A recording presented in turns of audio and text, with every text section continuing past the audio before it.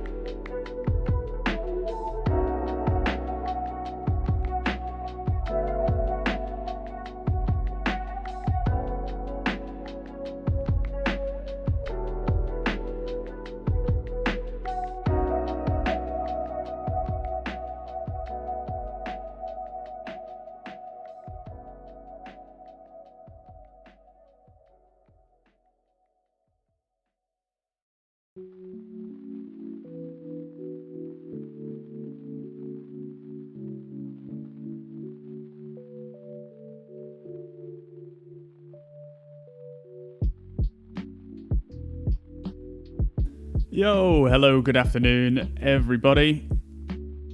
Hope we're doing well. Welcome back to the stream, Richard. Richard, welcome to the chat, and Portuguese Flying Stew as well. Welcome, brother. Hope you're doing well.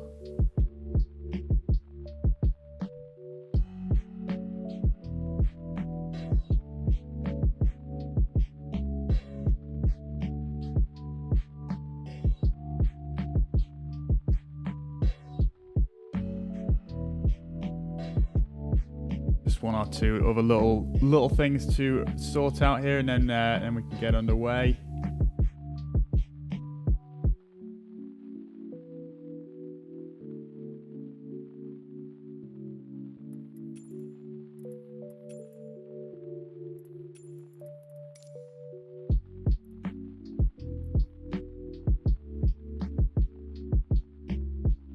All right, how are we all doing today? Ecal, welcome back. Good to see you again in the chat. Welcome.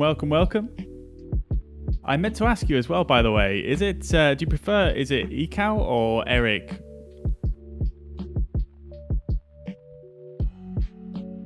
Good afternoon, Dave. Welcome back to the chat. Good to see you again. And Paul, welcome back. Good to see you both. Welcome. I hope you're both doing well today.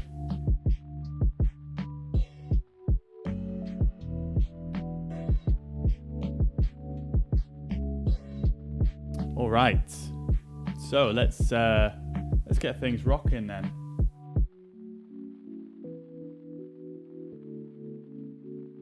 It's pronounced Echo. Nice one, but thank you, appreciate that. Good to know. You sent me a message. I will have a look.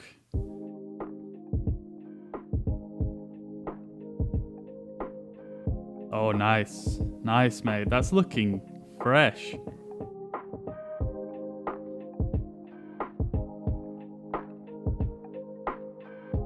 Damn. Yeah, that throttle quadrant looks like the business, mate. Nice. Beautiful. Nice work. Okay, cool. So today, this is going to be our flight routing. We're going to do some Bizjet flying in the CJ4. The CJ4 has just been updated, actually just yesterday, to 0.10.0, I believe. And yeah, it's looking pretty good. They added a few cool new little features. They added fully programmed go-arounds. They also added VNav directs, basically vertical directs, and a few other cool little things that that would come in really useful that I've come across on VATSIM in the past. So yeah, it should be a lot of fun to jump back into. It's been a little while since we've flown the CJ4 on stream, and it should be good. I haven't tried holds yet, Marina. In fact, sorry, I was testing it out earlier on, and I did a go-around procedure, and the go-around had a hold in it, which it will automatically go into as part of the go-around. So yeah, really cool. Really cool. Now, having said that, the route that I've planned today, unfortunately, there isn't a lot of controllers on at the moment, but I mean, it's a relatively popular area, so hopefully some people come on later on. Majority of the controllers seem to just be around the UK at this time of the day, and I didn't really want to adjust my whole flight plan based on that. And further, we'll be having a new UK update next week, so it'd probably be better to maybe check it out around then. All right.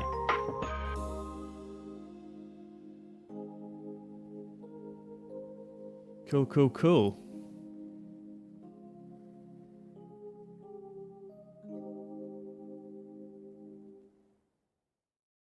Let's get things underway then. So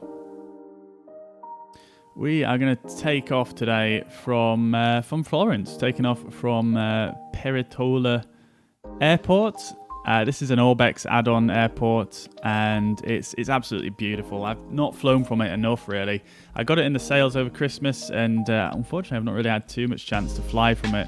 But it's probably the best, maybe the top two add-on airports that I've that I've used, that I've got, and it's just stunning. Like the detail on it and everything is just really, really good. And yeah, I love it. So let's get underway now. Let me just check here. Just checking on the documentation for the CJ4. I'm not sure if it has a weight and balance loading system in it yet, so we might have to just set that on the main menu here.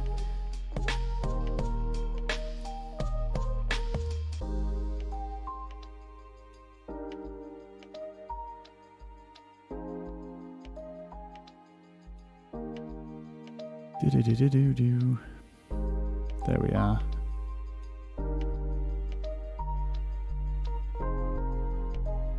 Right, it doesn't appear to, so before I forget, I will come over and change this back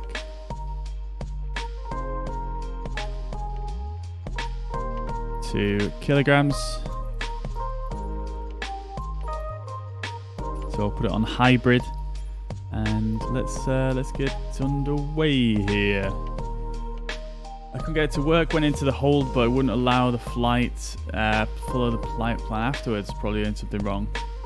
Maybe, I don't know. I mean, I've only tried it as part of a missed approach, and obviously the procedure then is a bit different. So,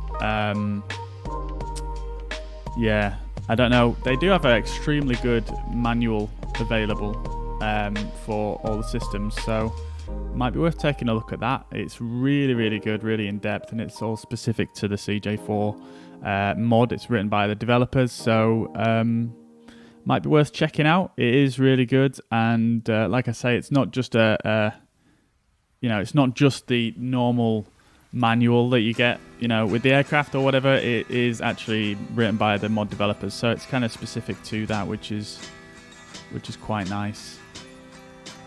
What did I want to do before I set off here? Let's just go in here, and I wanted to just put a few ground aircraft on because I'm kind of missing those flying on VATSIM all the time, and I don't know if we're going to run into too many players today, so let's just do a bit of that. Alright, cool. So let's get the weight and balance loaded up for the aircraft. So we're going to be using this livery I got off off flightsim.to today. It's quite a cool one. Again, it's pretty standard for a Bizjet, but it's still quite nice. I also downloaded a not a paint kit, but like a weathered texture pack. So I actually overlaid some weathered textures onto the livery, and it looks really cool, like really nice and weathered. So gotta love it. Ari, thank you very much for sharing the stream. Appreciate that. Very, very kind. Thank you. All right, so block fuel for today is going to be 1.2 tons. That's about right. And then the payload is going to be 540 kilos. And we've got 7 passengers on board today.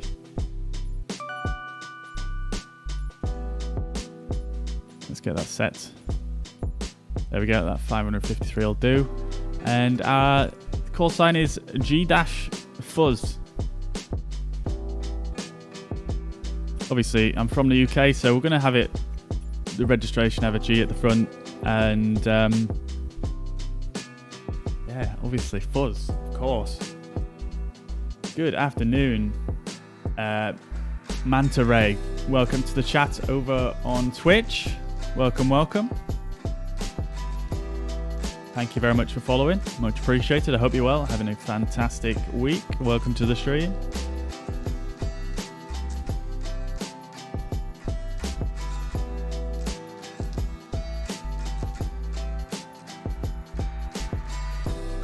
Alright. Let's get loaded up here. It might take a couple of minutes. It's the first time I've loaded in today. So how are we all doing today? How are we all doing? I'm hoping some controllers come online in a bit. That would be pretty cool, but I'm not going to hold my breath. Alright, here we are at Florence. It's looking quite grey. today. Here's our beautiful Bizjet. You can see all the weathering on it as well. No, you can't because I've not switched the scene. Casey, good afternoon. There we go. There you can see the weather in there. Oh, it looks nice. Still looks quite fresh, but also a bit weathered. So, yeah, I tried to kind of get a bit of a balance, lower the opacity in Photoshop and whatnot.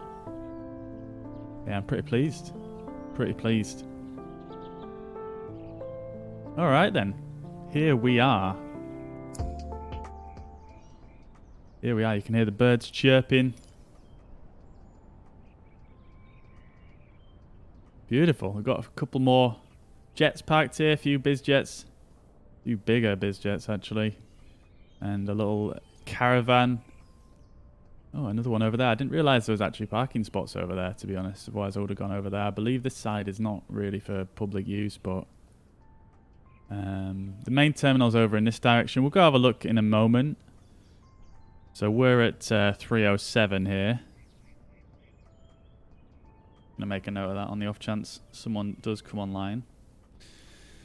Alright, yeah, it is a nice plane, isn't it, Manta Ray? Yeah, I do like the CJ4. It's very nice. It's also got a very, very cool cockpit. Very,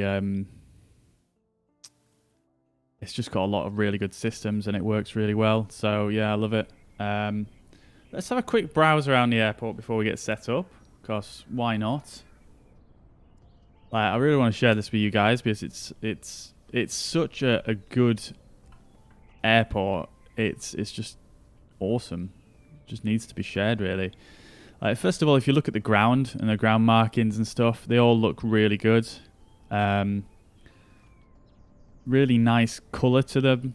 Doesn't look too bright or fake.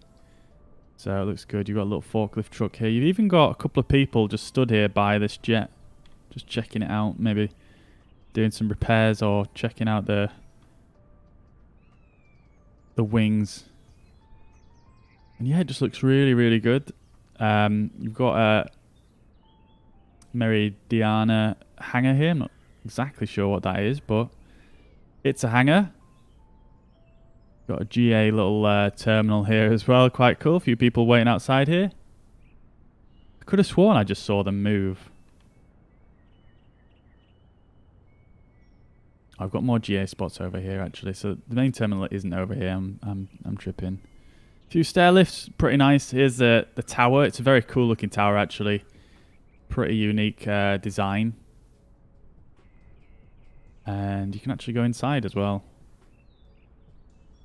which is pretty cool. And all these displays and stuff light up at night, which is a nice little touch. Good afternoon, Patrick. I hope you're doing well. Good to see you. Good to see you. And again, yeah. So we've got nice taxiway signs, quite easy to read. We've got, obviously, the runway, which looks quite nice. And all the different, you know, ground materials used here as well. This is obviously an AI aircraft, but obviously a nice amount of clutter and stuff going on. This is a static aircraft provided by the scenery developer. Pretty cool. And we've got some buses down here with some rather fetching advertisements on. Pretty cool. Pretty cool. This is the main terminal here. Some cool signage.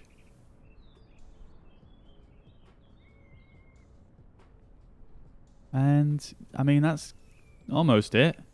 And I guess the final thing right here is it's got a train. Got a little bit of landside detailing as well. Nothing too much, but either way, looking pretty good. And then you've got the train here, which has just disappeared. Just gone down yonder. Down the tunnel, quote unquote. I think this looks like a building that was put in by the scenery as well. This petrol station. And there goes the train again. Very nice. Very nice. So yeah, like I say, it's a pretty small airport, but yeah, really good job on this. Absolutely love it. And then you've got so many of them crazy scenery spikes around around Florence. It's kind of disgusting. All right, let's go underway then. So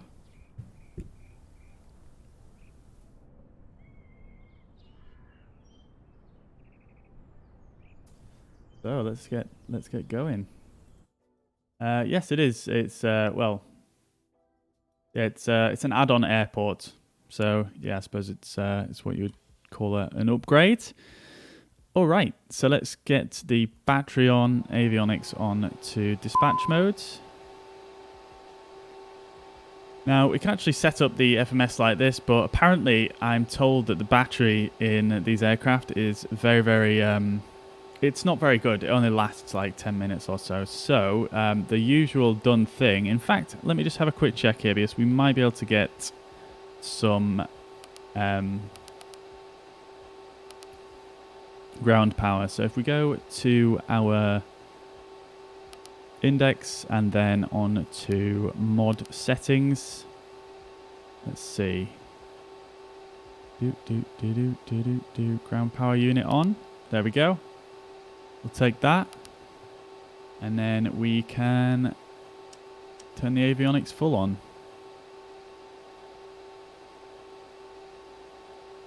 That's all you really need to do to turn it on. Everything else is kind of in the right spot already. All right, great stuff. So let's start getting it set up then. First of all, we'll go into our index and back to the pos in it. Flight plan, this should be blank, so that's fine. But I just want to make sure. North 4316. There we go. And it's asking me to confirm this VOR as well, which is 4245.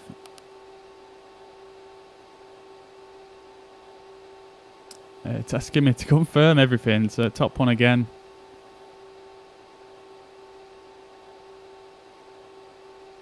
BPL is top one again.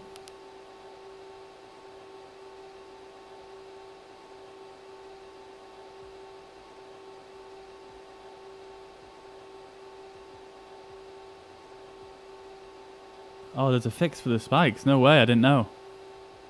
Damn. I spent ages on flightsim.to as well last night. Looking at airports, that's why I found most of the airports we're flying to today. I didn't realise there was a fix. Apparently it's fixed in the next patch, which is coming hopefully next week. So hopefully that should be good. All right, so our flight plan is in Florence to Corfu. 465 miles, and our alternate is, let's see, Lima Golf, Tango Sierra. We'll execute that first. Lima Golf, Tango Sierra. We'll put that in as our alternate. Oh, okay, so that's not actually implemented yet, so we can clear that off. How long did it take to install the game? I can't remember, to be honest. It was such a while. I left it going overnight, though, so yeah. I don't really know. I couldn't tell you because I wasn't there for the whole process. I just left it going. I went to bed. All right, so performance initialization. Let's just check we've got everything correct here. So our zero fuel weight should be around 5203. So that is a little bit low. However, it doesn't have any passengers, so we're going to put our 7 passengers in. Sorry, that's the wrong freaking box, isn't it? There we go. 520. Okay, so that's about right. And the cargo one is actually supposed to be blank, so we'll just remove that. We'll just put 0 in. 5203, perfect. Cruising altitude is flight level 450, so that is all correct. and we'll go to takeoff page next. Runway 05 is our takeoff runway, and we can get the METAR information from the tower, or the ATIS, sorry. Wind is 29 at 8 at 5. Is this going to actually work or what?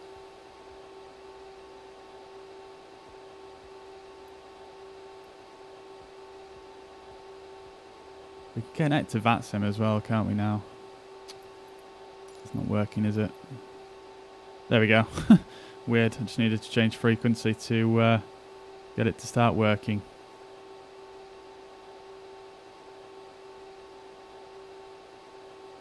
Temperature is 6, QNH is 29 and 9 and 4.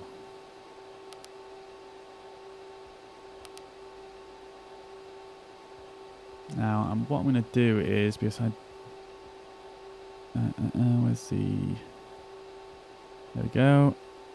29 and 9 and 4. And I believe you can change that in this menu right here.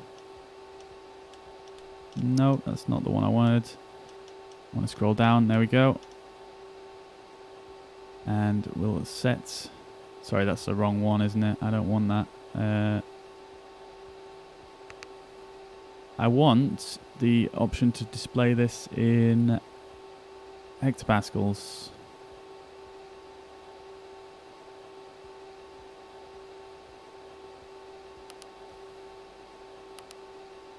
Now, is there an option for that in here?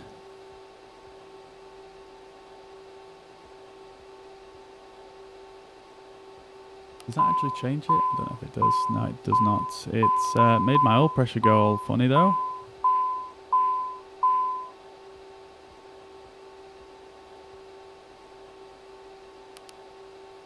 Do.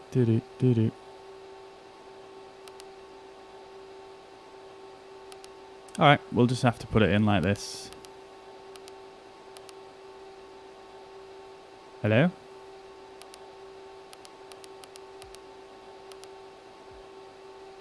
Oh, it actually converts it for me. That's interesting.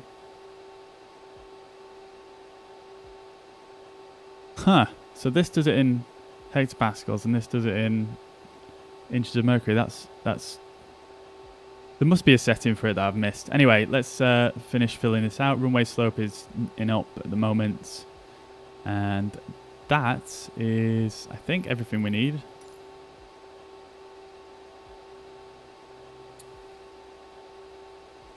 We've put in the wind already. I just want to test, actually, if this actually works. So 29 at 8/10, for example. Yeah, so that actually updates... That actually updates your wind components depending on this wind. So that's pretty cool. Let's go next page. Anti-ice is going to be have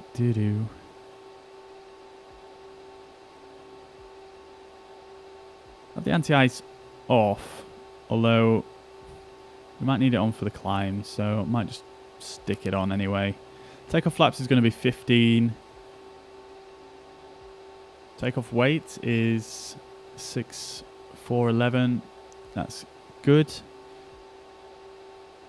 And everything else is good. So we'll press send. And that's then going to send our V speeds to our PFD here. Now they've appeared in magenta. That means that they are sent by the FMC.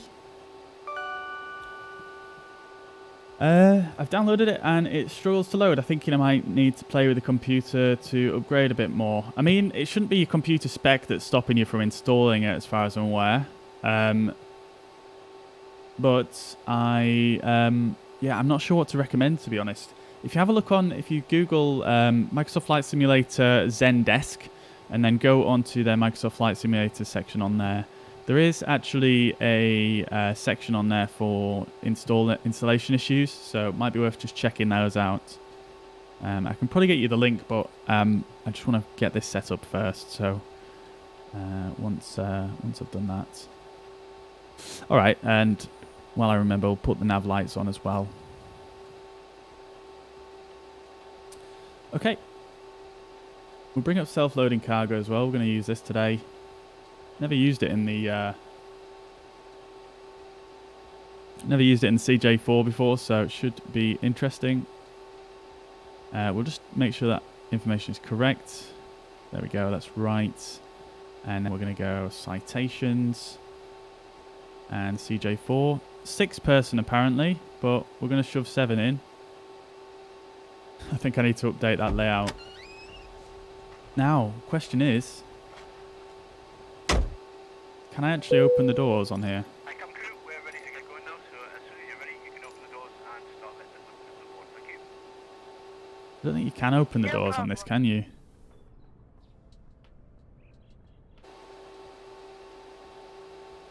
I'm going to just turn the sounds off on this one because it's not really... we wouldn't really have those kind of sounds on a Bizjet.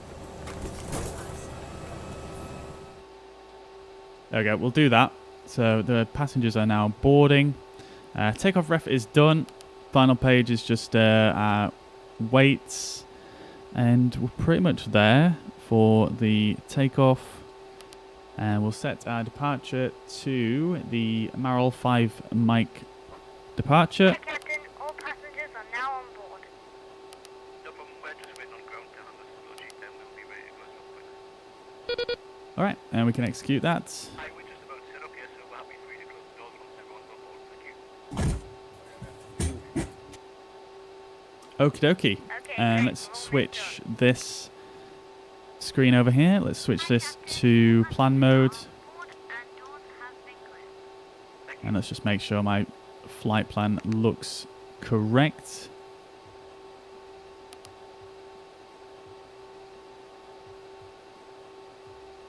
Oh, nice one, Flying Stew. Thanks for sticking that link in there. Alright, so taking off to the southeast. What are you looking for? Ladies and Haven't gentlemen, seen it in good there. afternoon, welcome on board the aircraft. My name is Steve, I'm your pilot today, along with Chris and David. And you'll see your flight I thought I'd turned these sound effects off. There we go. We're not anticipating any delays, so we should be arriving on time at our destination. The guys on the ground have just told us they've finished loading the final bits of luggage into the aircraft, so we should be on our way very shortly. We are, however, waiting to Right. receive clearance. Alright, next waypoint.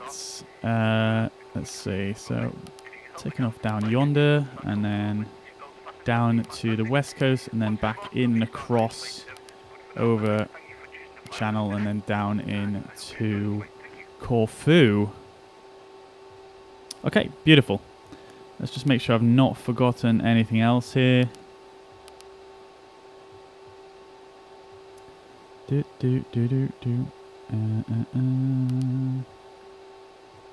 What else do we want on here? So that's all good.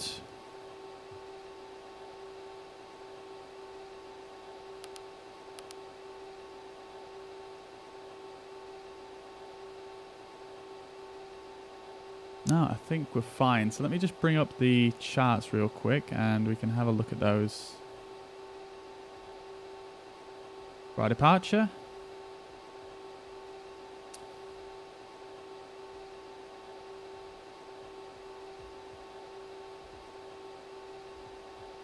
So, bringing this up here. Departure takes us out this way and then down to the southwest as we saw on our flight plan. Then down across Italy and then across the channel and down into Corfu. So, looking good. Let's first of all just grab our SID chart. So we're basically just going to be taking off and hang on, this doesn't look right. Let's just overlay this. Oh, you can't overlay this one.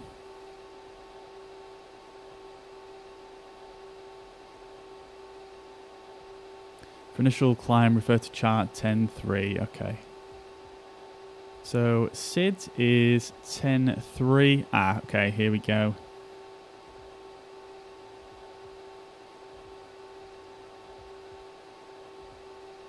Yeah, so it's basically just saying take this turn here. And then come down yonder, and then onto Marl 5M. At or above 3,500 feet. We shouldn't have any issues there. This thing climbs like an absolute rocket, so that's good. Then on top, our arrival into Corfu. We'll have a look at that on the way.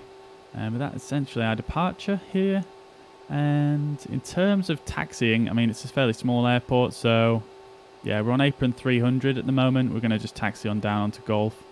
Then take off runway 05, heading 4046. And that's about all we need to know. We are on 308 here in the corner, as you may remember. Sorry, it was 307, wasn't it? So we're in this corner, my bad. So we're up here in this corner. Just going to taxi down Echo, Golf, and then straight out. Cool. No problems there. All right. Great stuff.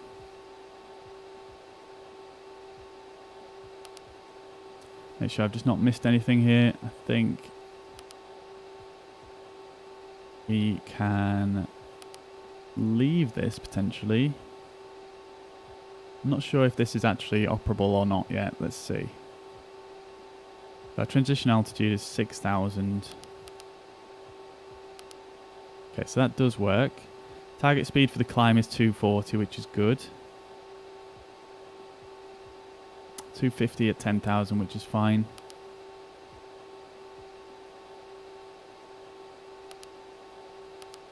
Cruise alt, that's not filled out for some reason. Let's put that in. Key not active. Okay, that's fine. And yeah, pretty good. The descent speed is targeted at 290, but we'll probably control that ourselves as we come down. Initially, we could descend probably at 290, maybe. We'll see how we get on anyway. But I think that's about it. Just want to make sure I've got everything covered because this is the first time I've flown this in a little while, so let's just make sure everything is hunky-dory. We'll just check the legs page first of all as well. And make sure we've got our constraints set properly.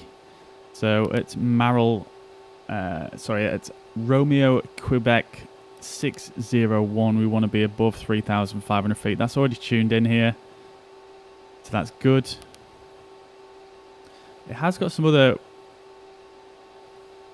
constraints in here already, so let's just double check those are correct. So Ginnar is 5,000 above, which is great. Akuto above 9,000 and RQ613 above 11,000, or a flight level 110. So that is good stuff. Great. Okay, let's get rocking then, guys. So let's get the beacon light on. We'll also do our checklist real quick. So this has the beautiful electronic checklist fully implemented.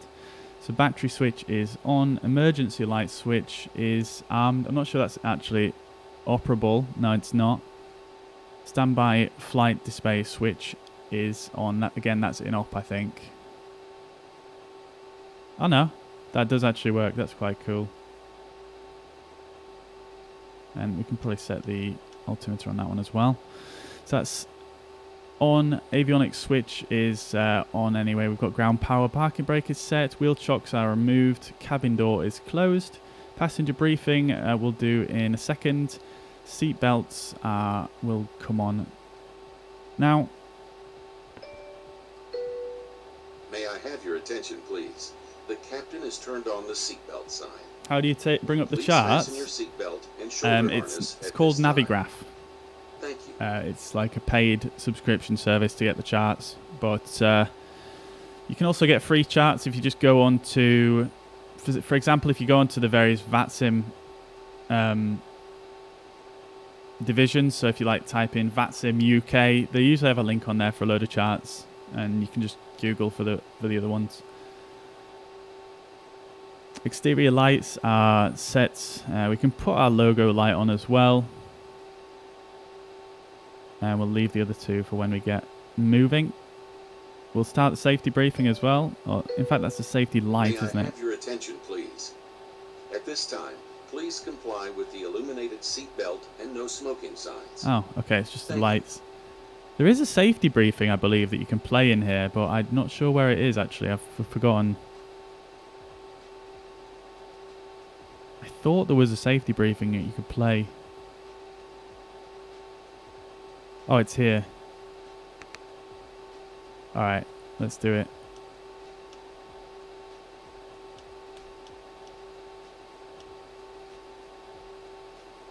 Passenger safety.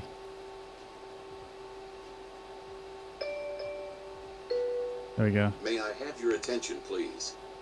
At this time, please comply Engine with the run illuminated stop seat belt button. and no smoking signs. Let's get the engines. This is a before start checklist. Oh no, it's gone on to starting engines, hasn't it? My bad. All right, I'll just ignore that checklist for now, and we'll complete it after we've started the engines. So let's go engine right starter. And I believe they've added a bunch of new sounds to this mod, so I'm going to just turn the volume up a bit so you guys can hear.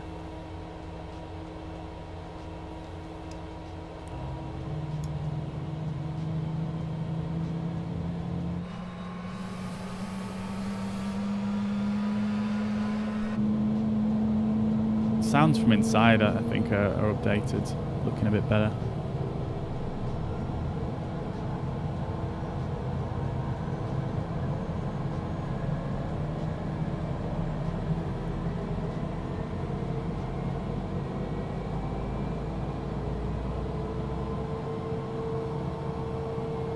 Good afternoon, Carl. Welcome to the chat. Hope you're doing well. Good to see you again.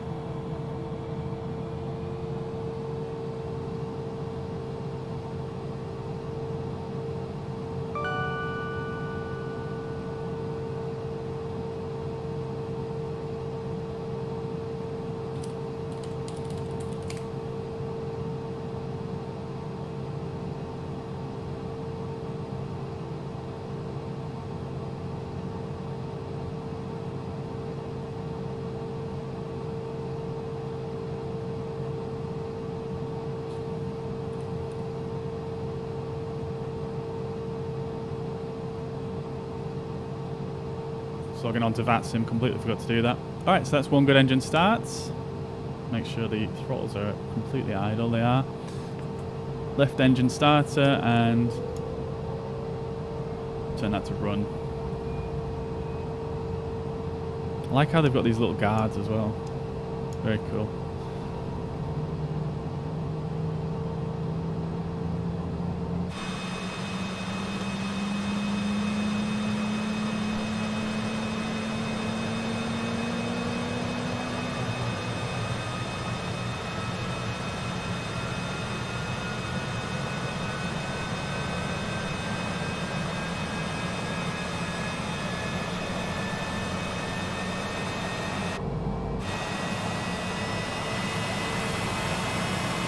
Such a great plane, this. It's an absolute monster. It's so good. Alright.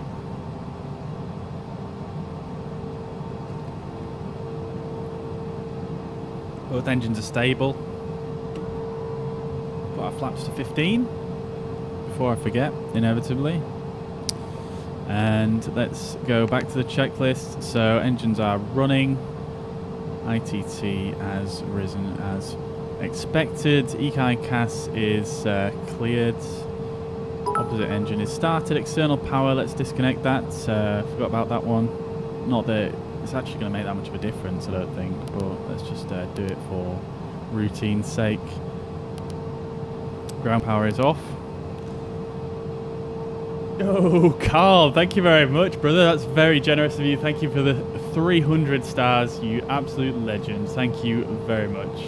Thank you, thank you, thank you. You're going to be learning this as well. Yeah, mate, it's a fantastic aircraft, to be honest. It's, I mean, in some respects, I think I prefer it to the A320. I think it's easier to use in quite a lot of aspects. I mean, this aircraft itself is actually made just for one pilot, so it's actually quite good to use for a simulator because, you know, it's made for one person, so it kind of just feels a little bit less overwhelming. It's got a few nice little tweaks that can just help you operate a bit easier with one person. So external power is disconnected and electrical system is okay. Checklist complete. Alright, so before taxi checklist, avionics is on, climate control is to normal, passenger light safety button is on, trim is in, it's not in the green. Let's just adjust that real quick.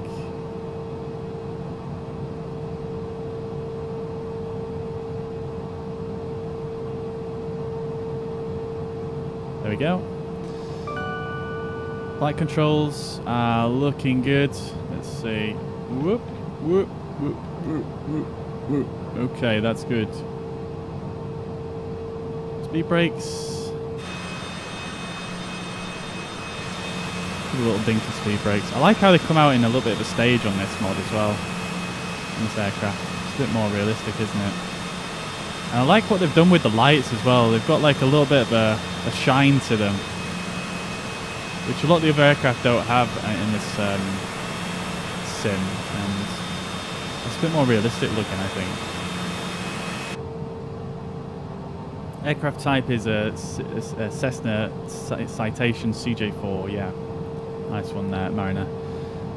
Speed brakes, ground spoilers are good, flaps are set to 15. Hydraulic pressure is checked, not like that's going to change much. Engine only anti-ice, we're going to stick on. Sorry, not that one, this one.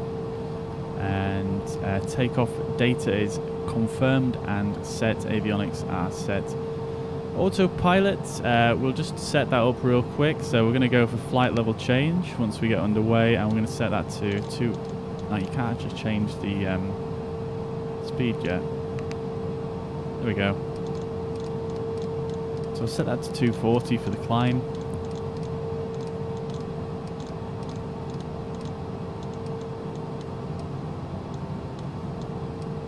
So set flight level change. We'll also turn on VNAV. And we shall also set nav mode, which is here. The autopilot is set, so that's fine. Altimeter is set. I'm just going to hit B just in case it's changed at all, which it hasn't. Pressurization is verified. EICAS is checked, and divider doors are not really something we need to worry about. Okay, so let's get underway. We can turn our. Let's put the pulse lights on for a bit of fun. Why not? Strobe lights as well. And I believe you can't have the landing lights on as well as the pulse, so that's fine. We'll just leave the pulse on for now. These are the pulse lights. Pretty cool.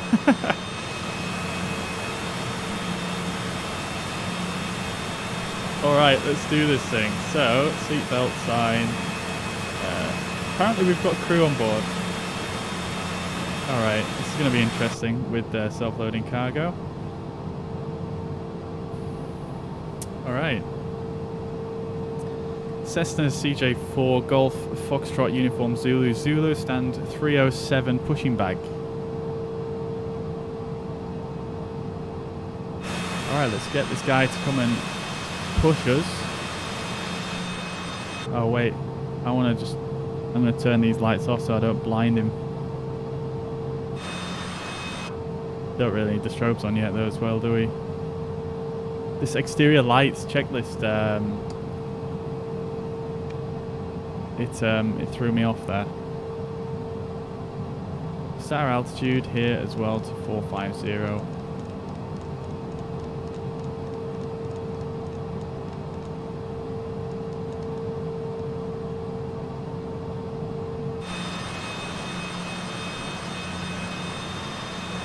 we'll get a new version of Pushback Helper on the go. I don't know if you've tried this yet, Mariner. I know you use it. They've brought out a new one where you can actually change the speed of the pushback. Let's try that out real quick once it connects. There you go. So you can slow it right down or speed it up. Okay, that's just not worked at all, has it? Reverse. Ah, there we go. You've got to kind of slow it down in stages.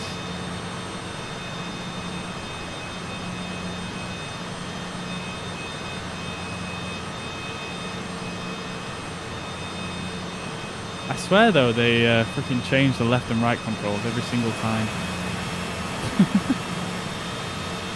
They probably don't, it's just me forgetting. No, it's pushback, this one. Pushback helper. You can now open doors and stuff. It doesn't work with this aircraft though, but you can set the parking brake, you can change the speed. It's quite nifty.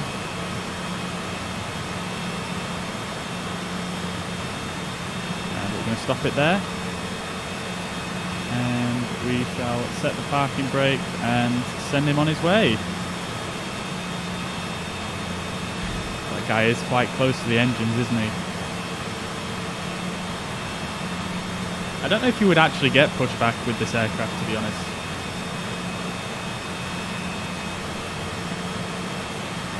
You might just turn yourself. I'm not sure. And just come to think of it, actually, this aircraft was actually parked. I feel like it should park and turn and then face this way to park, but anyway, that is not a big deal. Bring up the legs page, turn on our pulse lights again, our disco lights. I need your music, Mariner. I need your music. Alright. Release the parking brake and give it a bit of throttle.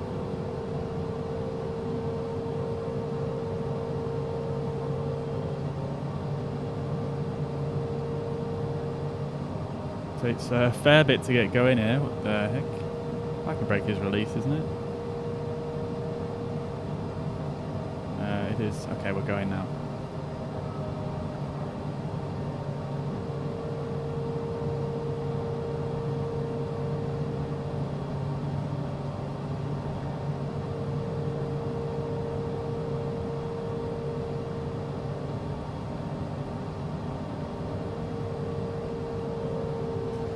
CJ4 taxiing to runway 05. I should say, freaking. I forgot which way we're going already. We're going to the left. I should really say Florence traffic, shouldn't I, or Patola.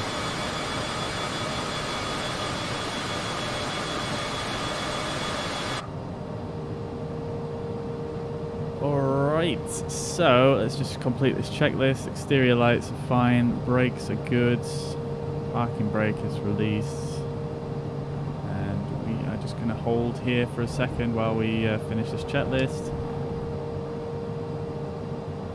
Nose wheel steering, flight instruments, don't think we need to check that before takeoff. Ice protection system, so we'll turn the wing anti-ice on now, and the pitot heat. I'm not sure exactly the pronunciation on that one. Do these work yet? Oh, they do. Beautiful. I think it only has one on this aircraft. I think it only has it on one wing. I'm not sure where it is exactly, but oh, it's there. Yeah, it doesn't have that one on that side. Okay, so ice protection is done. Rudder bias system. I'm not sure actually how you would test that, if you even can. Seats are fine. Flaps are set. Speed brakes are 0%. Trim is set for takeoff. Crew briefing is complete. TCAS. Oh, that's a good question actually. I don't think I've ever used a TCAS in this. I'm not sure if it's actually even operable, but I'm not sure where it actually lives in this system. I assume it's in here.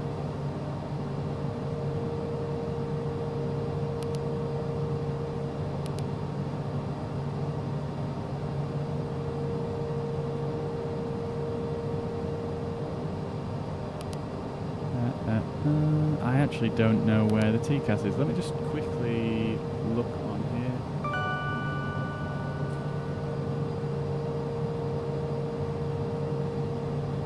Oh, it's on the RadNav page, but it's not implemented anyway, so there we are. TARA. And I've just been talking to myself this whole time, you'll be pleased to know. I think on this one as well, you can use short form frequencies, like instead of putting 122.8, you can put 228 in it. There we go, beautiful, love it. So I've been talking to myself this whole time, you'll be pleased to know. TCAS is done, radar is required. We can turn on the weather radar. We've added a new terrain one as well on this, so might as well have that on and just test it out. Why not? And we'll just zoom in a bit. G go around button, we'll do that in a sec. Battery amps, fine. Ice protection, that's all good. We've done that all, and that's fine. All right, so take off, and I'm just going to clear that all off because we won't have time to do that. So let's clear off the checklist and get underway. All right, checklist gone, and upper menu. Let's just go for the. Let's just go off. So I've got this nice big display here. All right, cool.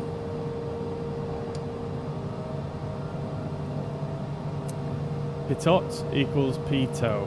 Pito, I thought it was that. Thank you for the clarification, I appreciate that. What would I do without my chat?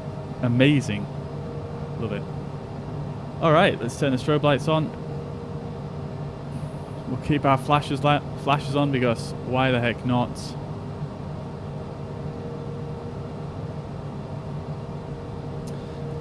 Piritola traffic, CJ4 fuzz, taking off runway 05.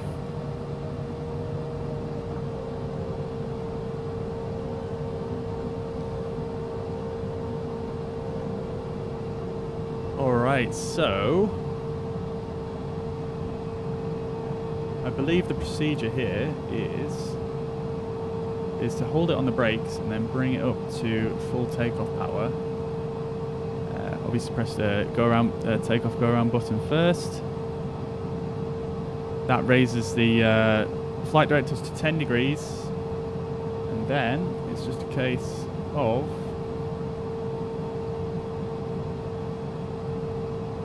getting out of it. I'm just making I'm just referencing my my stuff here. All right, let's bring the throttles up all the way.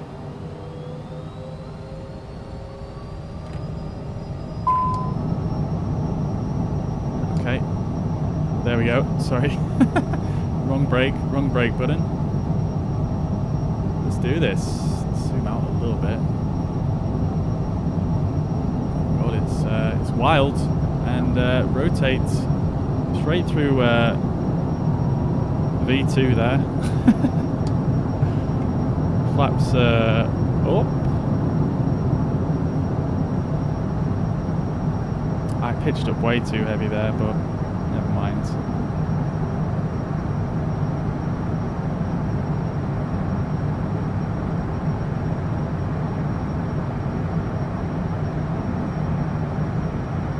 I need to trim this thing down. Alright, cool, so let's go flight level change, VNav. Nav modes, set the speed to 240, which we are definitely going too quick for. We'll put the throttles in the climb detent. Oh no, the passengers are screaming. I thought there might be some weird stuff going on with this aircraft, with self-loading cargo, just because it's obviously a bit more of a lively aircraft than others, so not really sure how to tweak it. Maybe we could just turn that off, see if that makes a difference. Alright, it is a freaking fast machine. It all happens so quickly. It's pretty amazing though, I absolutely love it. It's been a while since I've flown it, so that wasn't the most textbook takeoff in the world, but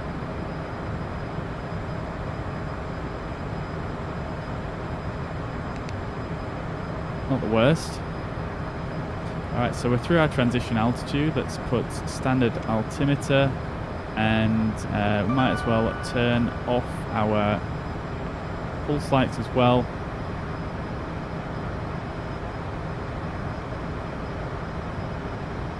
And that's good.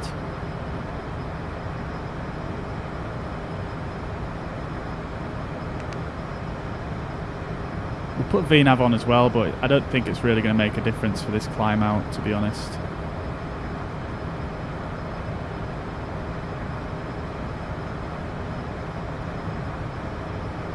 Like, basically what VNAV is going to do is essentially it's just going to make sure that you don't break any altitude constraints, and because this thing climbs so quick, all of our altitude constraints were at or above, so because this thing climbs so quick, it's really it's not an issue. So yeah, we're good. Alright, beautiful. Oh my god, we're already through the clouds. I totally didn't realise. I was so preoccupied with looking at the screens. Holy balls. Look at this thing though. Oh my god, these clouds. Woo!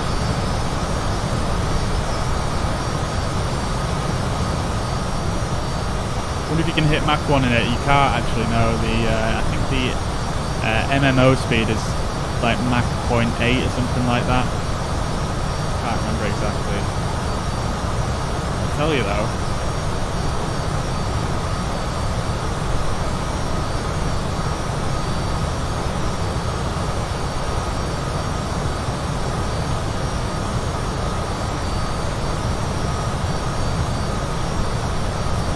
Yeah, sorry, MMO is Mach 0.77.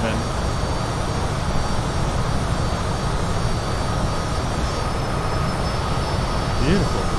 Absolutely stunning.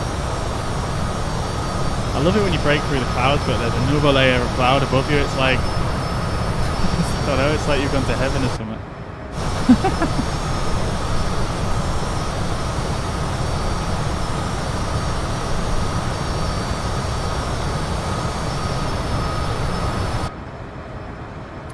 Nice. Alright, so we're underway, and yeah, going good. This particular mod has really has a great flight planner system. It's got a completely independent of Microsoft Flight Simulator's own flight planner, so it's just great. I think I need to zoom this out a bit. It's a bit, seems to be cutting all the corners though. That's a bit interesting. Alright, let's just do our climb checklist real quick. So, landing gear is up. Flaps are 0 degrees. Throttles are on. Climb. Yaw damper is not on. Completely forgot about that one. Where is that one? Just there. I do feel like this panel up here, it needs a bit of colour. It's very difficult to like differentiate between some of these buttons, I feel like, sometimes. Because they're all like 2 or 3 letter, well, let's say 2 or 3, maybe 2, 3 or 4 sort of abbreviations. So I don't know. Maybe it's just me. Maybe I'm just not observant enough. All right. So autopilot is as desired. Ice protection is required. Passenger. What was that one actually? Passenger light buttons are as required. We can. Rate of climb is starting to slow down a bit now, so we can probably turn those off. I'm not sure what the safety ones are when it comes to belt and safety. We'll keep the safety one on because why not? We'll turn the seatbelts off on this. At this time, please comply with the illuminated seatbelt and no smoking signs. Oh, it's no smoking.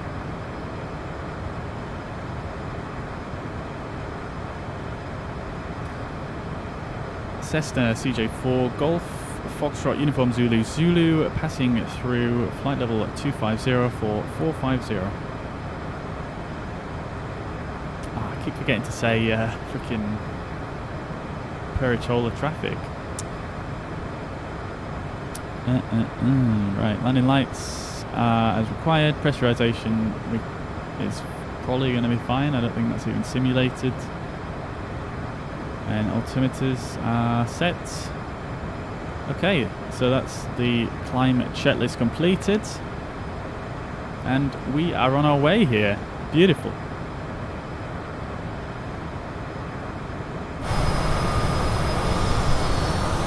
Climbing up here. Yeah, I love this thing. It's so cool.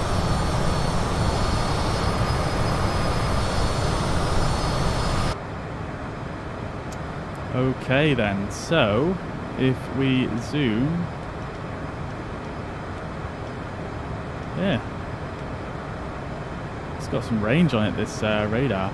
Apparently the radar in real life on this aircraft, apparently it is absolutely insanely good. Like the detail you get on the screen and the accuracy of it is ridiculously good. And I hope they manage to simulate that in some way in the future, but I'm not sure if they will be able to. This knob here, you've got a tilt angle, so you can actually move the radar so it's facing, I guess, up and down. It's quite cool.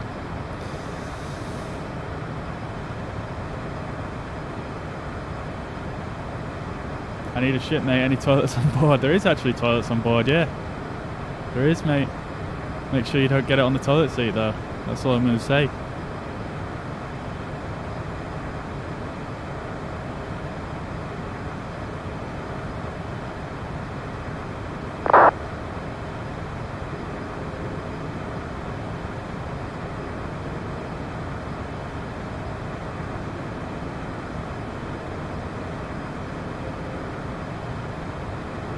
Alright, not a bad departure. Not a bad departure. It all happens so quick in this aircraft though, it's just, yeah, it's kind of crazy.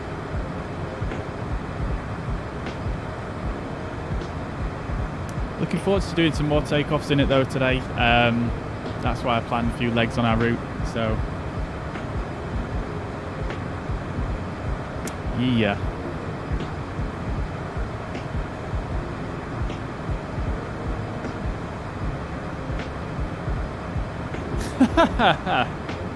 It'll be a bit of a mess in there, mate, to be honest, any air freshener on board.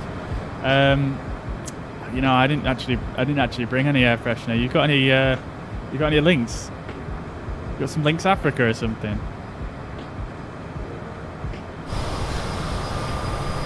Oh, we've actually got some pretty hefty turbulence going on right now. We've got a 100 knot crosswind. Let's see, can you actually display the wind in any different formats here? So if we go to PFD menu,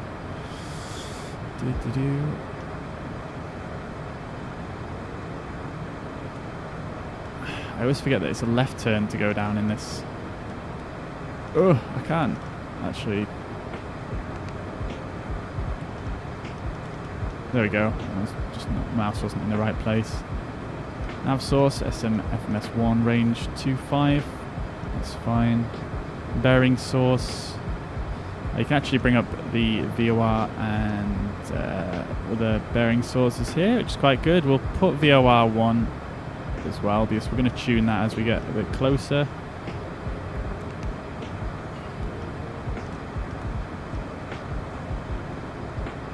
Ah, there we go. We can change the altimeter, I think, on this one. There we go. Hello. God damn it. These knobs. There we are. I'm going to just stick the seatbelt signs on just for a quick minute here. There's some pretty hefty buffeting going on. Wow, look at this though. This is insane. Look at this, how dark the sky is up here. That's so cool. I don't think I've ever seen that before in this sim. The livery looks fresh as well. I'm liking it. Look how much it's moving though. It's absolutely crazy. I think the passengers are getting a bit scared. I can't tell if I'm hearing any screaming. see. Passenger ambience.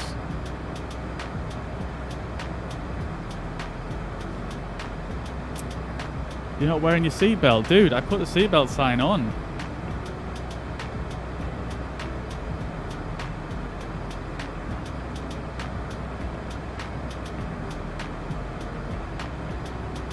Climate control to normal. It is on normal, yeah. Boom. Oh, this one. Ah, completely forgot about that one. I like how they added sounds in for that as well, which is pretty nice. I'm not sure what comp on is actually. Tell you what we can do is if you've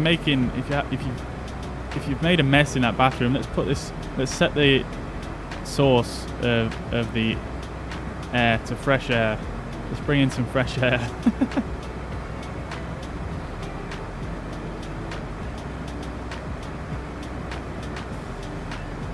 Plenty of links for Christmas, have you? Take a large log out the window instead. No, mate. No. I mean, as much as you've made a mess of my aircraft and you absolutely stink. I don't want you to destroy the aircraft and kill everybody on board while you're at it. Not keen.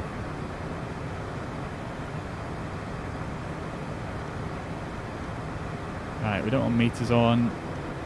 Flight directors. I think you can. Oh, beautiful! You can actually change them now.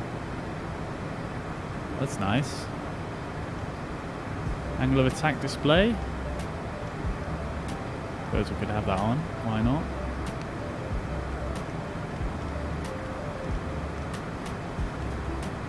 References. Don't really need to change those, do we? Beautiful.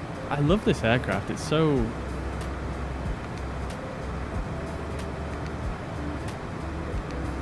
It's so well featured. It's absolutely just brilliant.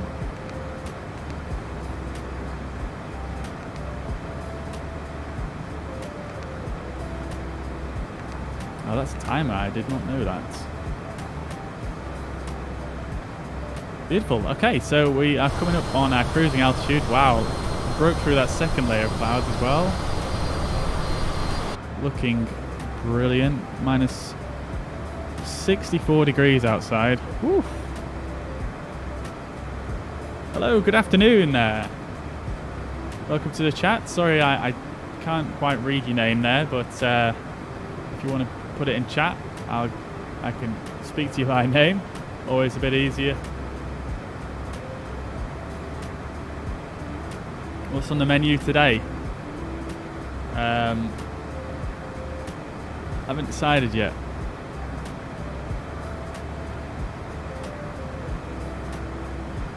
Haven't decided yet.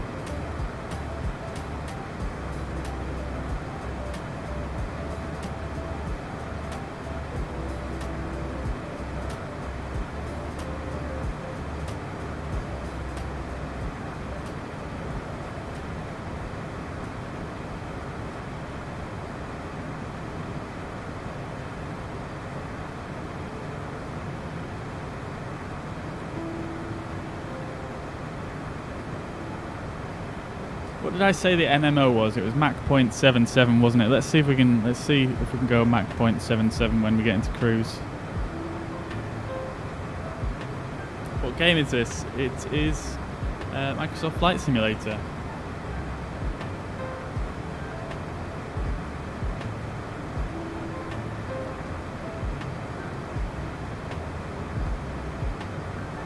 The cousin from Europe is watching, Bruno. Amazing, dude. What's your cousin's name? Oh, Katerina. Welcome to the chat, Katerina. Welcome, welcome. I hope you're doing well. Welcome.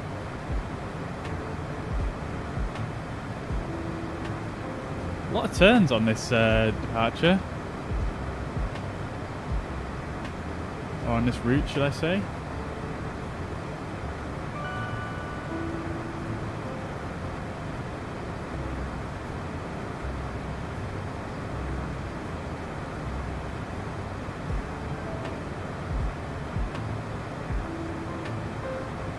There we go. We're going to be going more or less straight for quite some time now.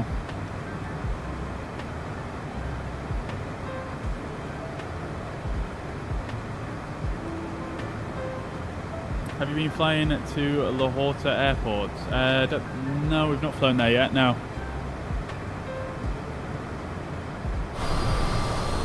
Look at this, though, wow. I feel like we're so, like, how often do you come up to flight level 450? Beautiful, I love it. So we've got ourselves a fairly decent tailwind of 75 knots. Let's see what our speed actually gets up to here. Actually, that's going to be interesting. So we'll set 0.77, and we'll see if we can. We'll see if we can get up to a bit faster than that. All right, so I'm going to bring the throttles back a little bit now as we start to level off.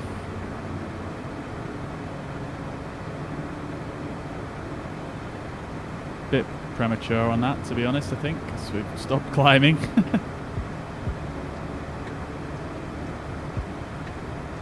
Turn the seatbelts off now, and we'll get well, I mean, there's no real cabin service on this, really, is there? But let's just serve some alcoholic drinks. Business people like a few drinks, don't they? Yeah, you don't go this high in the air with stall, do you? I think the service ceiling for the Airbus is actually something like is less than that.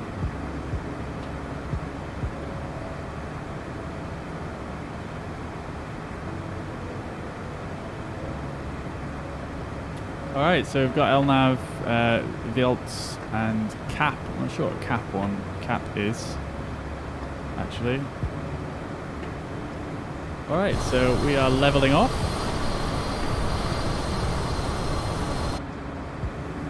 Yeah, I thought it was Mariner, yeah, 39,000. Alright, so let's accelerate up to 0.77 now.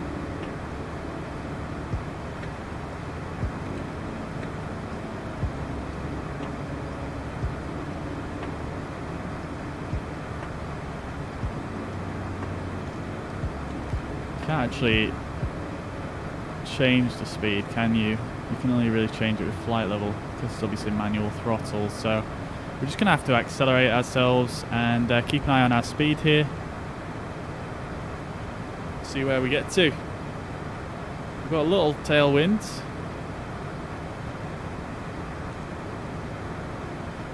Ground speed is 452 knots.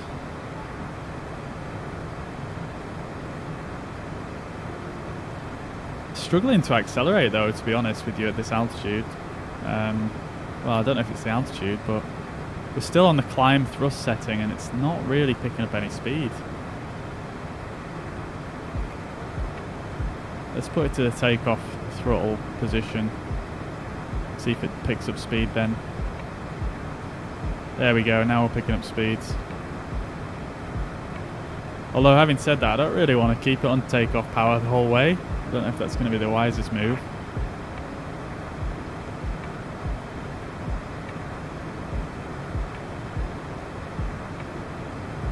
Let's just see though, we've got a bit of a tailwind going on for this section. Let's see how fast we can actually get the ground speed if we get him popping here.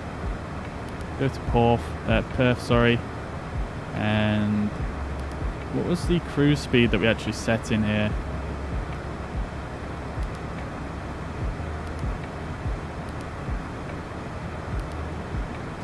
It was 0.74. Alright.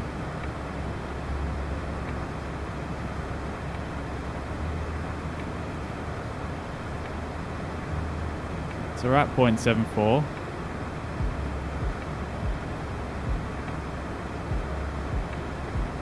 Let's see what the cameras are in here.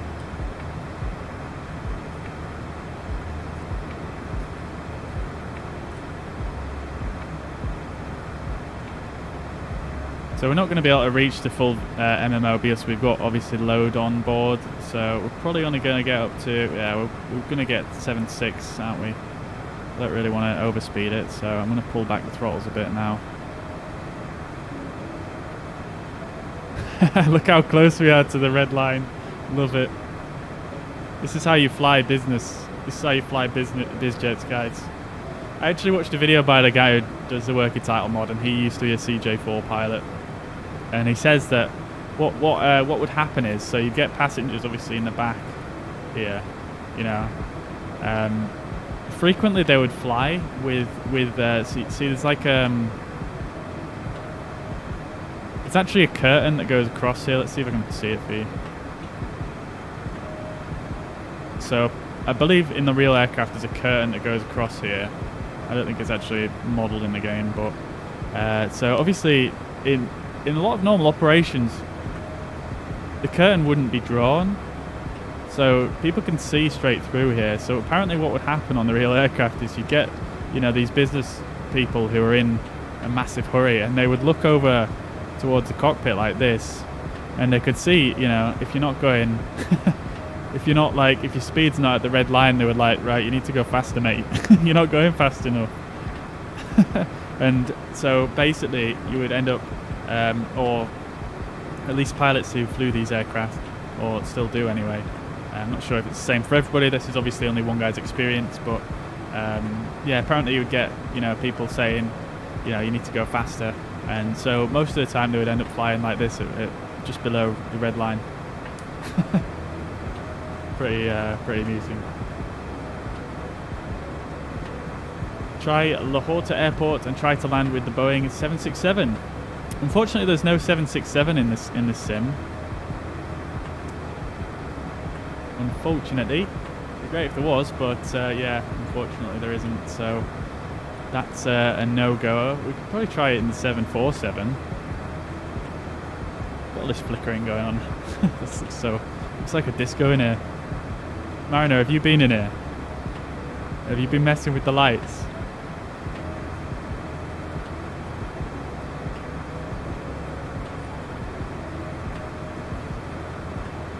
Get some storms, they'll change quickly their mind about the speed. Yeah, I'm sure they would do. I'm sure they would.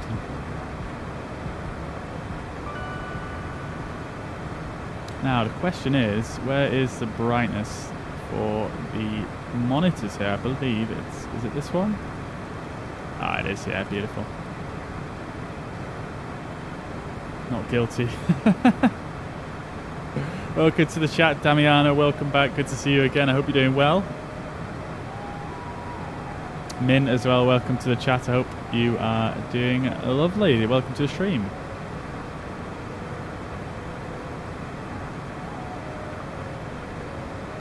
Okay, so not too much to do for the moment. We can check our flight log here. This shows when we took off and the time en route.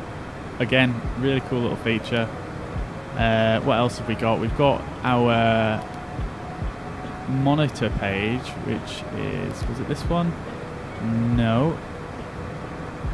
So obviously that's not, I don't know if this is actually operable, but obviously that shows you Human traffic, Beeper 8 Alpha Charlie, landing 16 left. Okay. So I guess this would show you your VNAV accuracy and stuff like that as you're on your way down.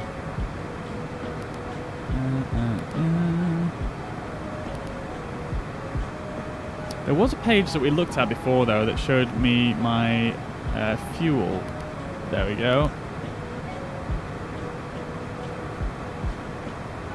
So we've got fuel 908 kilos on board. Time to hit the reserves is 1 hour and 20 minutes.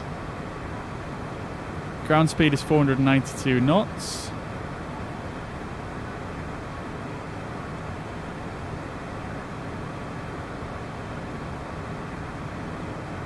All right.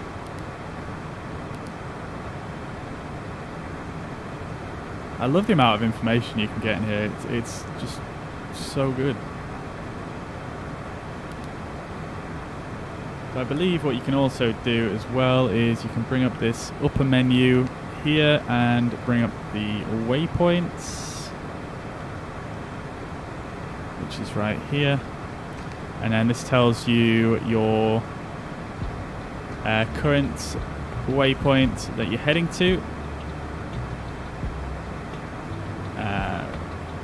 Foxtrot Golf Golf. Charlie Mike Papa was the last waypoint. Tells you the mileage, time, and the actual Zulu time as well. And then at the bottom here, quite useful, we've got our destination. So 45 minutes approximately until we arrive. I'll be arriving at about 3:45. So there you go. I guess this is probably the weight, the landing weight potential. Not sure actually. What was that beep?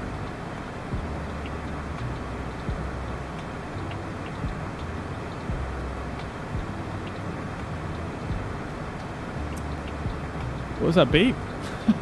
I have no idea what that beep was. Oh, it's happening again. Oh, it's the overspeed warning. It's because we keep going over it momentarily. Let's just bring the throttles back a teeny touch.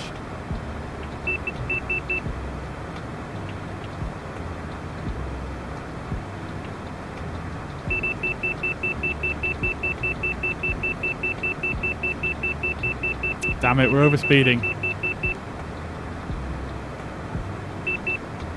Stop it! It's like beeping at me for like 2 seconds and then going away. It's very distracting. I guess it's because of the wind as well. It's kind of blowing us a bit and it's just making the speed bop up and down. So let's just bring the throttles back a bit and just get a little bit under that. Slow down. We'll never slow down. Right, okay, now we're up in the air. I think I've got some follows to catch up with. Min, thank you very much for the follow. Tom, Rona, Arilo, Michael, Matty, Marion, sorry, that might be John, Cobus, Lee, Dave, John, and Nemanor. Thank you very much all for the follows. I hope you're all well and having a fantastic week. Welcome to the stream. Mariner as well, thank you very much for sharing the stream earlier on Facebook. Do appreciate that. Thank you very much. Thank you, thank you.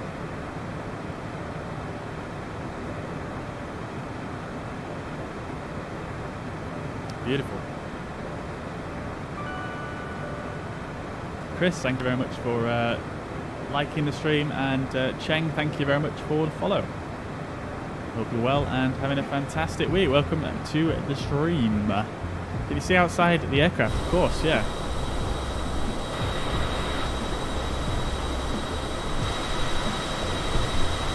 I'll give you some nice little teaser shots. Whoa, what is this camera? What is that? Nice little window views there. Oof, look at the bloom. And underneath. There we go.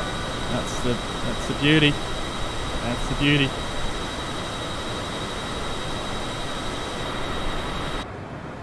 And now I can just stop being awkward and I'll show you the actual the aircraft. There we go. I'm a big fan of this livery though. It's yeah, it's just good looking. I find a lot of Bizjets have a bit of a boring type of livery, but I think the black and the red is just, maybe it's just my taste.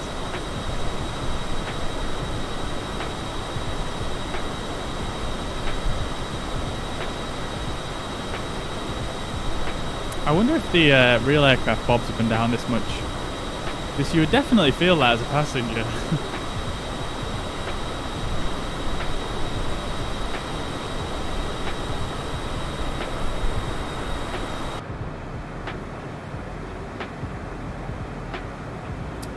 Yeah, I am loving this this aircraft though, I do have to say. Let's see what my FPS is in here. Oh, it's actually not that bad, 30 FPS. It feels less than 30 FPS, that.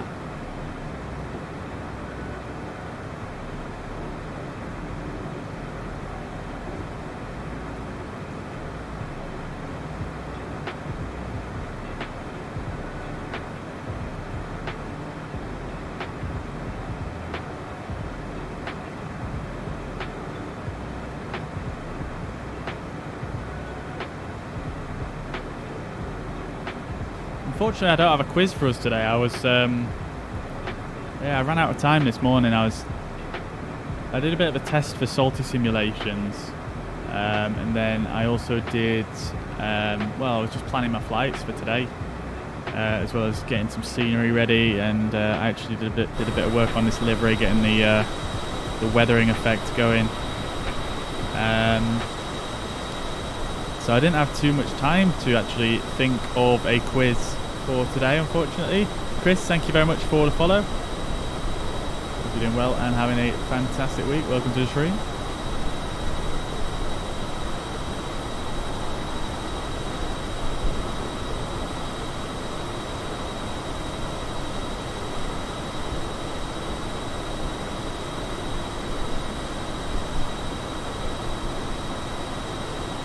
I'm going to try a different chat window here. I think that one that we've got at the moment is a little bit, it's quite intrusive, isn't it?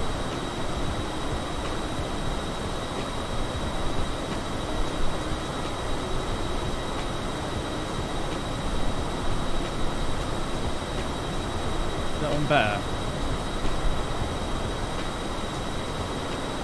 I like that one actually.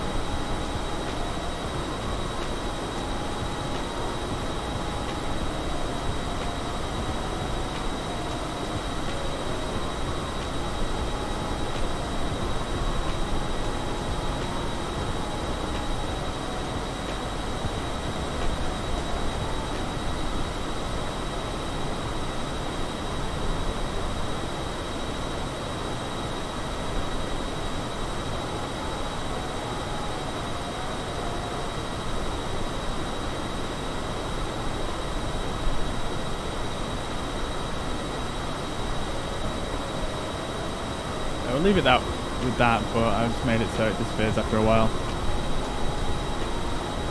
If I send a cheeky test.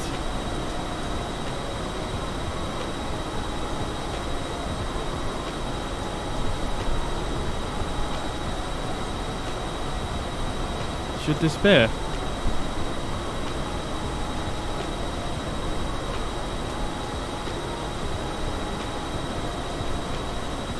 Actually, I don't have my completely forgot to put this overlay on.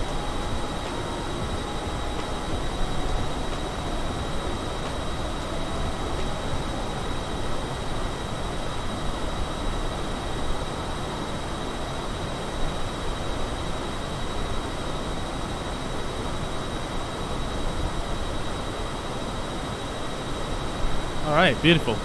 How come VATSIM thinks I've got an unknown city where I'm going to? That's a bit weird.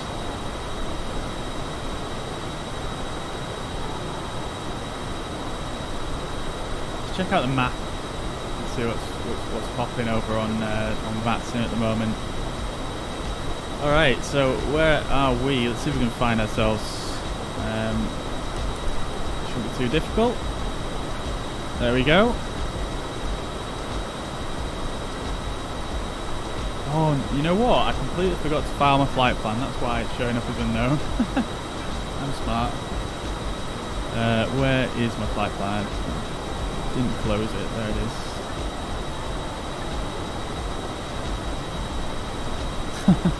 Oops.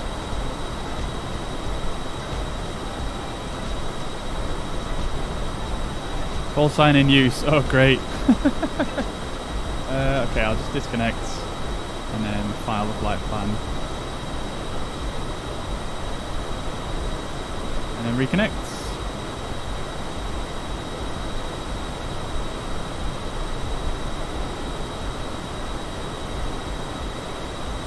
So let's see, it might have to refresh this for it to work properly.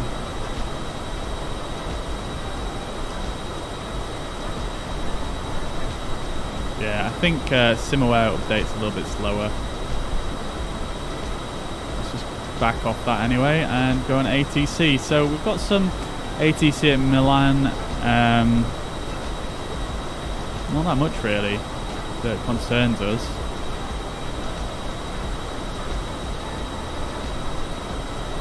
So we're going to be flying down this way today. We're going to be landing on this island here, and then heading up to the northwest, roughly northwest, and landing somewhere in this area. I can't remember what the actual airport is called, but it's in Austria. And then we're going to be flying across to, I think it's called Bolzona, part of Italy, right in the Alps. It should be a nice little short leg to, this one. And then back down to where we started at Florence. So it should be a nice little loop that we're doing today. And all the airports we're landing at are all freeware sceneries, except for where we started. So, yeah, it should be pretty nice. I'm looking forward to seeing what this Corfu one's like.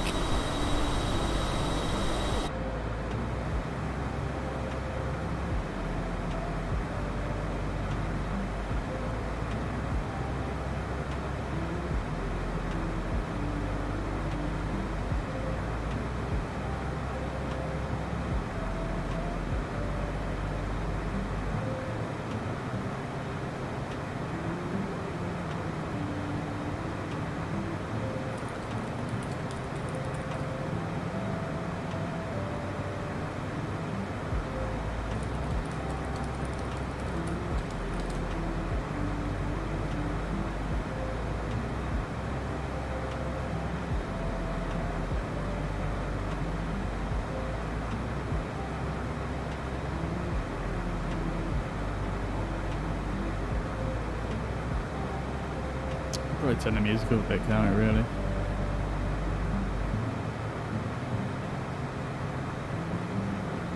It is already loud. Loud as it'll go.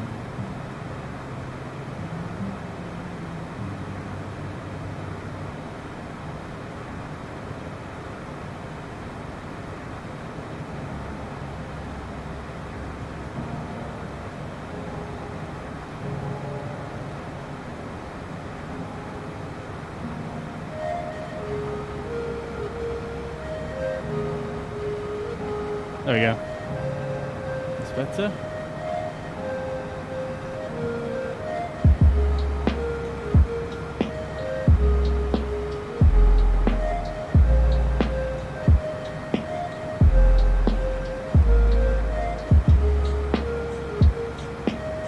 Beautiful. I do love flying this aircraft. It's just such a pleasure. I think this time calculation as well is a little bit off because it's only gone down by a couple of minutes in the last, I don't know, it's definitely been longer than that. And ETA has increased, so I guess it's probably just a calculation based on your very, the current situation.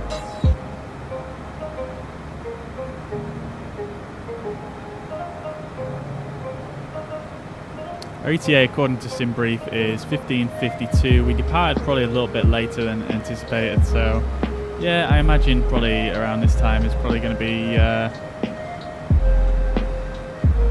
about right. So probably be about 4 o'clock that we arrive.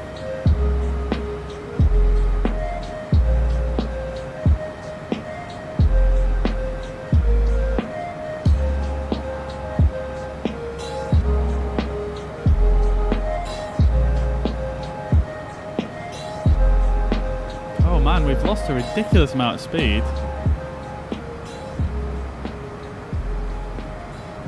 Oh, I did not notice that. I was too preoccupied in doing all the other things.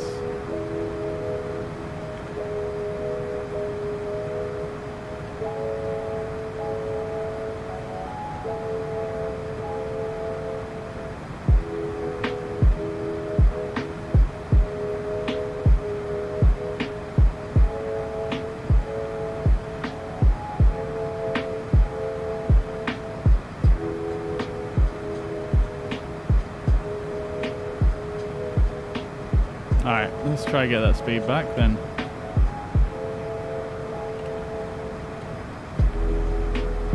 Still getting used to where the detents are on there.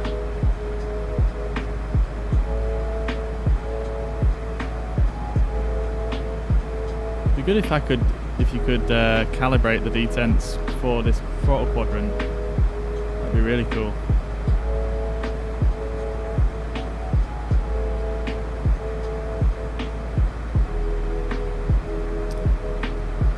So we've got a little bit of time to go here, so I am tempted to put a bit of a quiz together, or at least just pull some random questions down. So if anyone in the chat is down for doing a little bit of a quiz, I'm down to get some questions if there's enough people in the chat that are willing to partake.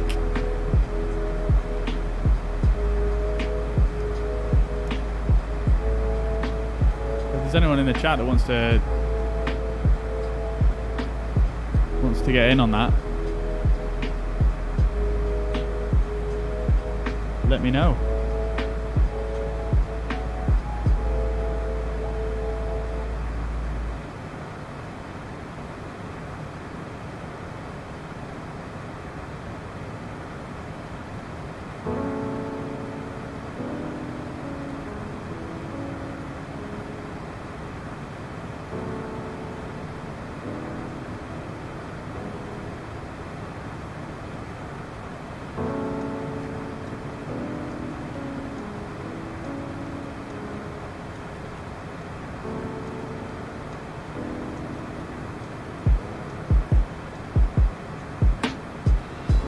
I guess there's no one. Nobody wants to do a quiz.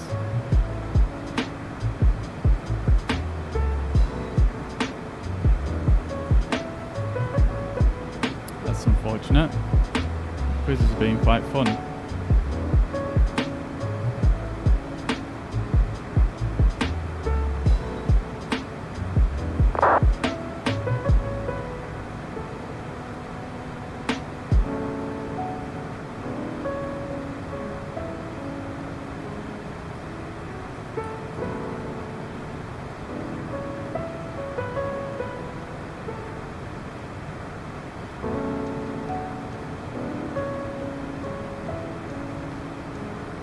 Alright, so I'll tell you what we'll do then is, because we've got well, we might as well plan the descent at the very least. So bring up Navigraph, and I'll bring that over here.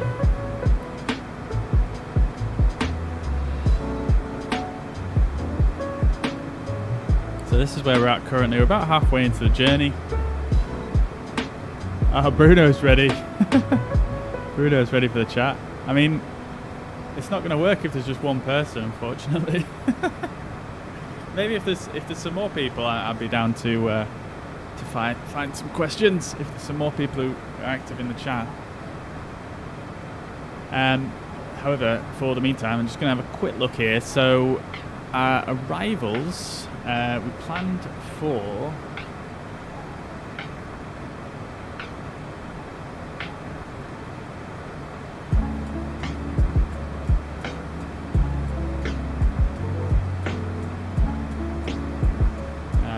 For Peter to Sierra, which is sort of down this way, and we've got to fly a DMA 16 arc, but I think the FMS actually plotted that out for us pretty well, if I remember correctly. We'll have a little look at that. So we'll come down PTAS, minimum 11,000, minimum 4,000 there, 500, and then another 4,000, 2,900.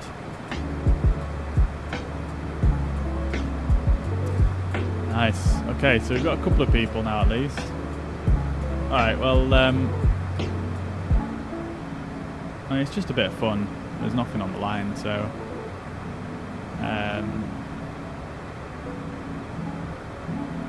yeah, no need to worry about losing.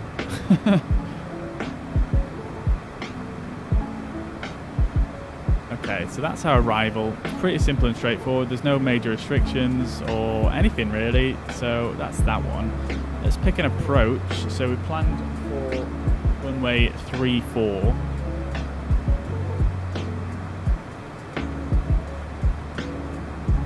We get a quick meter for our arrival airport, which is Lima Golf Kilo Romeo.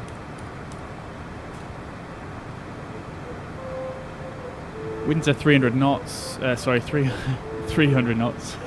300 degrees at 10 knots. So we're still likely going to be wanting to use 3-4. And what approach shall we use? There's so many VOR approaches.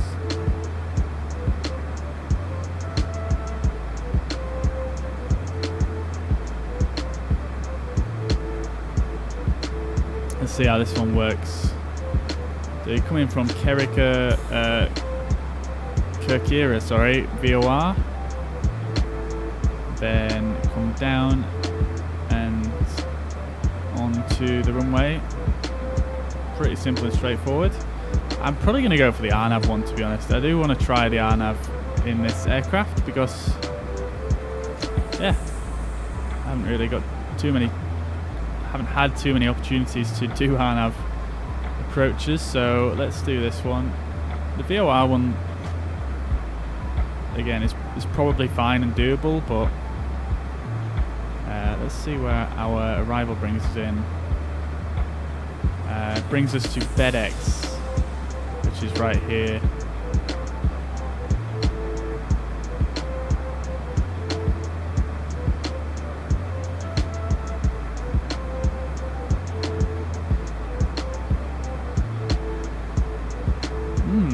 Alright, let's go for this one. It's probably going to make more sense.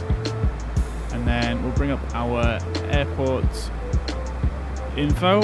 Pretty simple and straightforward. So we've got a main terminal here, and so we probably want to park up at the top end somewhere in that vicinity, maybe near Alpha. So we're going to come in off 3-4 anyway, so we'll just could go right to the end of the runway and come off for maybe Alpha 2.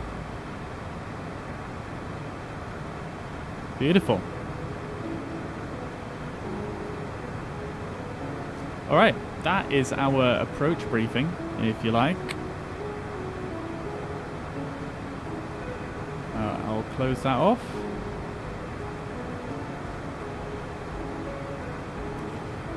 Do I know Delta Commando? I do not know. Who's Delta Commando?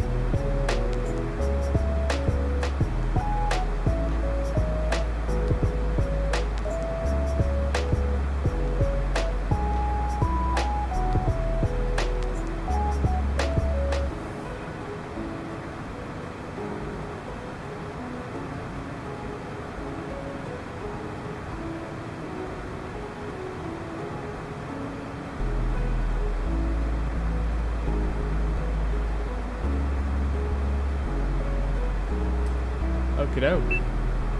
Oh, we're reaching we're reaching our overspeed limit again.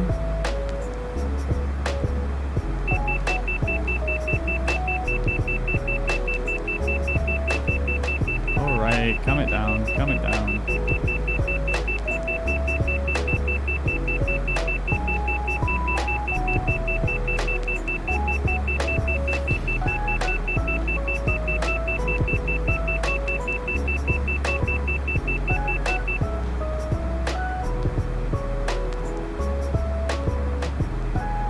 I don't want to move these throttles too far back because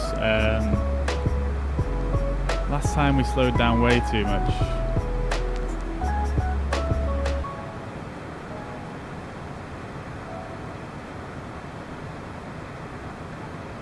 Still slowing down.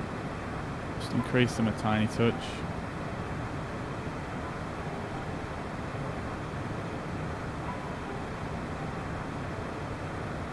I kind of wish...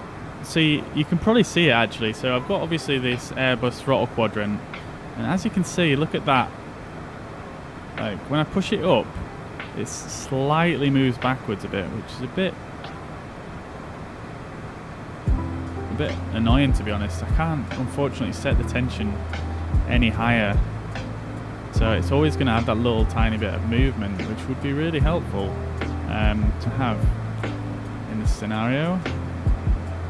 I'm going to see if I can get to Mach 0.77, sorry. What small plane are we flying? We're flying a Cessna CJ4.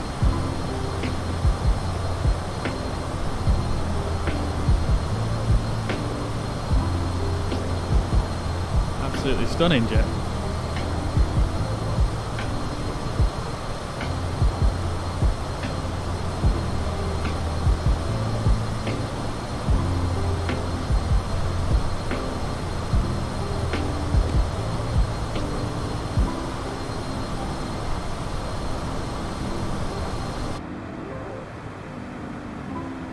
Alright, so we're getting back up to 0.77 now, but I have a feeling we might start to overspeed again, so...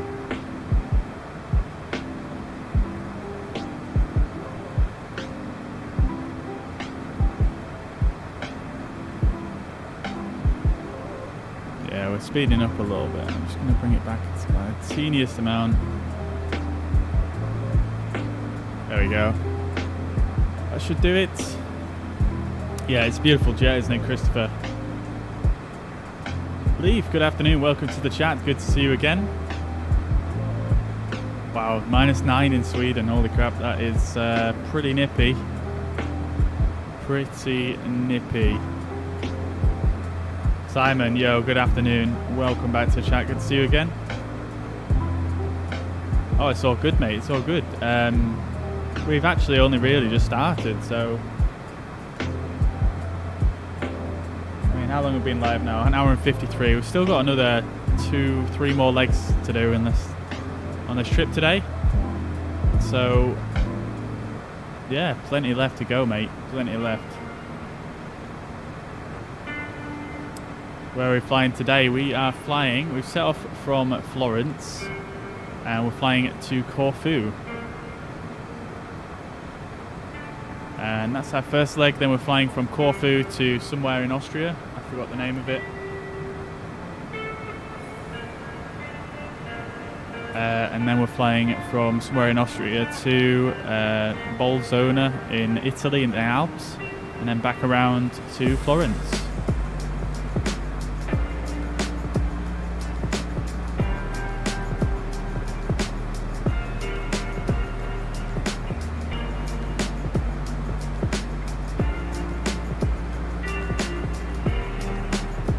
It should be pretty good. I'm really enjoying flying this aircraft, as people who have been watching so far might be able to tell.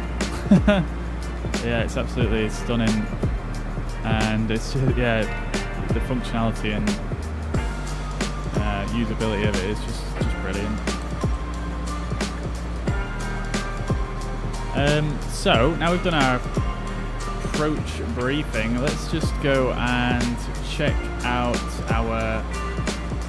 set up our arrival so that we can get an accurate sort of VNAV path going down.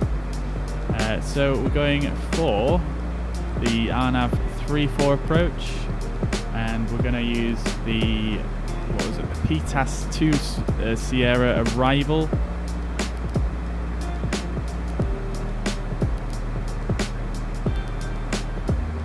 And our transition, I believe, was BedX. I will just double check that.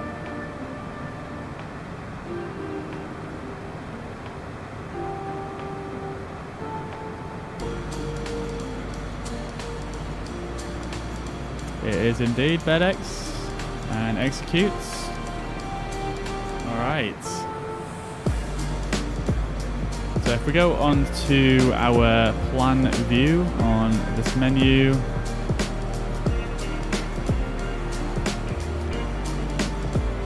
there we go. And let's zoom in a little bit. We've got discontinuity there that we'll need to deal with. So if we go to MFD, previous, there's our top of descent. It's actually coming up fairly soon. Yeah, I'm glad you're liking it. This is actually a really good tune. I don't think I've heard this one before. But yeah, I'm a big fan. What is this called? Called Innocence by Harris Heller. I'm gonna repeat this one. So why not? Yeah, so we've got a top of descent coming up soon, and yeah, we're going to be heading down, and then let's just clear off this discontinuity. So we want to bring BedX up to. Does it work if you put it here? It does, yeah, beautiful. It hasn't redrawn the path though; it's still got a gap in it. Oh, I need to execute, don't I? No, still not done anything. That's not that encouraging. Let's just go back to plan.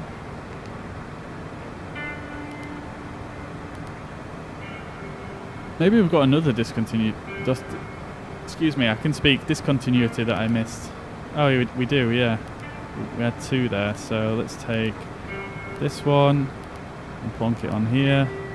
Execute, there we go, we've got the full line now. So then we're going to go down and let's zoom in a little bit more. Yeah, and we're going to come around this way. This blue line is our go-around procedure. So I'm actually just going to check that against the chart. So yeah, it looks fine. You would basically come around this way and then hold at BedX and then come back round. Pretty cool, really. Pretty freaking cool. I love it. I do want to give the go-around procedures a bit more of a test when I get a chance, but I don't really want to try it with this one because it's a bit of there's a pretty sharp turn straight after the runway. I'm not sure if I want to try it on that one because I haven't quite got the hang of the go-arounds yet. Anyway, let's go back to our legs, and we should be approaching our top of descent momentarily. You can see the vertical speed sort of indication has come up, showing what vertical speed we would need to start making our way down at this point. Zoom this out a bit. So there's our top of descent.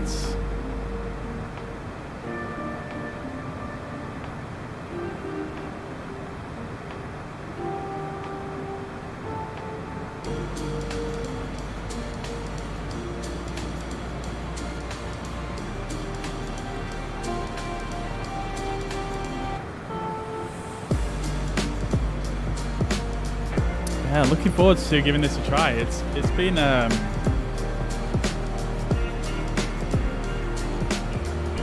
it's been a long time coming, VNav, to this sim, and it's just so excited to actually use it in an aircraft. I don't know, some might say VNav is a bit more boring because you have to do less work, but at the same time, I just love to like program the computers and then have it just do what you say and just execute it flawlessly. It's so cool. Am I still on fresh air setting? No, I'm not. I'm back onto normal. Minus 11 degrees tomorrow. Holy crap, that is cold.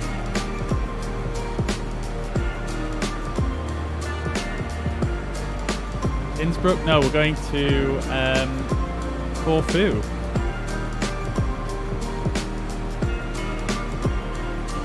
Altitude 45,000 feet in the top right corner. Yeah, I'm going to move that down once we, I'm going to move it down now. And it should start descending us more or less straight away, actually. I'm going to bring the throttles back so that we're not overspeeding.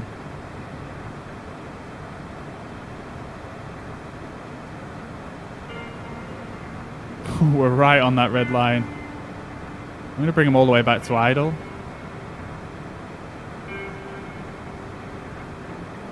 Alright, and let's take this all the way down to... Just triple check the charts real quick. So the final approach fix is at 1,700 feet. So we'll put it there.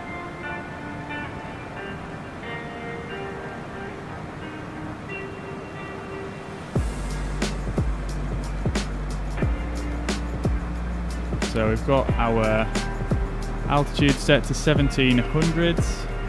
We're now descending. This is our vertical deviation indicator right here. So this is showing how far we are off the vertical profile that the aircraft has calculated.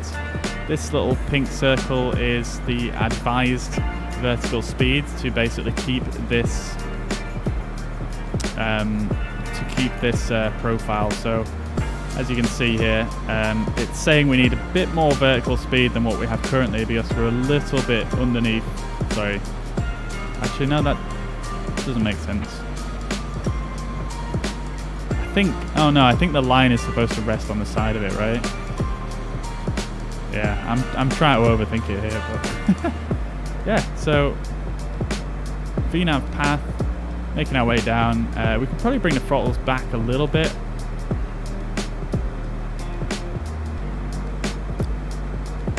And to be quite honest, what we could probably do is we could probably use flight level change.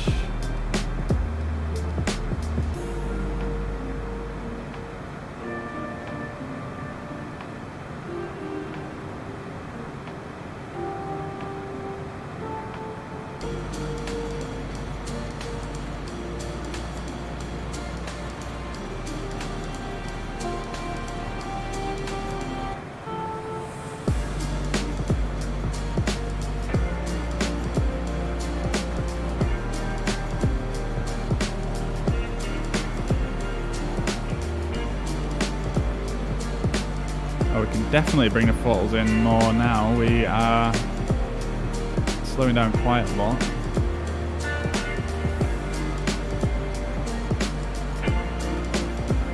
Can you see the temperature in Corfu in the flight deck? No, we can't, no. I mean, in the real aircraft you'd be able to request a weather report, but you can't on this one. But I can tell you the temperature is currently 10 degrees in Corfu.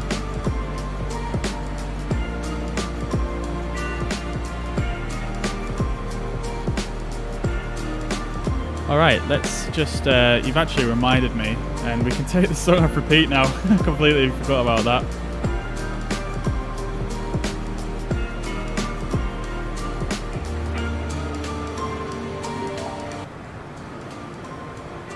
There we go. And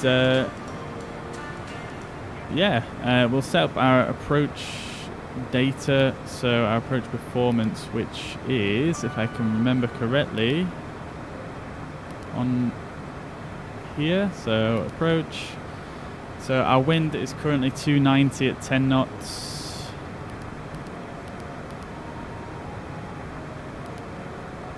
Oh, I'm sure you could, I thought you could use that format, but okay. Temperature is 10 degrees, as we said. QNH is 1015, so almost standard pressure. It's kind of very similar to where we set off. In fact, the same QNH as where we set off.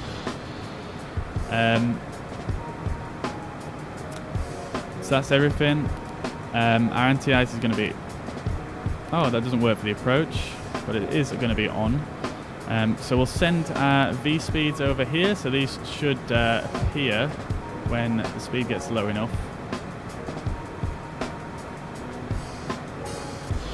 So our V app is 108 and VREF is 101. Very, very slow speeds for our approach today.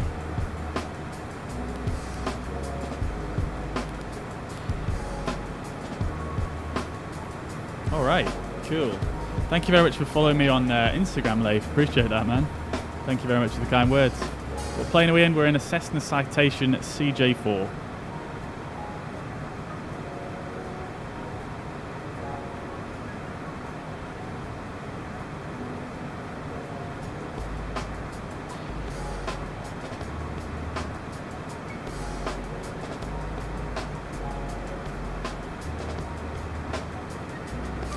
Marcus, thank you very much for following me over on Twitch. Appreciate that. I hope you're well and having a fantastic day. Welcome to the stream.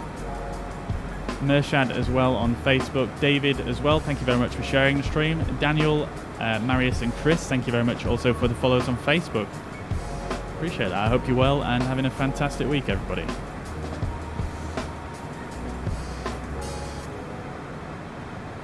Alright, so we've got 100% satisfaction in the cabin. Nice and easy with only 6 passengers.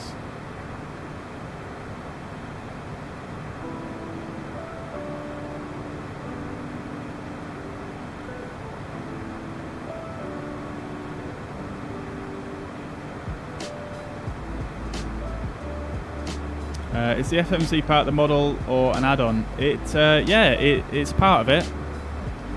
But there's a lot of features added by a mod. So it's called the Working Title CJ4 mod, and it adds a ton of features. So highly recommend getting it if you're going to fly this aircraft. Yeah, it's just a no-brainer really. I think it's a must-have. But the FMC does exist in the default aircraft, but just not to this depth. Oh yes, look at this. Woo!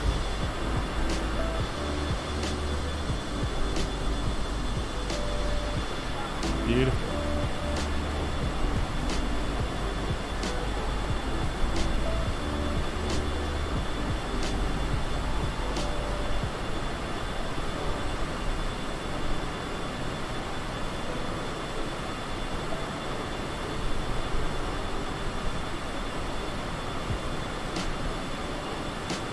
Beautiful, beautiful. Alright, so making our way on down here. Let's just change this back to our... Oh, we've got it on the right mode, haven't we? So we will turn on our... We had the weather on this one before, didn't we?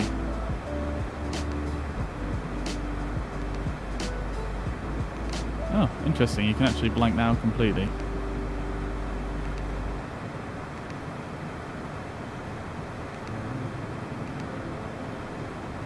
Okay, so we've got the weather on there, but there is no weather, so fair enough. Let's zoom this out a bit.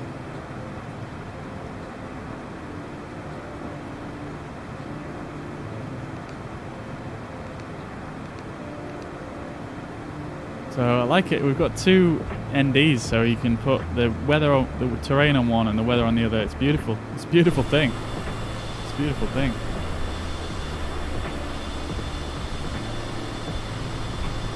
Yeah, it's going to be really cool when it comes out on Xbox, I think. I think it's just going to... Uh-oh. Oh, we're overspeeding again.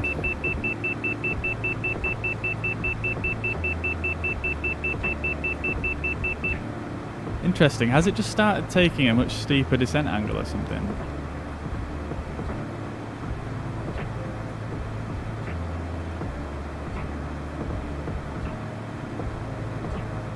I'm not sure. I mean, it looks like it's descending at the same rate, to be honest.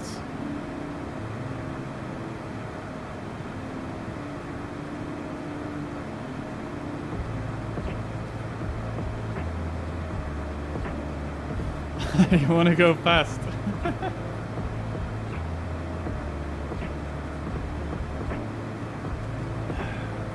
I mean, in fairness, we're still going pretty fast, aren't we? 292 knots. Ground speed is 437. So, I mean, not doing too badly, I don't think.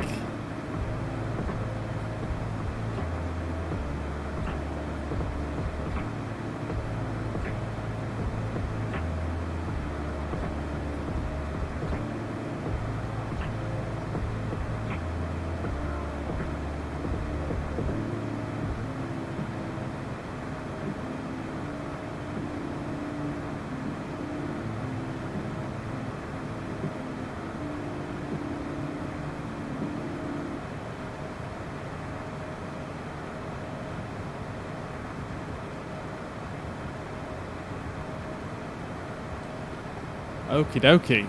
So passing through 20,000 feet here, and we're cruising on down. Let's just check our charts real quick. I don't think we had any restrictions, did we? We do not. Now I want us to check this DME arc. So this is supposed to be a DME arc here. So I guess it's just going to fly a straight line.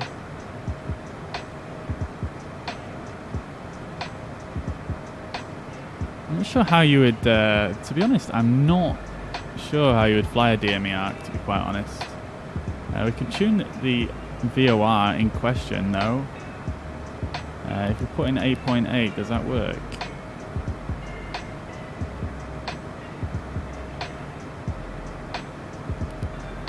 It does, that's so beautiful.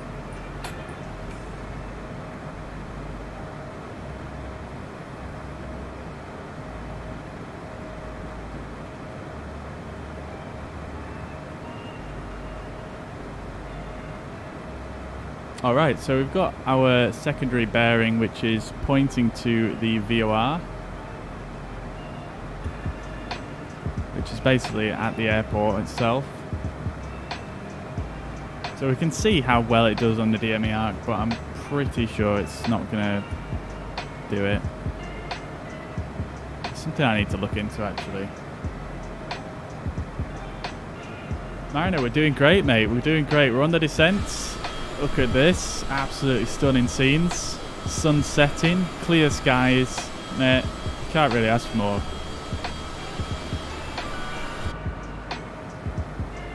Sandy, thank you very much for the follow. I hope you're well and having a fantastic week. Welcome to the stream. Alright, so we could have probably done the descent checklist, couldn't we?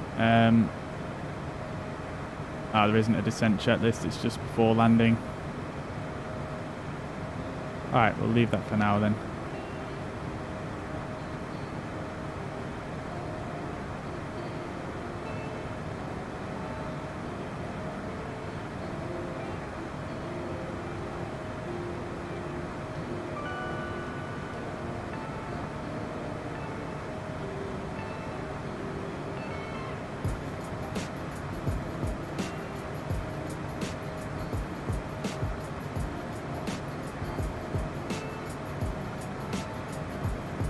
Alright, so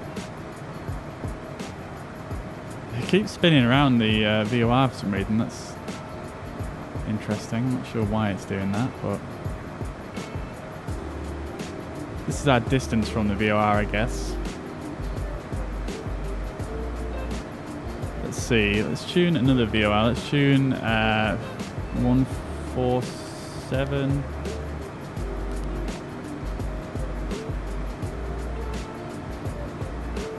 And we'll bring that up on here as well. So if we scroll down to bearing source, and we can turn on VOR2 as well.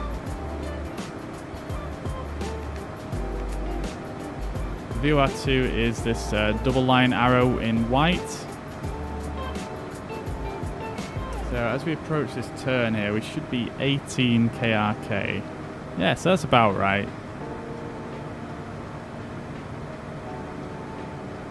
And then this DME arc is actually 16 from KRK, so we should be keeping it 16 miles away from KRK, but I'm not actually sure. I don't know, have you ever done that before, Mariner? You ever done like a DME arc in this aircraft?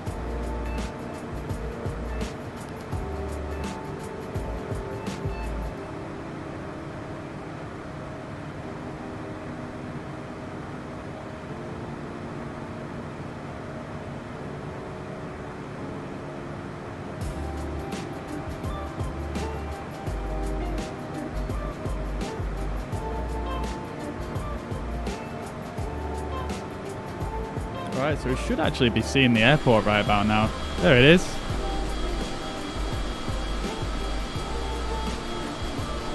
Not fully loaded in like, but there it is. Look at this sunlight though. Magic. Chris, good afternoon. Welcome to the stream. Good to see you again in the chat. Doing very well, thank you. Yeah, we're just on a descent into Corfu. Pretty stunning, really. Amazing how small this island actually is. It looks really big on the map, but there. It's quite small, isn't it?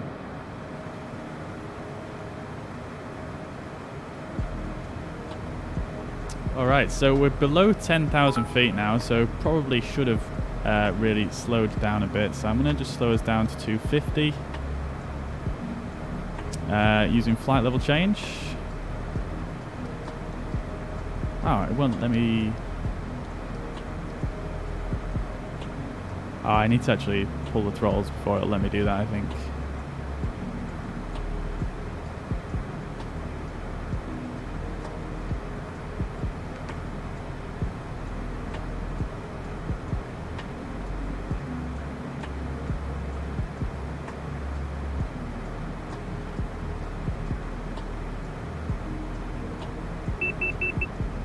Wait, what? Really?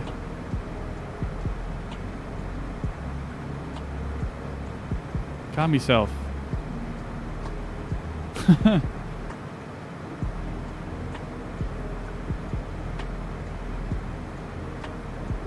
There we go. We want to start slowing down a bit now anyway, because we're starting to get a bit close to our initial approach fix. FedEx.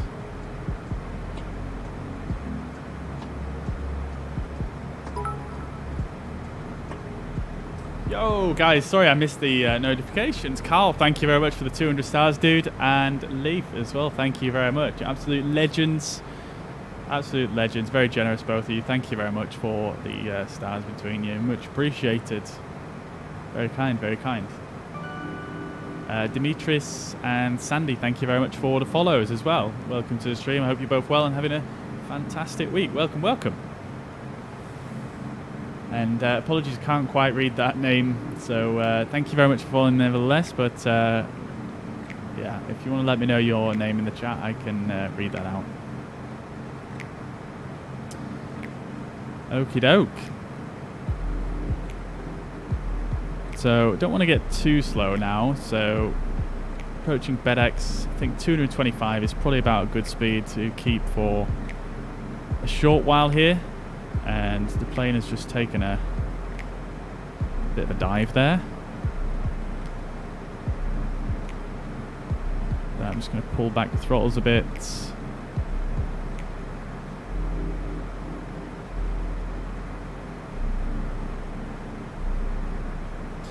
Probably be a good idea to set our minimums as well, wouldn't it? So let's just go through and set that on our references. Baro ref is what we want, and that is going to be... Can't get this other... There we go. We want 770.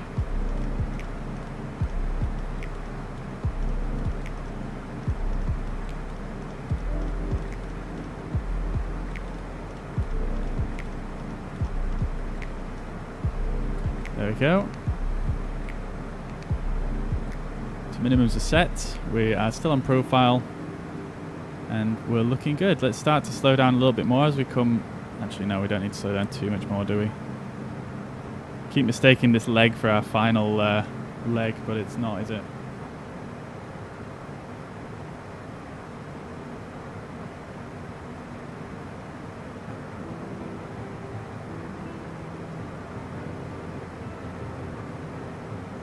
Hope we won't crash like yesterday. Dude, I'm hoping not to. Yesterday was a little bit spicy. There was some very difficult landings there, though, I feel, so...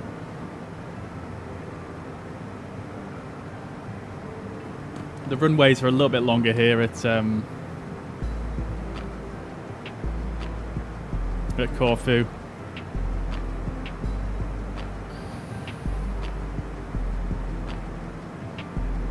Alright, so as we approach our final fixes here, I'm going to just remove this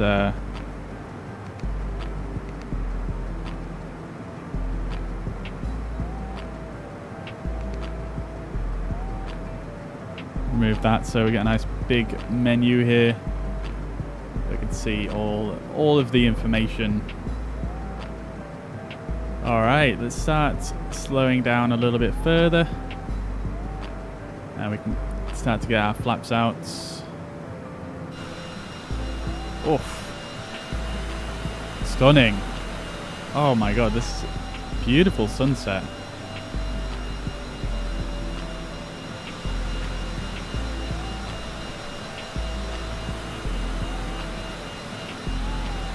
Woo. Alright, I'm going to turn the music down for the arrival. And bring up the hand cam as well.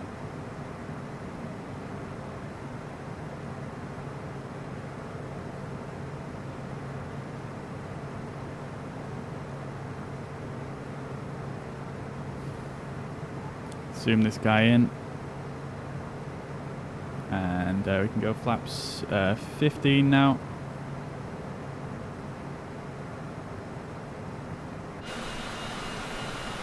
Beautiful, man. Wicked. Love this. Altitude. Alright, so we're starting to reach our final approach fix altitude here.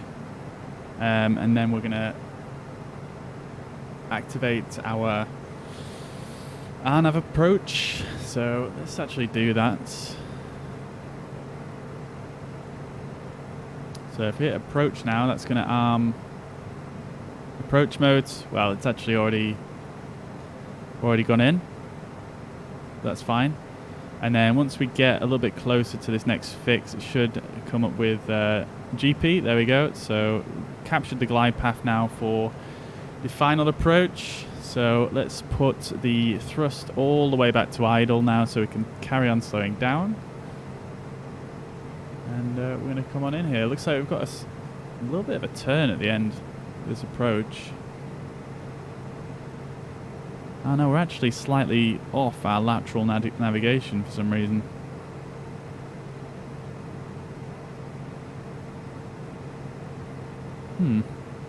That's interesting.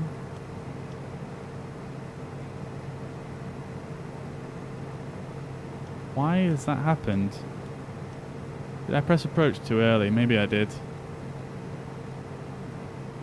Oh well, it's not a big deal. Let's go flaps 35 and landing gear out. It's probably a bit early for flaps 35 maybe, but I do want to try and get slowed down. Bring the throttles back a little bit.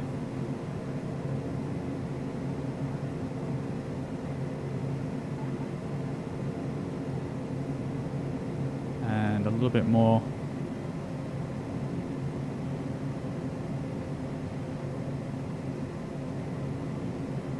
Set our go around altitude,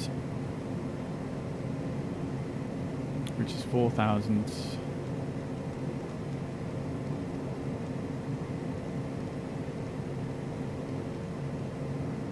And we basically want to take a sharp right turn to KR 700, which is marked on our map here, but we don't want to go any faster than 185 knots. So I'm going to just dial that in. No, you can't actually. Oh, I can actually, so I'm just going to dial that in using this.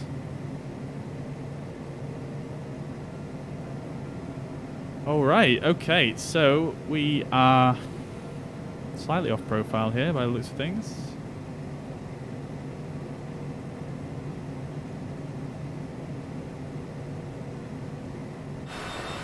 And we're slightly off to the side. I'm not sure why it's done this, but I feel like that shouldn't really be the case. But nevertheless, I am going to take manual controls, turn the flight directors off. Off. Hello? Autopilot. Okay, it doesn't turn off for some reason.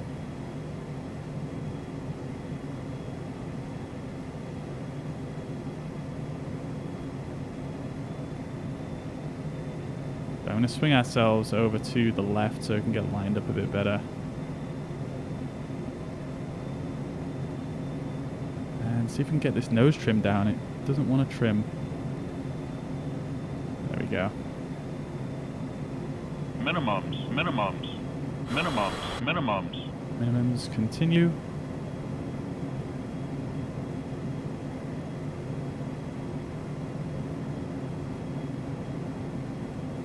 All right, cool. We're looking good. Maybe a little bit fast. Let's slow down. Probably a bit low as well, but we should be getting 2 whites round about now. There we go. That's the wrong button. Okie dokie, cool. So we are looking beautiful. We've got a slight crosswind, so I'm going to just try and keep crabbed a bit here. Let's get a little bit further across.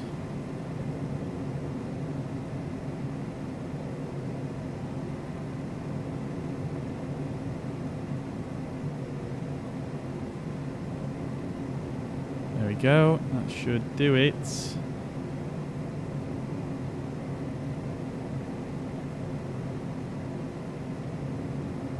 Quite a short runway here, actually, isn't it? It's not that long. We're a bit high, but don't think it's going to be the end of the world.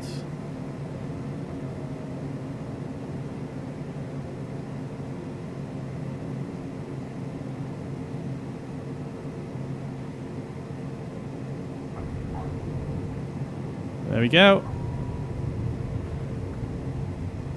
Spoilers. And braking. Actually going ridiculously slow, so...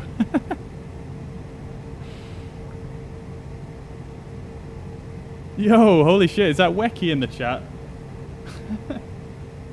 Yo, how you doing, Wecky? Good to see you. Good to see you, brother. I couldn't see your name there because it's a similar colour to my chat background. Beautiful. I just wasn't expecting it at all. I just wasn't expecting it. Right, okay, let's get them spoilers stowed. And where are we going to go here? Let's go to the right. And we'll get parked up here on the left.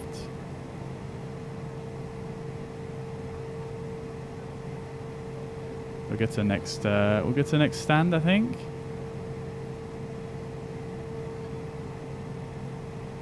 We'll get the flaps up as well.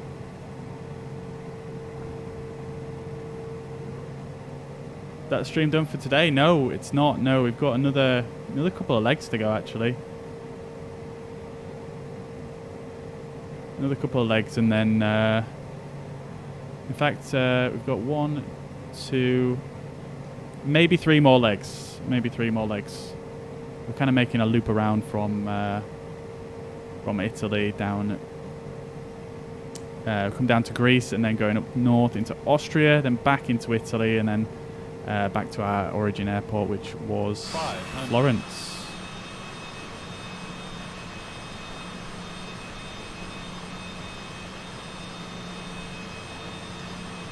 Beautiful. There we go. So not terrible landing considering it's the first time I've flown this in a while. Not too bad. A little bit of a squeak as we landed there, but yeah, I don't think that was overly bad there. So let's jump over here and just get our external power connected up.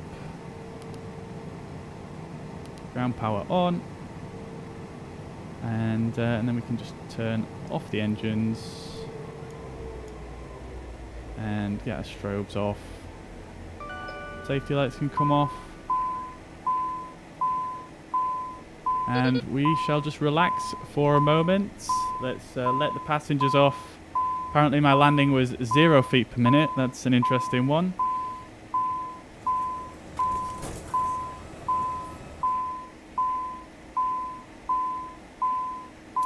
It's a long flight for a citation. Yeah, it's fairly hefty. I think the next leg is probably about an hour and a half, maybe.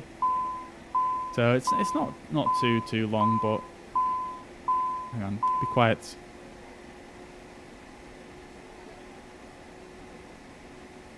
There we go. It is, yeah, it's a CJ4. It's a CJ4 working title mod. Absolutely beautiful mod. Adds so much.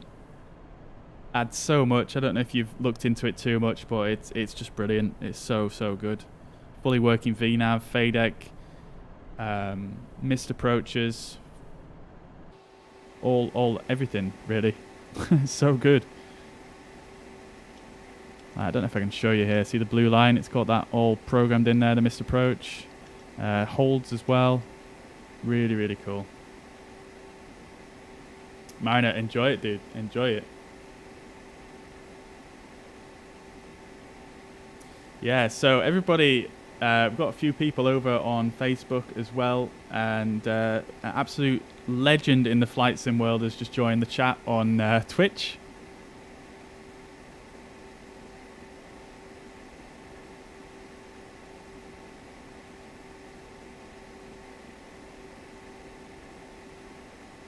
It's you, of course, Mr. Weki.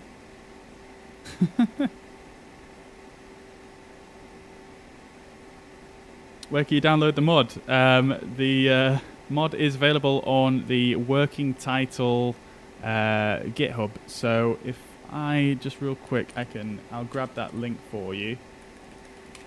So I actually had it open earlier on. I'll stick it in the chat. Oh, someone's beat me to it. Nice one. Cheers, Mariner. Appreciate that. All right, so let's just have a quick look at our flight report. So we've got an E- apparently. Wow, okay, that's harsh. On-time departure, early arrival. I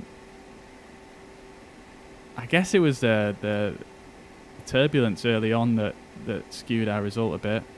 I forgot to turn my landing lights off, apparently. Airspeed was well above 250 knots, I suppose, yeah.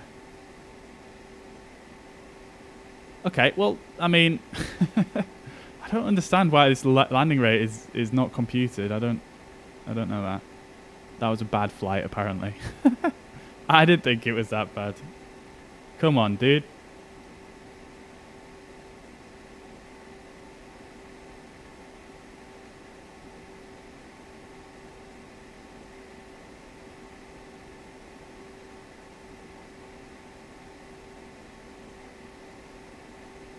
All right, cool. So we'll take a quick look around this airport. This is a freeware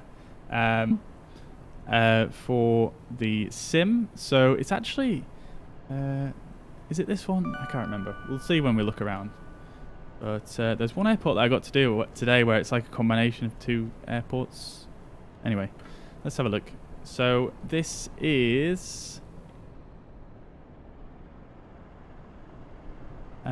this is Corfu Airport. So first impressions are that it looks pretty decent on the taxi in. Decent bit of detail. Some of the modelling is obviously not, you know, fully done, I suppose, but it is free. So I'm not really going to try slate it or anything, but it's clearly got some attention paid to the ground markings, which is always nice. There's an 11 on this one, but no other numbers up here, which is interesting. But I think the main event here really is the main terminal, where they've done clearly a lot of work, clearly a lot of custom modelling going here. They've even got some custom lighting on the signage there. Pretty nice. A lot of clutter down here. You've got the tower. And a little bit of landside detail as well. Can't beat it. Let's see if there's an inside. Is there an inside? No. Beautiful TAP livery parked up here. Big fan, big fan. And yeah, I think that's about it really. These floodlights are pretty cool actually. I don't think I've seen those before. Night lighting is good though here. Nice gradation of light across the apron. Pretty solid. Alright. Been following since the 15th of September. Yeah, man. Why else do you think you're a legend?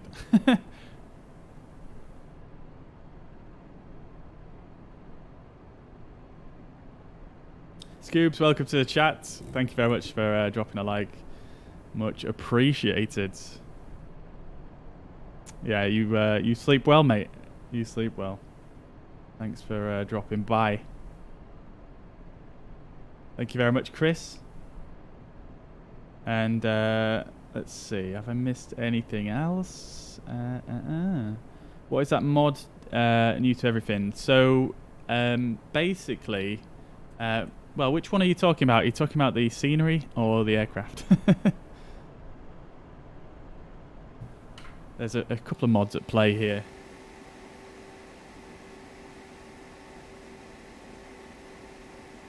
Alright, cool. So, now, I don't know if I necessarily want to do this next leg at night. So we're just going to we're going to hide down here in the footwell. And I'm just going to do a bit of this.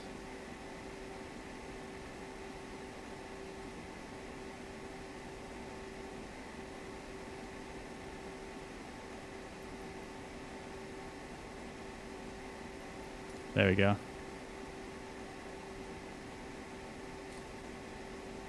Nothing ever happened. It's still night. Don't worry about it. All right, let's close off these master cautions and get our next flight plan set up. All right. So what we need to do first of all is go back to our route menu. That's what we want. So let's jump on over to Sim Brief and get our plan done. So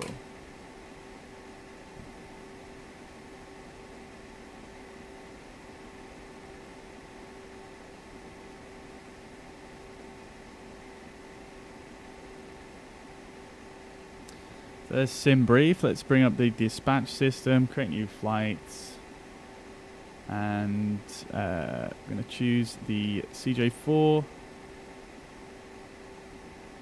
And we're departing from... Actually, forget the ICAO for this airport.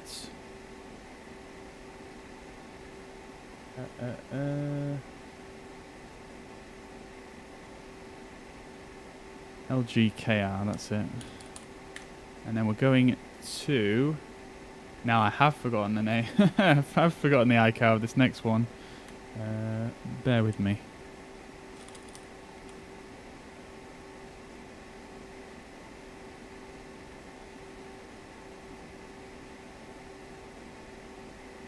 Oh, nice. You're a mod in someone's chat, dude.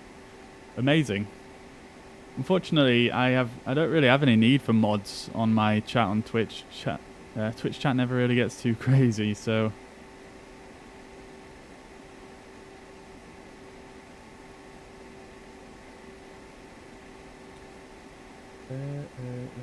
it's low K, that's it.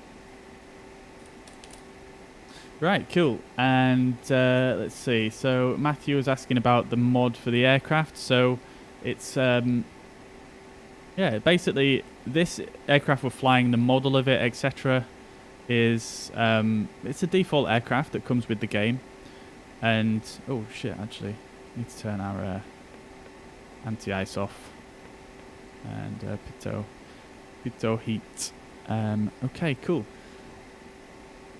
Beacon light can come off as well. So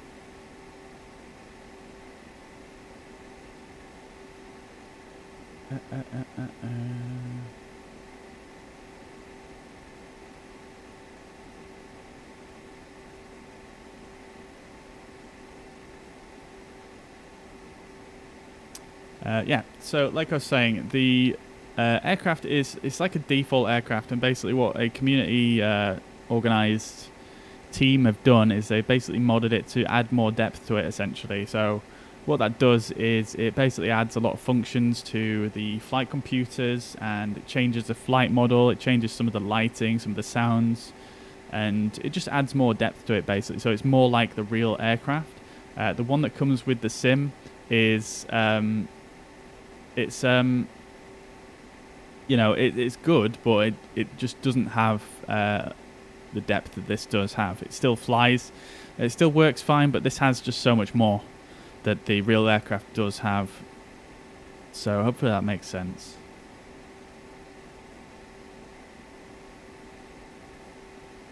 Yeah, it's alright that I need mods, I suppose. Yeah. At least on Twitch, anyway.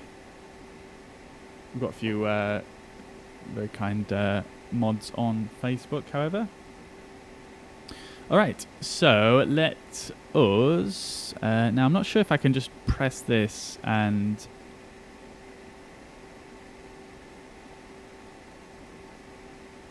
Hang on. Complete flights. There we go. So I'm not sure if I can just press this and it works. Let's try it. I'm not sure if I need to clear out the previous routes or not.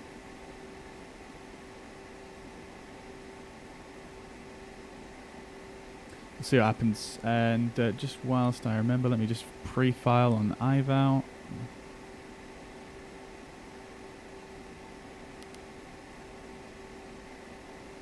Not iVal.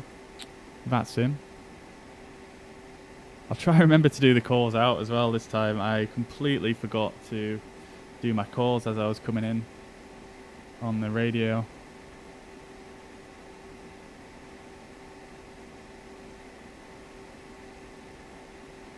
Suppose it's pretty quiet around here anyway, so it's not the end of the world. Yeah, we're literally the only aircraft in like a maybe like a 50-mile radius.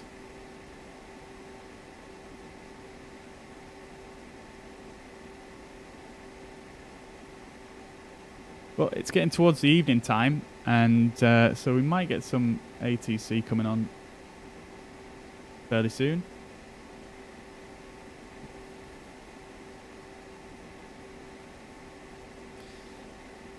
Okay. Can you use a basic PC not built? I mean, I suppose you could use a pre-built PC if it's got a good spec. I mean, the spec needed on to play this sim is I mean, it's not super low, but it's you know, it requires a fairly decent PC. So yeah, I would check the minimum specs before you take the plunge, if you like. So yeah, I would just go and check that out on the Flight Simulator website.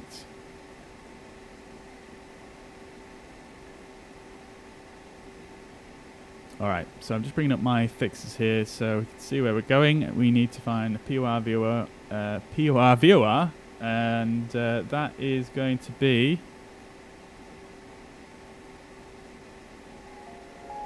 I'll put some music back on as well while we're doing this. POR is going to be north of 45, so that's this one.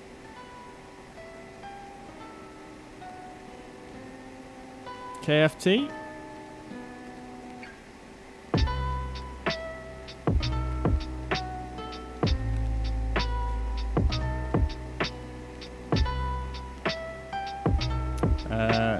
North. I've lost it now on my list. North 4635.9. Okay, it's this one. There's two very close to each other. Okie dokie, cool. So this is our flight plan. We're going from Corfu to Klagenfurt in Austria. Let's execute that. Good afternoon, Dean. Welcome to the chat. Hope you're doing well and having a fantastic day.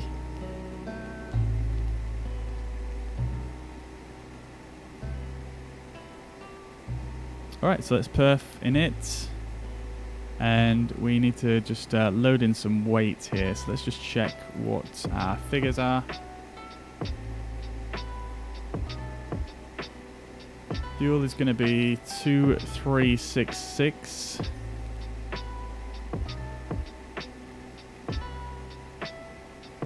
So a hefty amount of fuel on this one.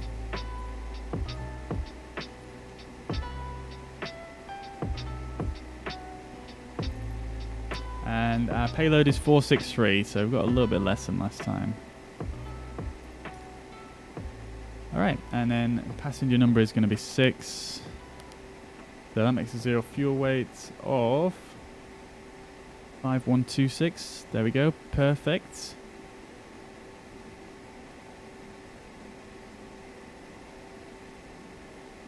Okay, great stuff. Set the takeoff figures. So we're going to be taking off from runway 34. And let's get the ATIS.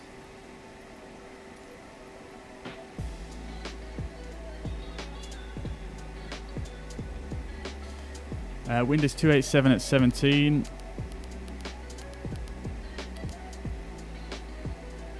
Temperature is 10 degrees. UNH is 29.97. Beautiful. Okay, so that's our takeoff ref, and we're gonna. We don't need anti-ice, so we're gonna leave that off. And we're going to send that information, so that's going to populate on here. So our V2 is 118, VR is 109, V1 is 108. That's all set. Beautiful. Okie dokie. Cool. So that's our performance done for the departure. Just check our flight plan on the legs page. So no discontinuities. So that's fine. Let's just check our flight plan. We do have a step climb on this one. Got a bit of a weird one this, because the flight plan wants us to go to 320 initially, then down to 240, then down to 180. Then back up to 200, down 120, and then up to 290. That's a bit strange. I've never had that before. If I bring this over here for you guys, like, look at this. This is our vertical profile here.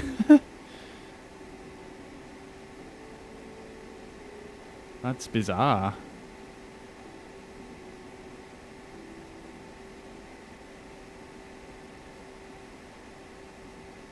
Never had that before. Trying to work out why it is as well. But the wind's blowing in the same direction nearly at all altitudes here, so I can't really think why that would be.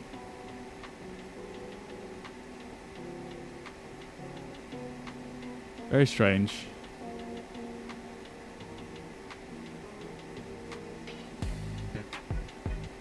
I think what I might do is I might just We'll set the cruise to the first, and then we'll step up.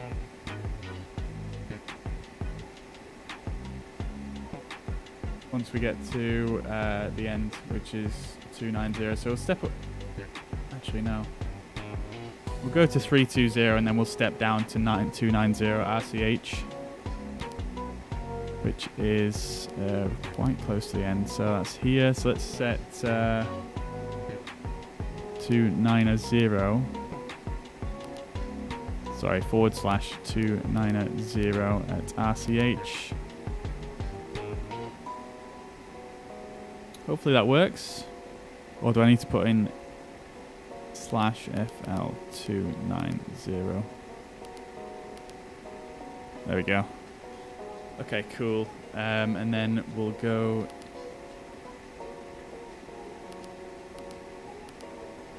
Yeah, we don't need to set the rest, so that's fine. It's all the stuff you're doing available free with the game. Well, it doesn't come with the game, but it's all free, yeah. Yeah, it's all free.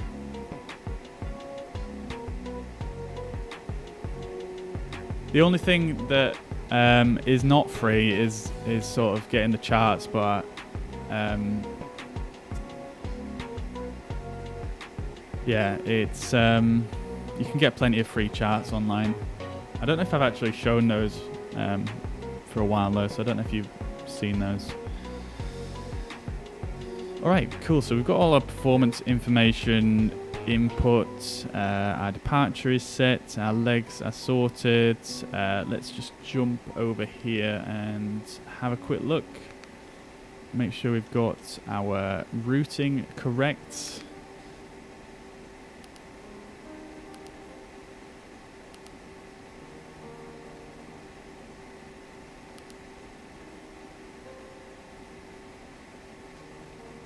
Yeah, it looks to be fine. This leg's a lot longer than I thought it was going to be, I'm not going to lie. But, yeah, never mind. I like how all these letters seem to, like, glow a bit as well. Nice lighting job they've done in here. Alright. Okay, so I think we don't need to do pause in it because we already initialized that when we set off.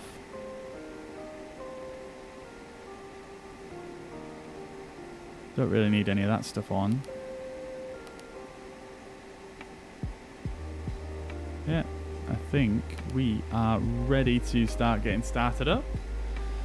So let's just bring up the checklist here real quick. So let's go back through this.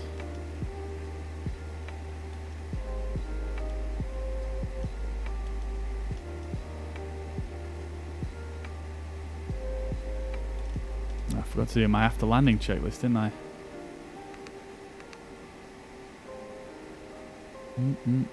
How do I get back onto the start of the checklist? That's the question.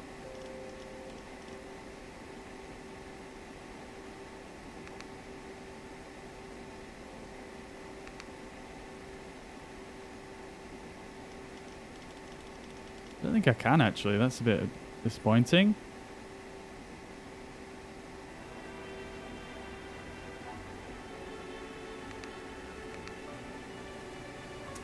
Yo, Sue, welcome to the chat. Hope you're well and having a fantastic day. Welcome to the stream. Yeah, I'm not sure how I kind of redo the checklist. I don't know if it's possible. Let me just check.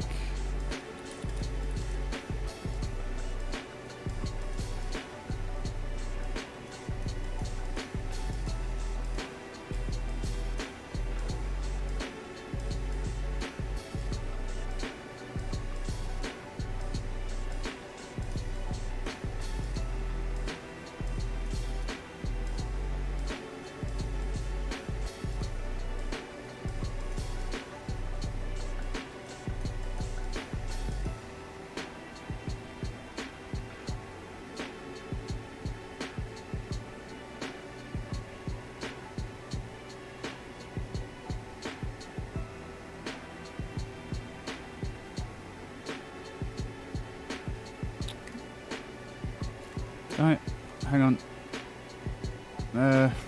Where is it? Download.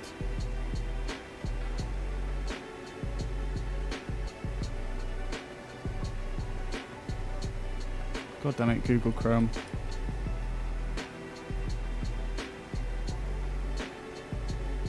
I remember the days when I thought Google Chrome was the best browser ever, and now it's starting to be a bit shit. I'm not lying.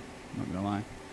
Alright, cool. So before I start checklist, battery is on, emergency light switch is armed, standby flight display switch is on, avionics switch is set to on, parking brake is set, wheel chocks are removed, cabin door is closed, passenger briefing is not completed. We'll do that now. Let's just load our flight plan from SimBrief, and we'll start getting the passenger on board.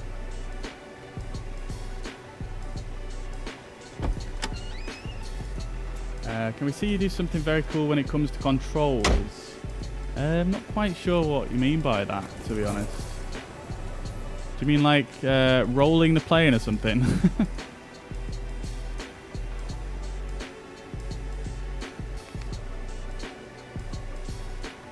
Alright, let's set the seatbelts because we've got passengers. Sorry, we've got fuel on board. Passenger lights. May I have your attention, please? The captain has turned on the seatbelt sign. Turn down the music Please a little fasten bit. your seatbelt and shoulder harness at this time. Thank you. We'll stick these signs on as well. May I have your attention, please? At this time, please comply with the illuminated seatbelt. We'll do the and no passenger smoking briefing. signs. Thank you.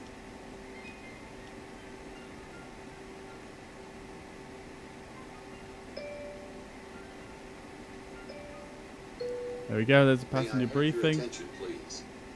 At this time, please comply with the illuminated seatbelt and no smoking signs. No. What really surprises you when it comes to being realistic? I mean, just the sim in general is yeah, I don't really know what to say. It's just stunning sim. It looks more realistic than anyone really expects when you first start using it. So I guess May I have your don't know if that attention, answers your please? question. We will be taking off shortly. Please turn off. May I have There we your go. attention, Let's set please? do the passenger We briefing. will be taking off shortly. Please turn off all portable electronic devices, stow tables, secure luggage, and loose articles. Ensure your seat is in the upright and outboard position. Extend your headrest and fasten your lap belt and shoulder harness. Thank you. I'll set this to PP pause.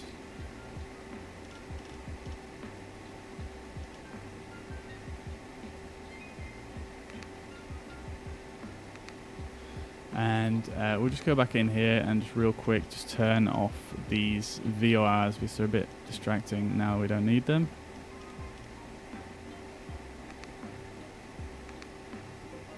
There we go. Beautiful. Okay, let's get the engine started. So, engine right starter first of all.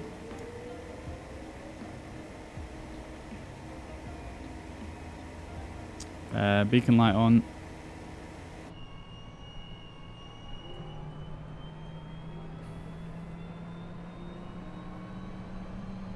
Where is the beacon light and why isn't it on?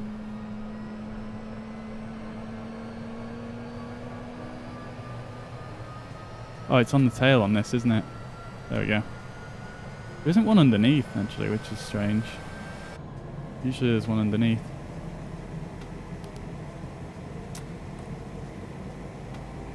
Alright, so our before start checklist was completed.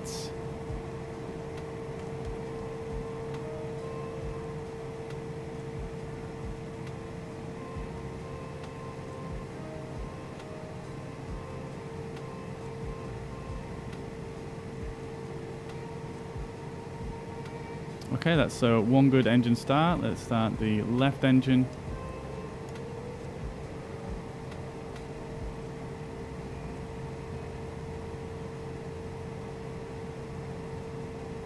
Okie dokie.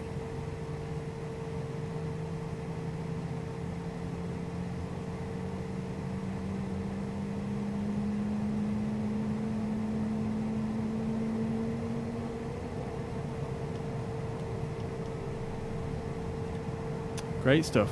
So, left engine is now starting.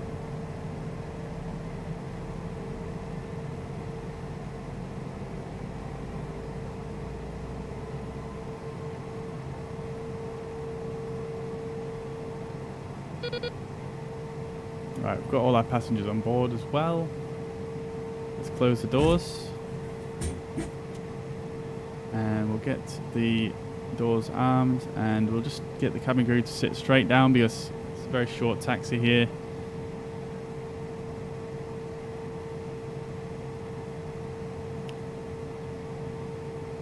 Right, so we've got two good engine starts. That's nice. I'm gonna... Oh, the flight directors will turn off now. It wouldn't turn off before. Very strange. Let's just go on here and set the... I'm going to try the other flight director.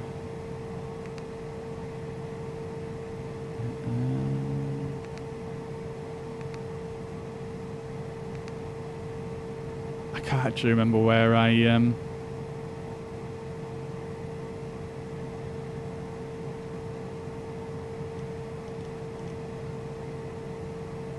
There it is. There we go. We'll go for the traditional V-bar. I don't think it actually gives lateral navigation, to be honest, so... Does it show live data on the engines yet? Yeah, I mean, this is all obviously simulated data coming from the engine, so yeah, indeed. Alright, let's set flight level change to 240 knots, even though I don't think it actually sticks this setting if you take off. Set to 240 nav, VNav. And yeah, pretty much good to go. Let's go before taxi. Before taxi checklist, avionics switch is on. Climate control is normal. Passenger safety light button is on. Trims are set. Flight controls are free. Speed brake, ground spoilers. We could check those real quick. Let's do it from the inside view. Oh, we could do it from here.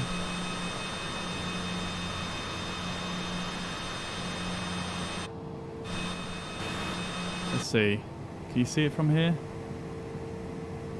There we go. Sort of, but not. It's not the greatest, is it? But all right. Spoilers are good. Flaps. We'll set those to 15. Hydraulic pressure is fine. Engine only anti-ice is off as it's 10 degrees. We don't need anti-ice. Takeoff data is set. Avionics are set. Autopilot is fine. Altimeter. Oh, we do need to set that, don't we? 1017.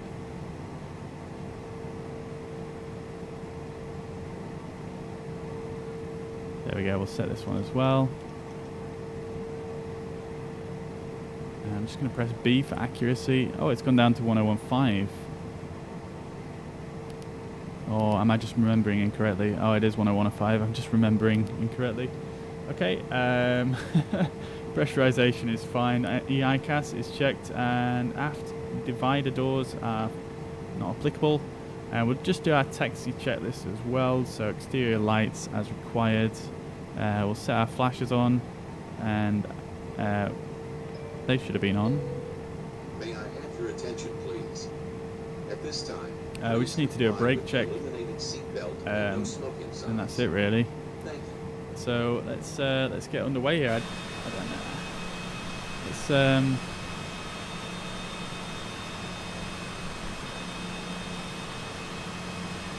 request pushback. I want this guy to catch up with me. I don't want him to. Hang on. I'll tell you what I can do. I can bring this up again, can't I? And I'm going to turn these lights off so I don't absolutely blind that guy as he comes in. Alright, let's get him over here. And let's get underway here. So we've got our flaps set. Everything is sorted really. They're up. And yeah, I don't know if there's too much else we need to worry about for now.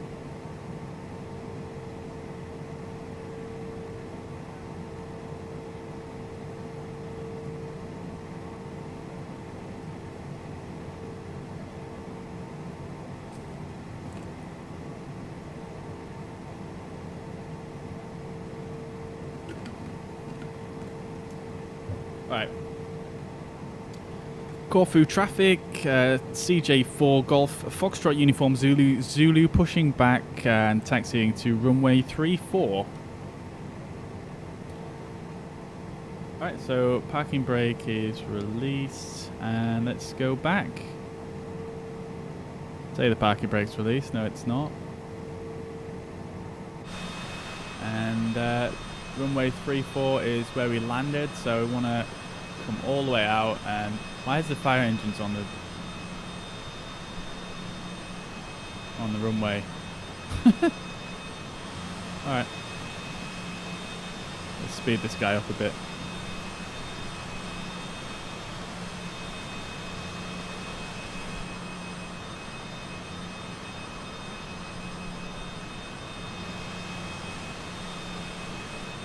Get a sunrise. It's going to be a nice sunrise departure. That was a very short night, wasn't it?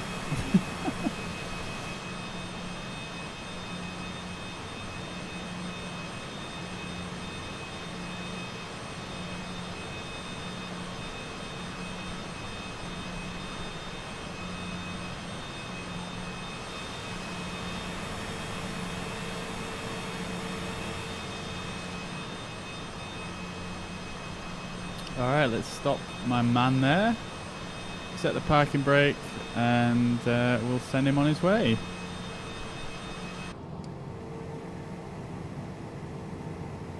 Alrighty.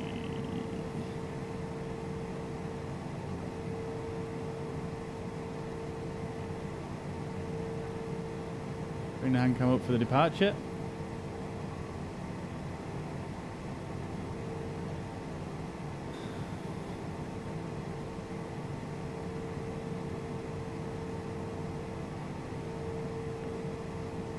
Let's get rolling.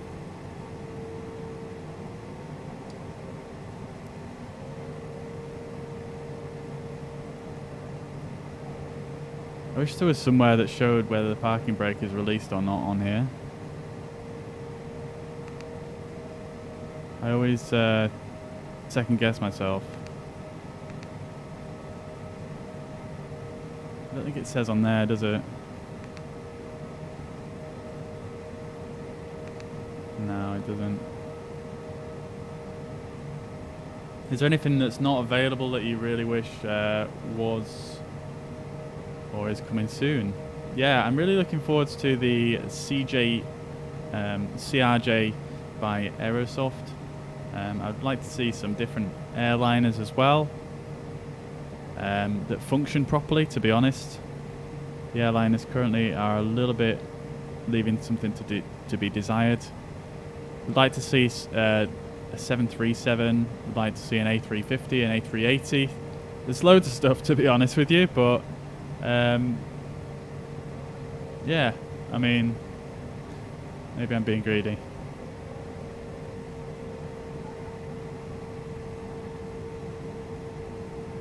Alright, so let's turn on our strobes and our pulse lights as we enter the runway here.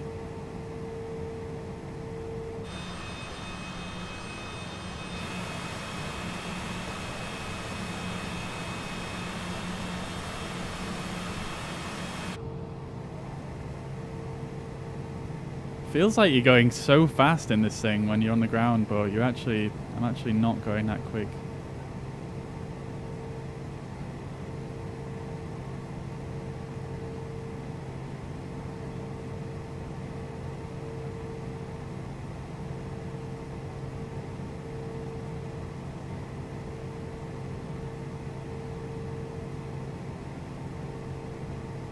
Let's set altitude as well, I forgot about that one.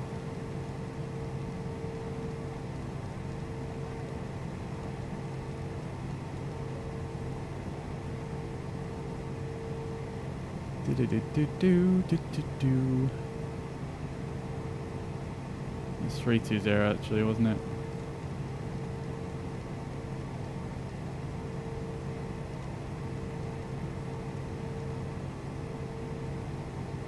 Who's expecting an engine to burn out?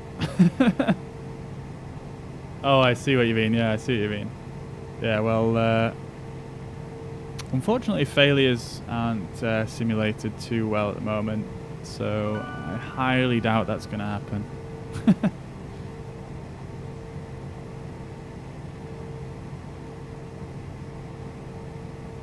Yeah, you're probably right actually, Flying Stew. It is, I mean, I've set mine quite low, but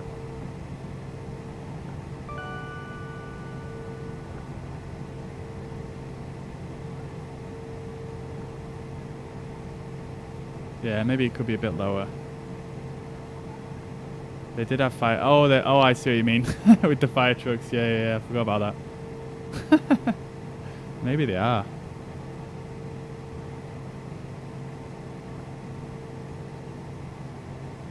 Alright, here we are. I absolutely love lining up on the runway in this thing because he's so much lower to the ground than in an airliner.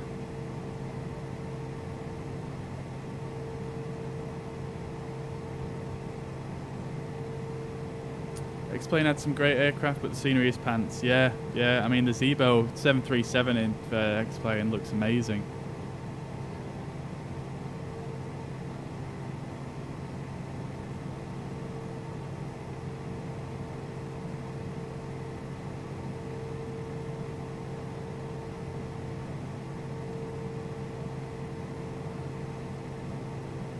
All right.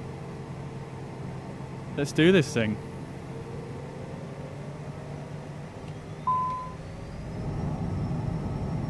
Oh, that is something that I forgot about.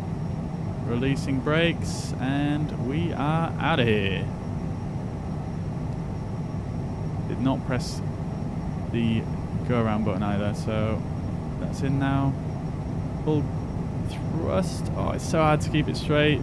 V1 and rotates. Oh, it's so hard to keep it straight.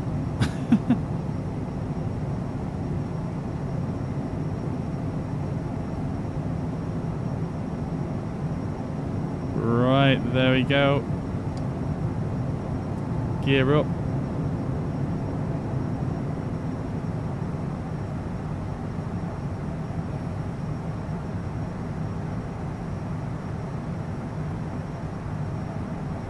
Flaps up.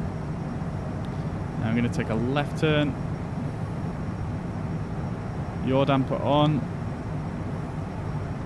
Oh, the autopilot wants to turn me to the right. Let's bring the throttles back. Now we'll set the autopilot. Slight little change. Nav, VNav. 240 knots.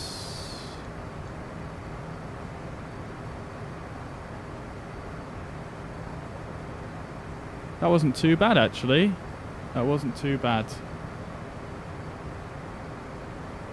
Transition altitude is at 5,000 feet.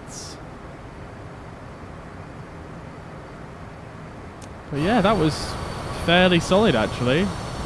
Managed to take care of pretty much everything.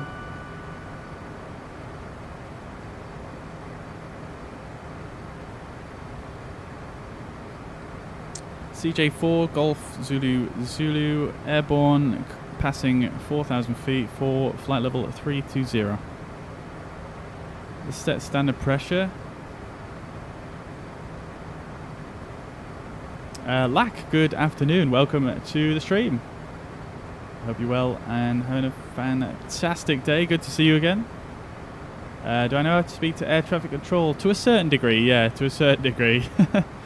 I'm not an expert, but yeah, I think I'm fairly competent.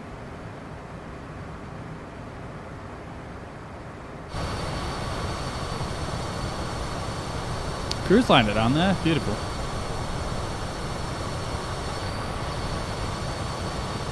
Yeah, so this is what I was saying in terms of realism, what always, you know, catches me off guard. Sometimes I'll come outside and I'll be like, this actually looks like a real, like we're looking at a real, like, picture right here.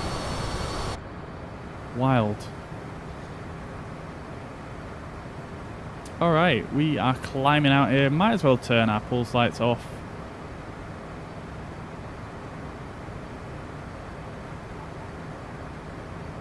Bit of a slower rate of climb this time, so I might as well just turn all the seatbelt signs off and get the passengers some drinks. Why not?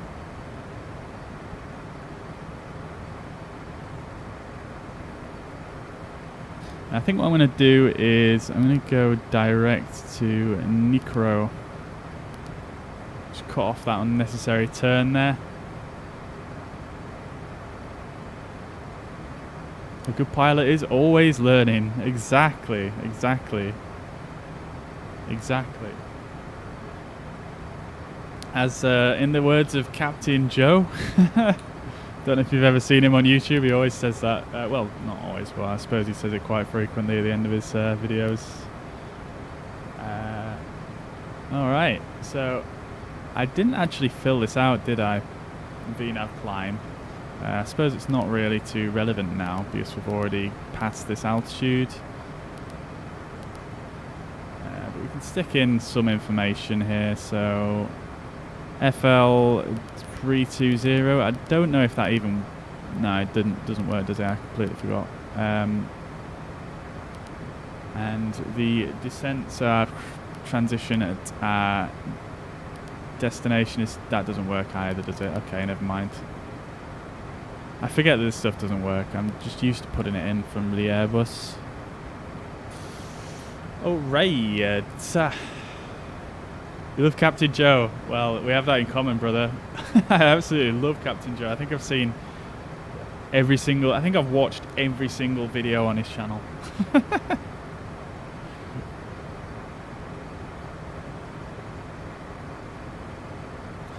Right, so we're on our way up here. Let's bring up our FMX text. God, these wheels. So weird to get used to. Let's see what else we've got down here. I don't know if I checked this one. Oh, I did, yeah. Stunning departure out of Corfu. Look at this terrain. This is insane. This looks so good.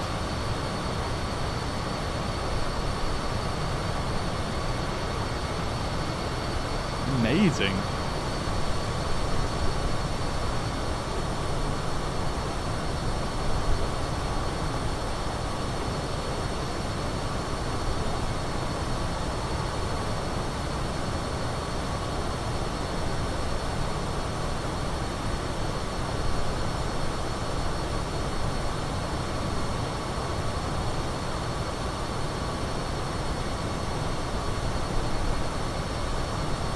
How far can this model fly in real life? This aircraft in real life, I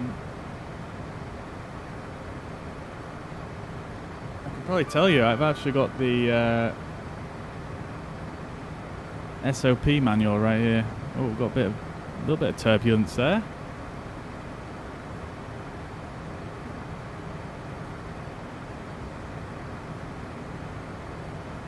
Not sure if it actually says you the range.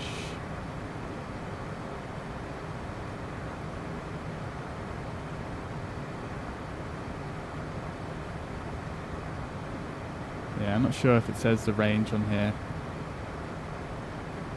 Well, it's pretty solid. I mean, obviously it's a business jet, so it's not supposed to go like across the world. But to be honest, I think that the trip that we're doing is probably quite close to the limit of what you'd use it for.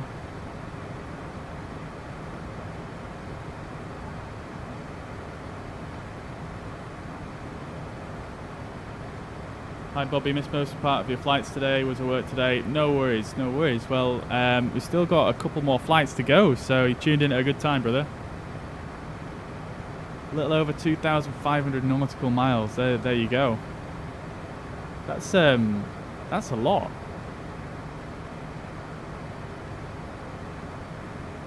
That's pretty far, man. I thought it would be less than that actually.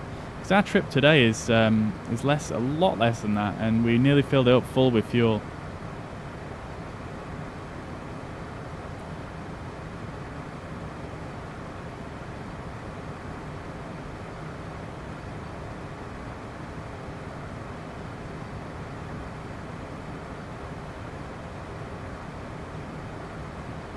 Maximum range is 2,165 nautical miles with 10 passengers.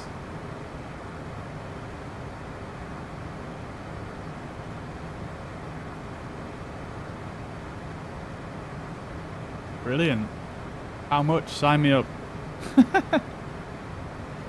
2,100. I mean, there's not much in it, is there really? It's still pretty good range. Look at that scenery though, that is just insane. With the backlight and yeah. Lovely jubbly.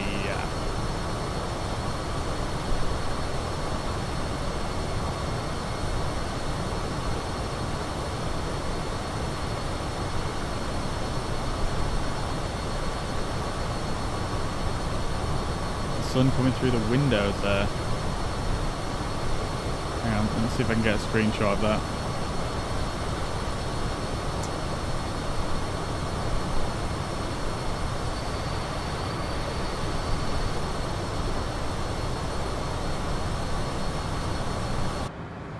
Try an inverted flip, please. I don't want to break the aircraft, thank you very much.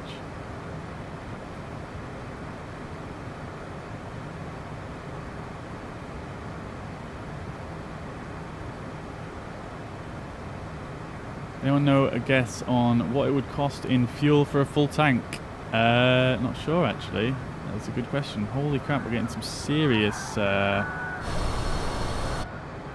was some serious turbulence there. What the hell just happened?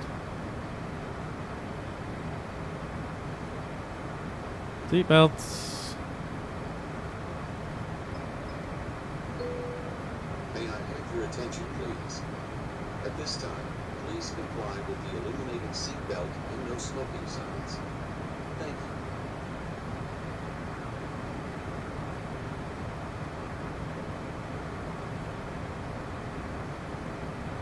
Getting some serious wind right here, aren't we? It's because we've got a headwind. 73 knots.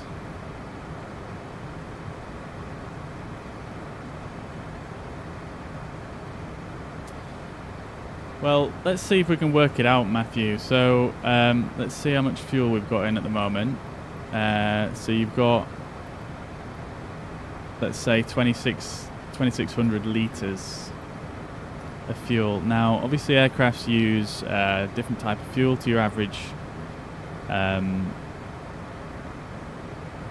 vehicle, like a car.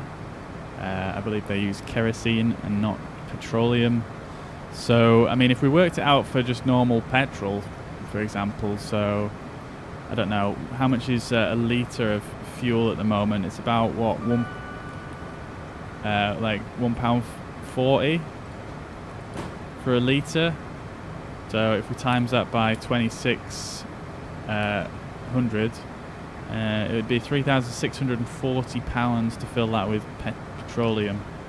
Not sure how much kerosene costs though. Might be cheaper, I'm not sure, I don't know. We get some serious buffeting going on here. This is kind of crazy.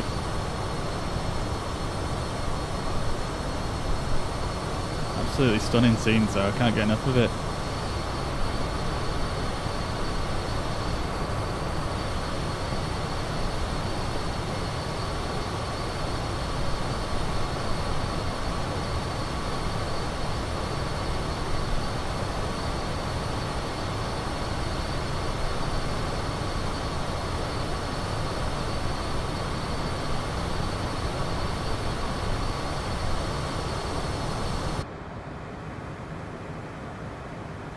Alright, let's have a look at our approach options for this arrival. So they do have an ILS at our destination, which I forget the name of, and let's see what our planned runway is.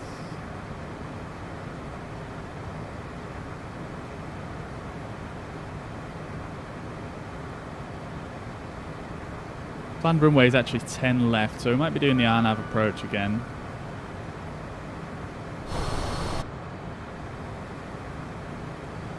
I mean, it's probably not worth setting yet, but I just wanted to see what there is. I like how you can choose just the runway in this aircraft as well, unlike the Airbus, where it doesn't let you choose that. So, obviously you would choose this runway when you're doing like a visual approach, for example, which is very cool.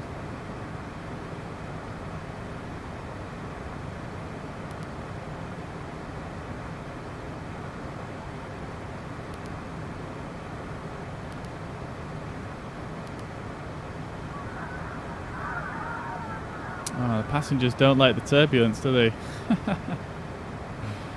Dear oh dear. Where is the fuel management? There we go.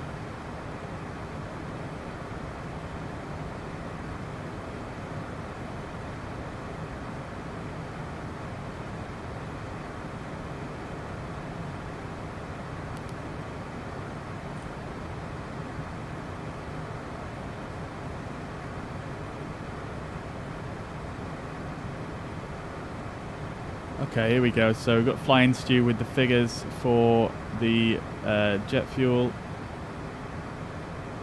Depends where you are in the world. 100 litres is around $8.11. Jet A fuel is $8.03 at the moment.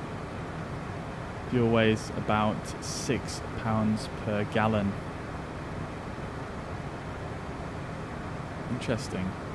So if we worked out how much fuel we've got in here, we'll just go back on to our perf and fuel management. We've got, actually that doesn't tell you it in litres, does it? It tells you in litres up here. So we had 1600 for example.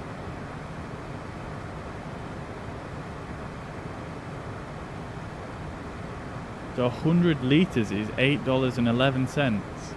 That's crazy.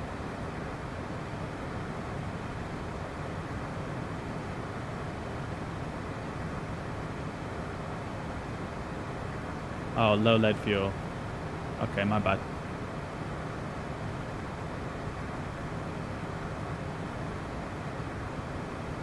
So Jet A fuel is $8.03 watt per litre. Or do they do it on weight?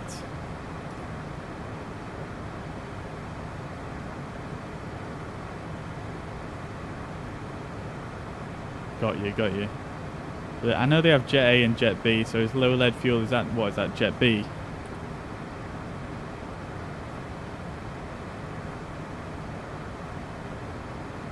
Per gallon, right, got you.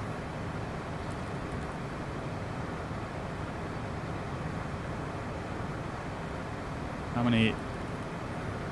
much is 1 gallon in litres?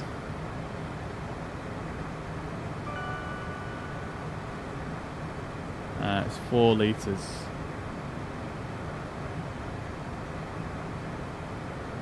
Got you.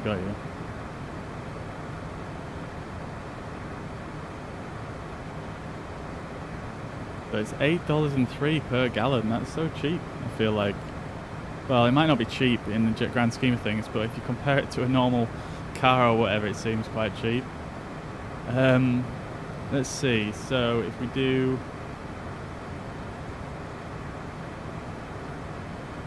what have we got? 1600 litres on board. It's 400 gallons, so...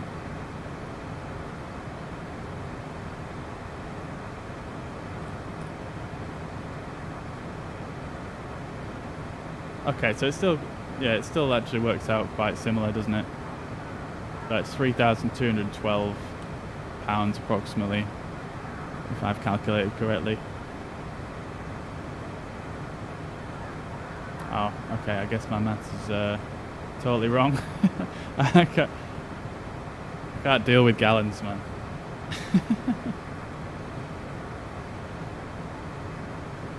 Oh wait, so you're saying 6,000 pounds in weight? Sorry, I thought you meant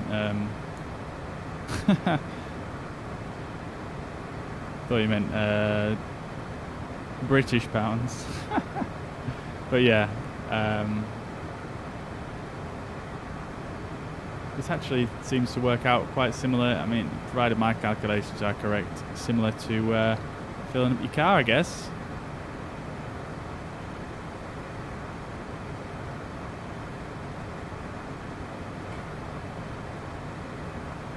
Right then, folks, I am just going to take a quick break, have a quick stretch and whatnot, and then I'll be back momentarily. I'll leave you with this beautiful view out the window.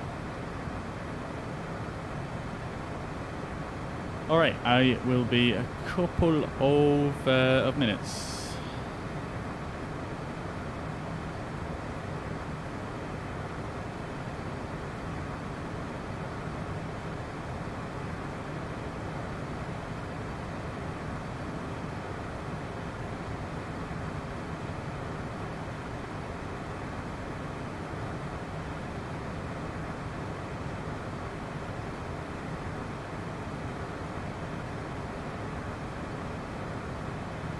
Actually, I'm going to wait until we level off before I disappear, because I'll need to adjust the throttles, won't I?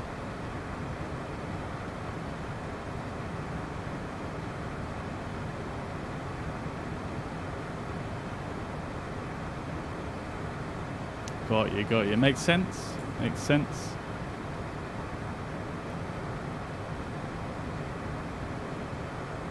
Yeah, I was just working it out I was just converting it all to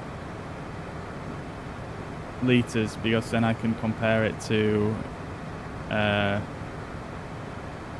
can compare it to how much it costs to fill up your car, for example, because that's obviously they charge that per litres, so I'm just converting it across.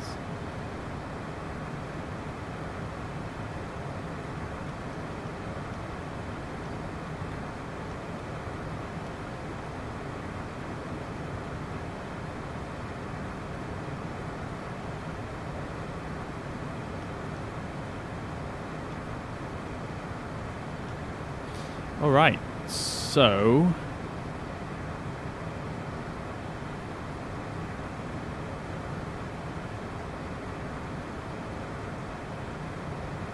I'm not sure what these indications mean in this corner here. So obviously it means terrain and weather, etc. Yeah, but this is the terrain. This is the weather, but it says terrain in white.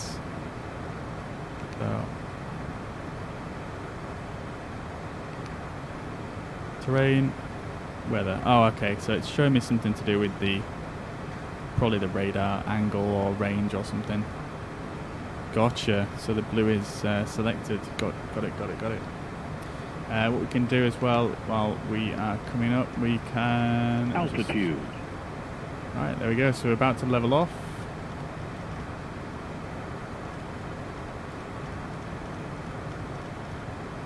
Actually, we'll leave our minimums as they are, and we can reset those once we get a bit closer.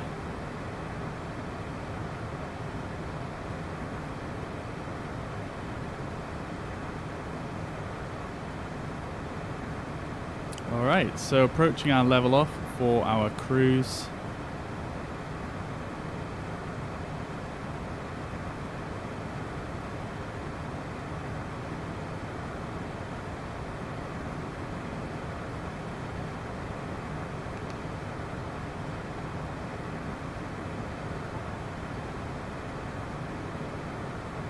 But I didn't have VNav on, should have done earlier on. Not that it makes a huge difference for the climb.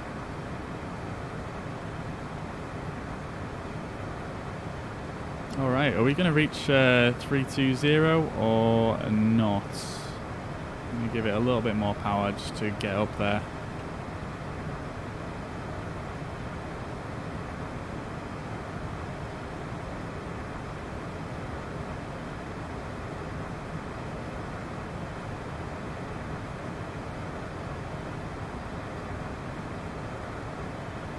I think I actually had it in the cruise detent, not the climb, the whole time, so oops.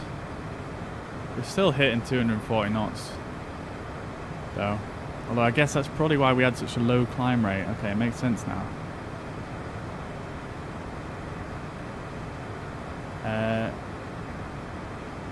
Yushri, thank you very much for the follow. Mark as well, Corey, Ogro sorry if I pronounced that wrong. Chan, Sokhela, Jason, Babu, Ian, Prabin, Jaroslav. Thank you very much, everybody, for the follows. I hope you're well and having a fantastic week. Welcome to the stream. Glad to have you.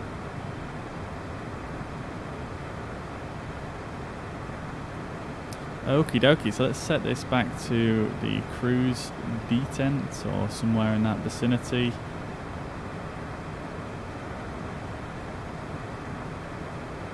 I don't want it to go overspeed crazy when I'm not in the room.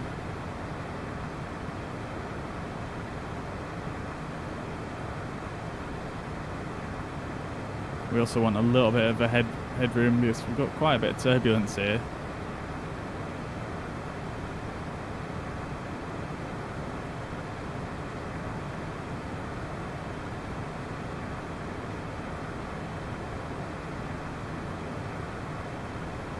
Alright, cool. I'm going to just go for a quick stretch and a break then, and I'll be back momentarily.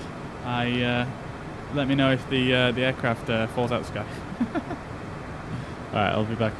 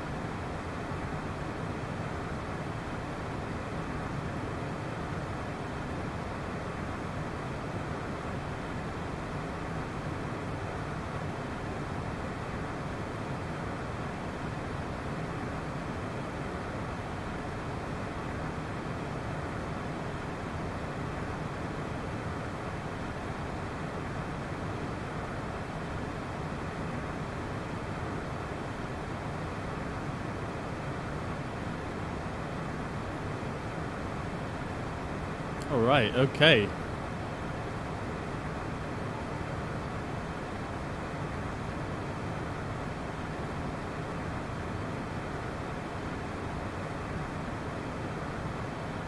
I am back.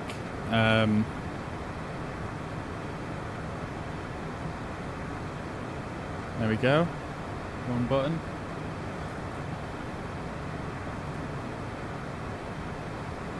Alright, cool. How are we all doing then? Hope we're all enjoying the flight. I'm gonna recline a little bit here.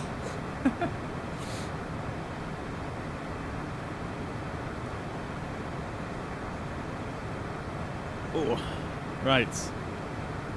What's the ETA? The ETA is in about an hour, just over an hour actually. It's quite a long leg this. I actually thought it might for some reason I thought it would be shorter than this, but it's a pretty long one. So here we are approaching where are we in the world?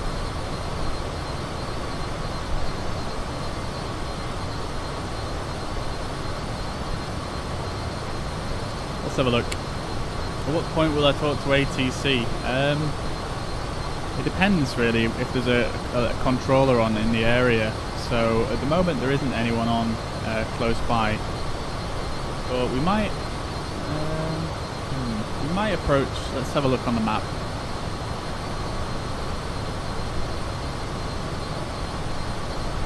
So this is the VATSIM network that we're on currently, and we are flying currently up this coastline. So this is probably us.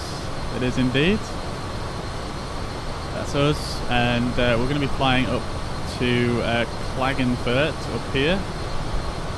So at the moment there's no controllers on anywhere along our route, so we won't really be speaking to anybody as it stands.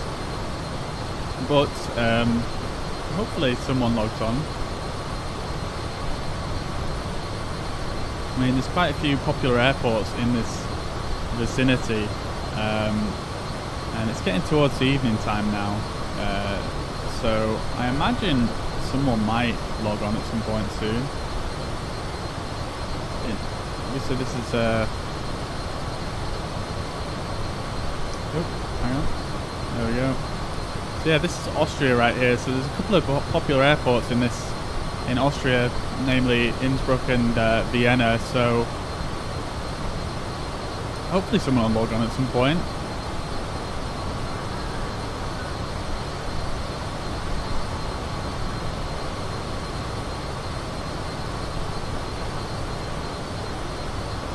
So the people that just do ATC in the game, pretty much, yeah. I mean, you can see all these circles here and all these like labels there indicating controllers who are online. So at the moment at Manchester Airport in the UK, we've got a ground controller, a tower controller, and a approach controller. These white lines are center controllers, which cover a much larger area. And yeah, so basically how VATSIM works is it's not specific to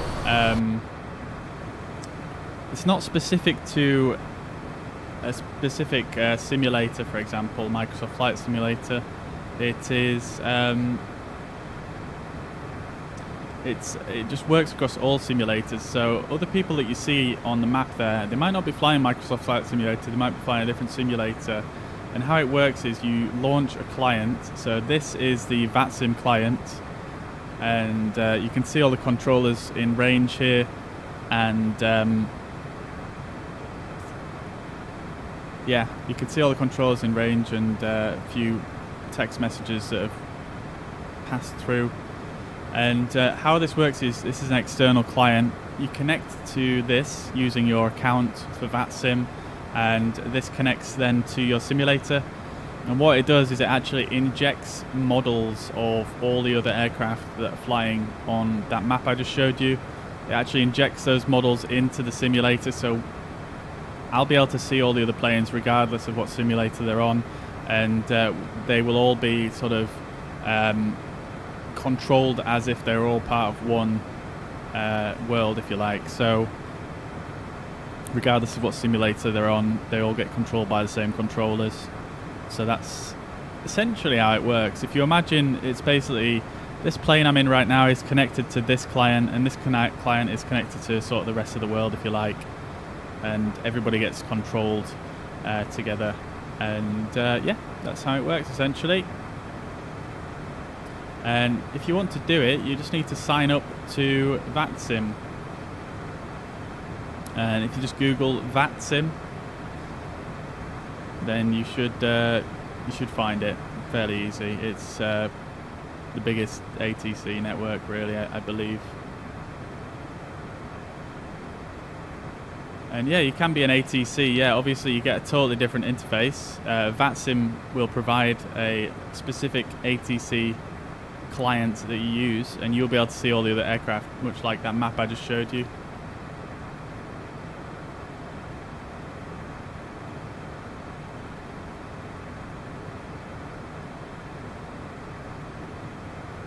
So at the moment, where are we? We are...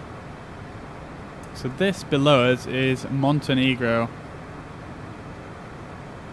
Now we're basically just going to follow the coastline all the way up through Montenegro, and then the next coastline we'll hit is Croatia's coastline, going all the way up through Slovenia and then down into Austria.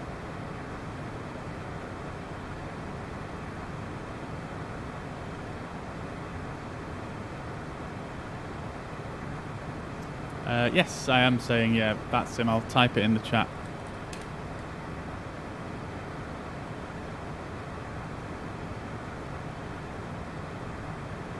Yeah, it's a lot of fun. It's a lot of fun.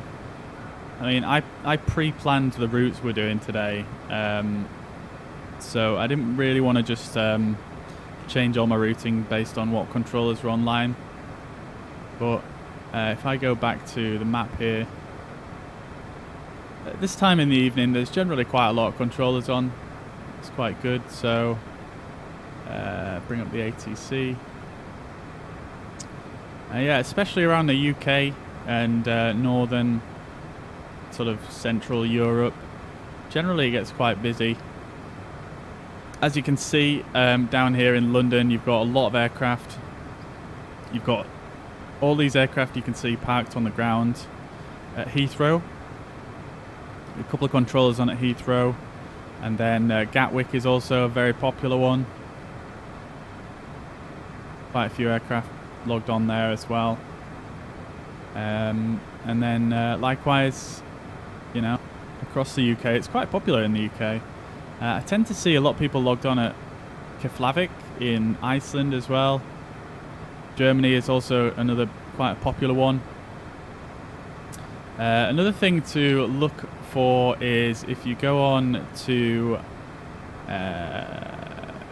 if you just Google VATSIM events, they have events more or less every day where a certain sector will, you know, promise to be online at that time. So, for example, today you've got from 4 o'clock to 8 o'clock, you've got Tahini Thursday, which is between Doha and Dubai.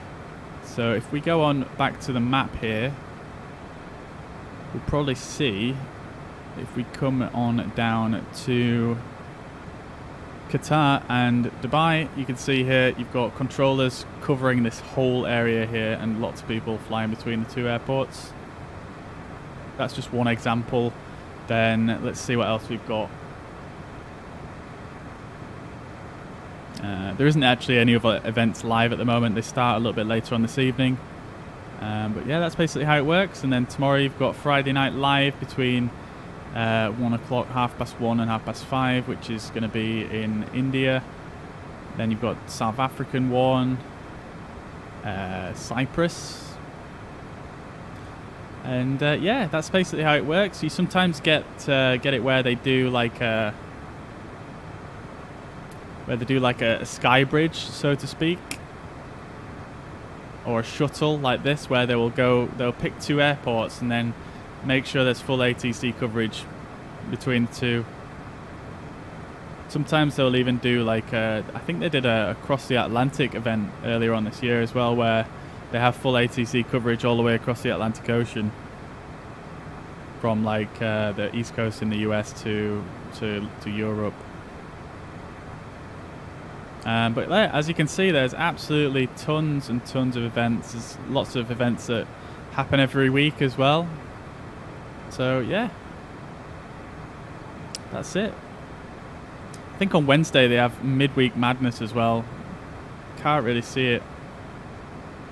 I think it might be one day in each month they have this thing called Midweek Madness that is centered around Gatwick in the UK. And that's, I think, probably the busiest event they do, I think, from what I've heard. And it just gets crazy. It just gets crazy busy. So I want to do that at some point.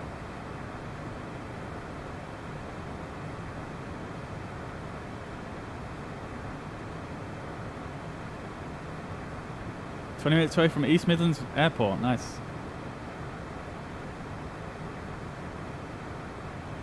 Bruno says, "I'm going to head out to the post office. Got to mail out some flight controllers." Alright, dude, cool. Well, thanks for dropping by and modding. Appreciate that. And I'll catch you again in the next one. Take it easy, man. Have a good day. Do I have any ATC videos? Let's see. When was the last one I actually had a lot of ATC on? It's been a bit patchy recently on the flights I've done.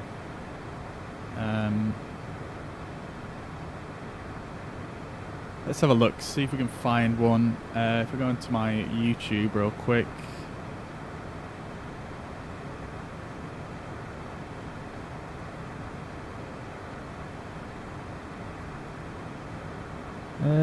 Whereabouts did we have a lot of ATC?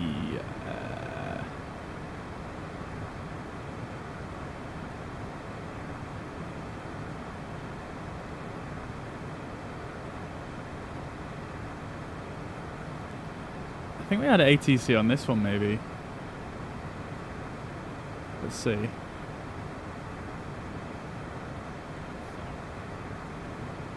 Balls.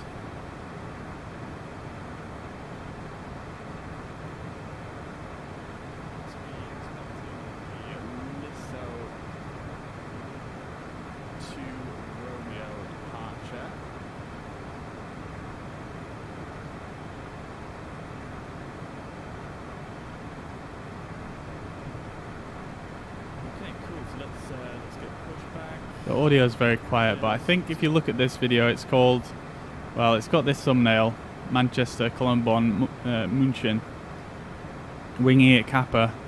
I think that one has ATC on it. I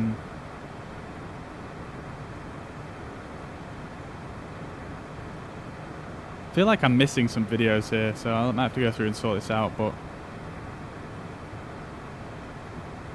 pretty sure that one has ATC on it, at least for some of the way.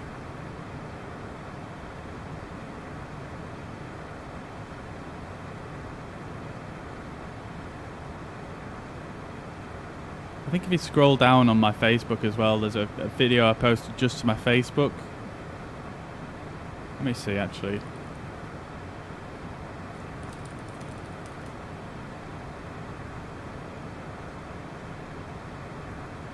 Scroll down on here. In fact, if we just go probably videos.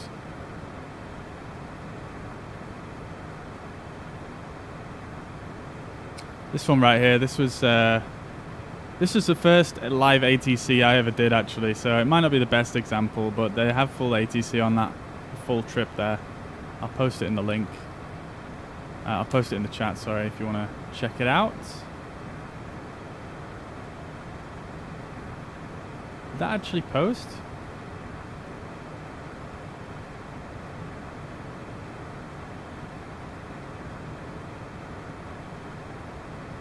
Oh, I'm just being logged out of Restream. That's fantastic. Okay.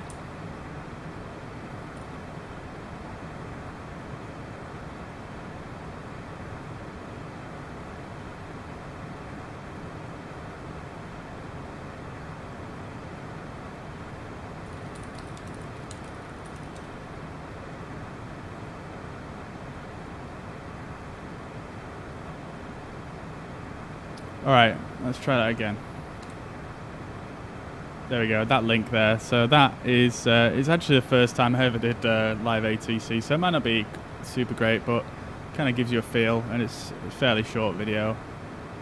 There's no commentary though, it's just me kind of doing it on my own. I didn't live stream it or anything, so...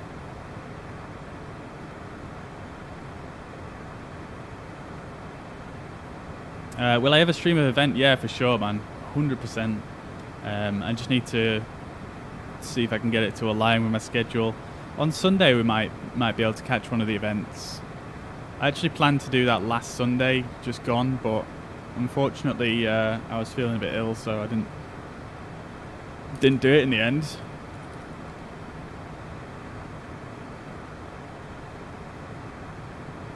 Let's have a look outside. It looks like we're kind of like surfing on the clouds here.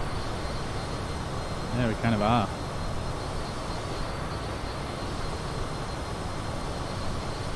Some super high level clouds here.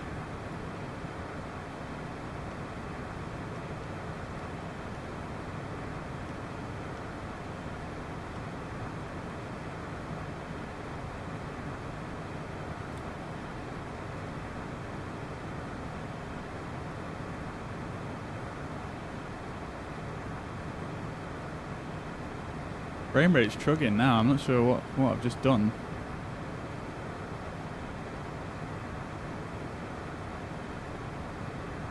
20 FPS, what's going on? What have I done?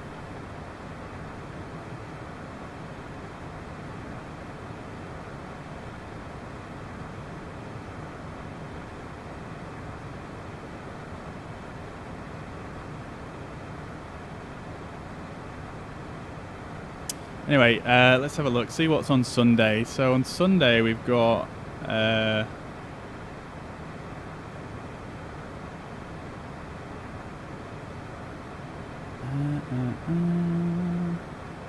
they're all in the evening, you see. I don't tend to stream that much in the evening.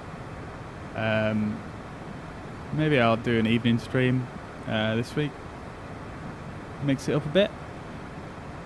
So they've got a Stockholm check online day.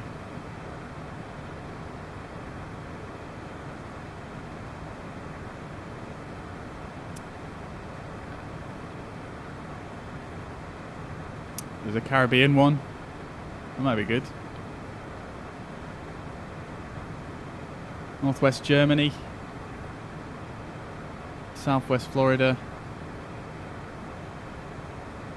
Yeah. I'll see. I mean, the Stockholm one sounds good. I like flying in Northern Europe. And I think there's a freeware scenery for Stockholm, which I can grab, so that'll be good. I've got a few sceneries in the Norway, Sweden area, so yeah, that might be cool. So yeah, I'll try and fix it so I can do an event on Sunday. Yeah, I'd really like to do some more ATC. It just hasn't really lined up recently.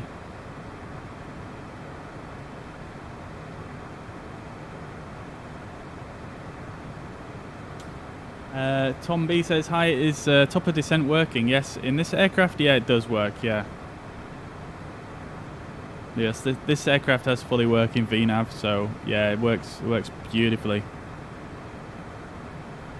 Did you not use something similar to VATSIM a few weeks back, and you said it was a bit more for a novice, I guess? What's that called? Yeah, I did, yeah, that's called iVal. I'll write that one in the chat as well. And that is, yeah, I mean, to be fair, I'm not really noticing that much of a difference between that and VATSIM. Really. I feel like some VATSIM controllers are maybe a little bit more experienced than iVal controllers, but that's probably the only difference, really. Everybody that I've spoke to seems pretty chill, pretty cool.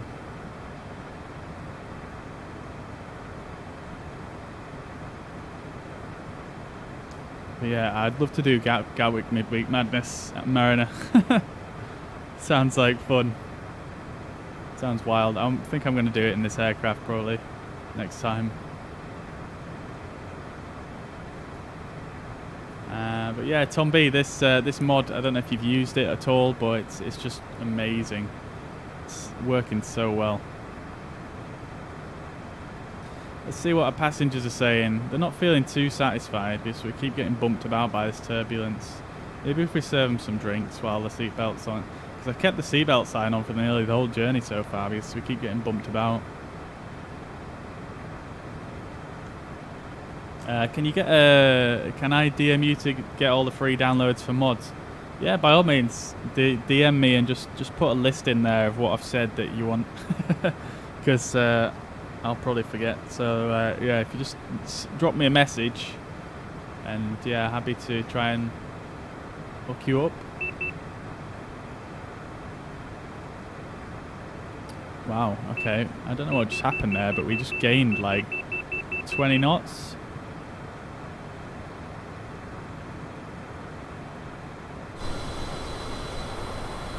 We just were flying like right on top of these clouds, I think.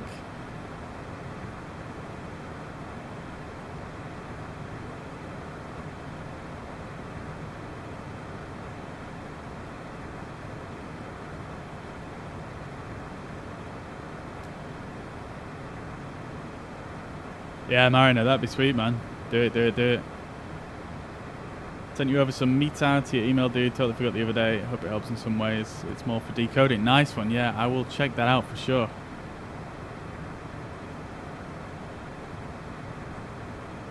Ah, you know what I've just realized? This is probably why our flight plan had such a crazy vertical profile, because of these winds and the turbulence. So maybe we should pay attention to our flight plan and descend a little bit. So whereabouts are we? We are inbound Tixer.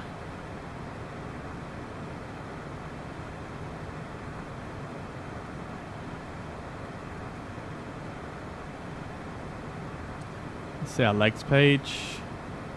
Inbound Tixer, Sipal, SPL.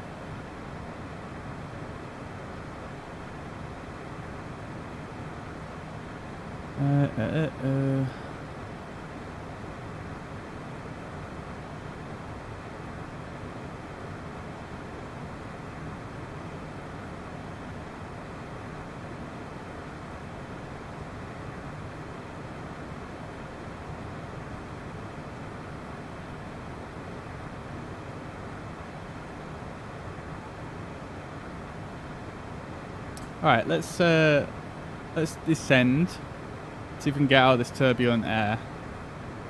So we'll go to flight level. Where are we?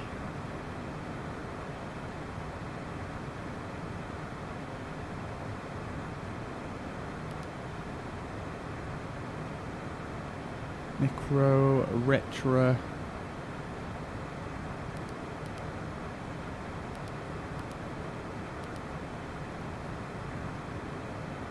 Okay, so we want to be at flight level 200, so let's just descend on down.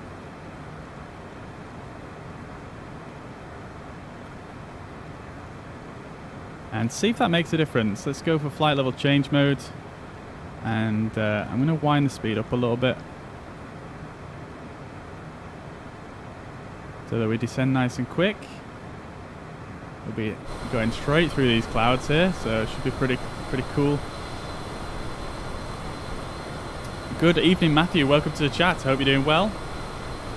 Good to see you. Good to see you.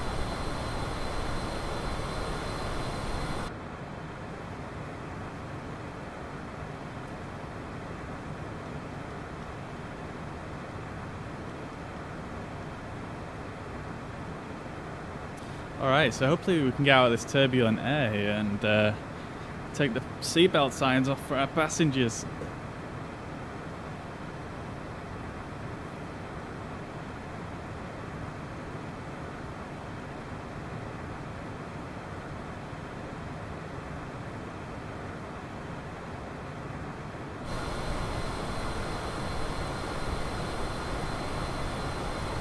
There's another player up there. You could just about see him. See the lights in the distance there. This is another player on VATSIM right here.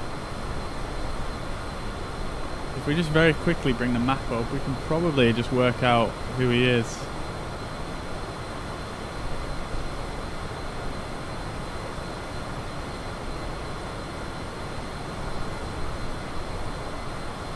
So where has he gone? He's off to our right, going to the right.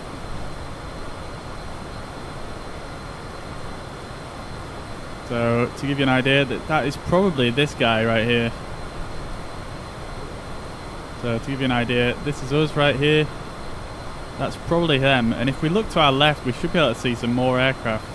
They're all coming in a line. They're all doing the same routing over to Russia.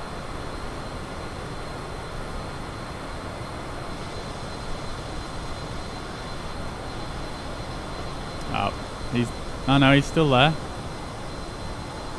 Can't quite see the other aircraft though. Oh, there we go. There's just a light there. You can just about make it out.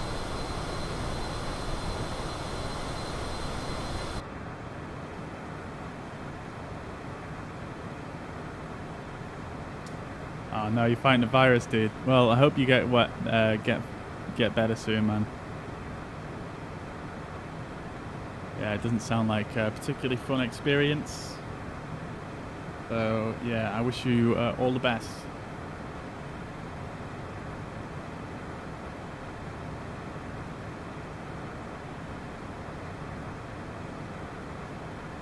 Leaf, I don't know if I missed your... Did I miss your stars? Oh, no, I didn't, no.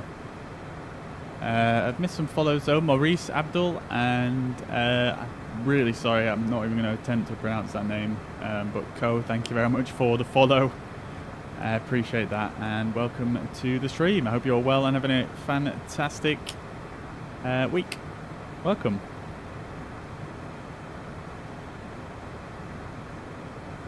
Needs more turbulent effects in this weather. You think so? I mean, I think it has been quite turbulent above those clouds there for a little while now.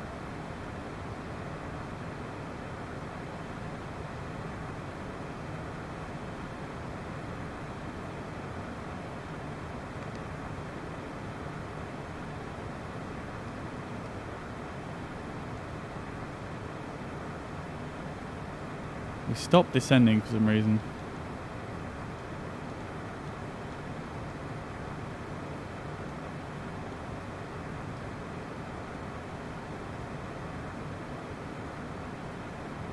Pull the throttles all the way out.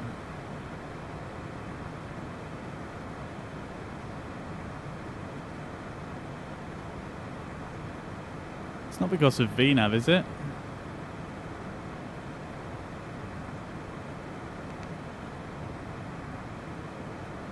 It was.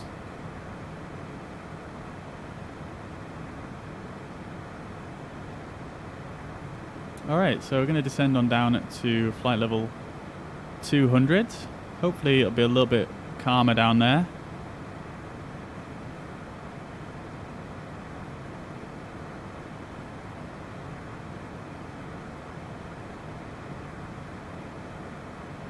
Pretty nasty headwind up at flight level 320, so we shall descend on down.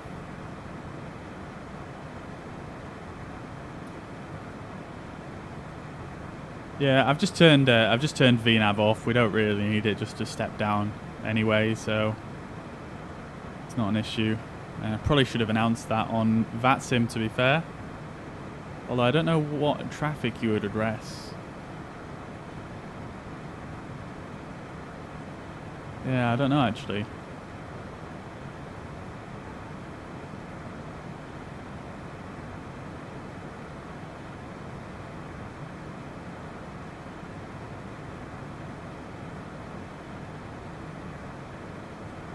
If you turn it on now, it should work.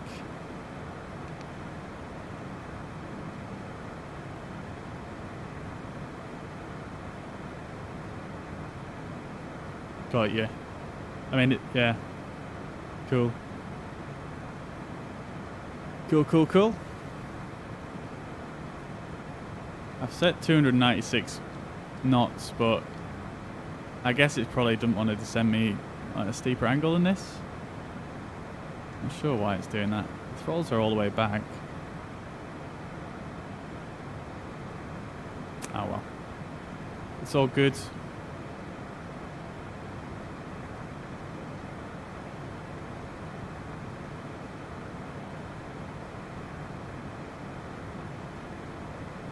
I'm a bit confused as to why my frame rate's gone so choppy.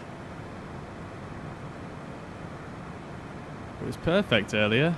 Like my CPU or GPU usage hasn't increased. It's just freaking not doing well. Oh, we need to put anti-ice on, don't we?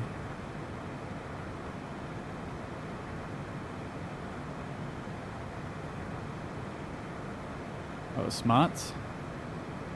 Completely forgot about that one.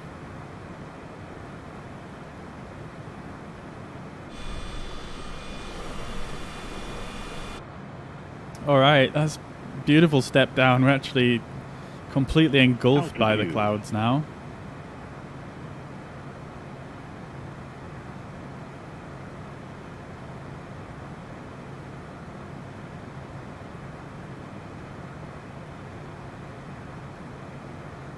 For someone who's terrified of flying, I'm hooked to your streams. No way, you're terrified of flying.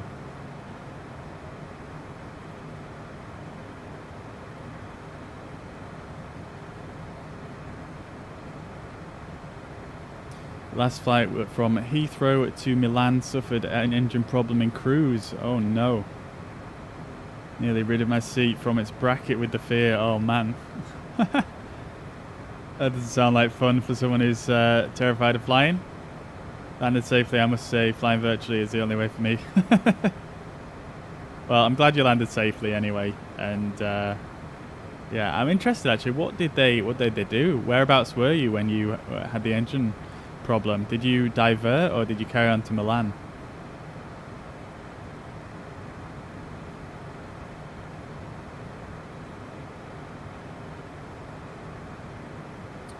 Alright, I'm just going to pull the throttles back again just to get it to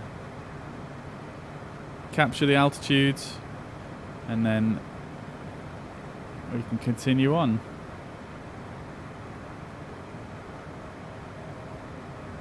It doesn't seem to want to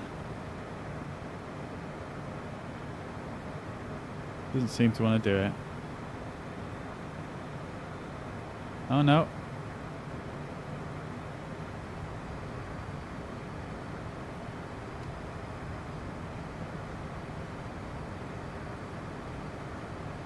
There we go. That'll do.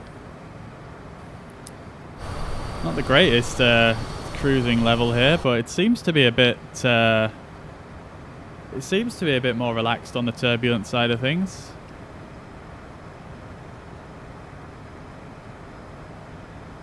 I mean, we're still getting bumped a little bit, but the wind is less of a headwind, which is always nice. Let's take the seatbelt signs off temporarily. See what happens.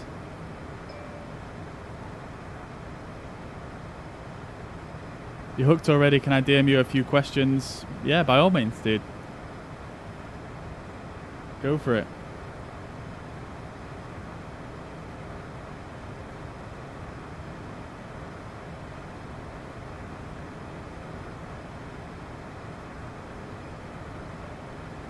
Tell you what we can do for the rest of our step climbs is we can set them as altitude constraints. So if we go for flight level 120 at pull, then the next one is going to be 290 RCH. I already did that one. So yeah, fine.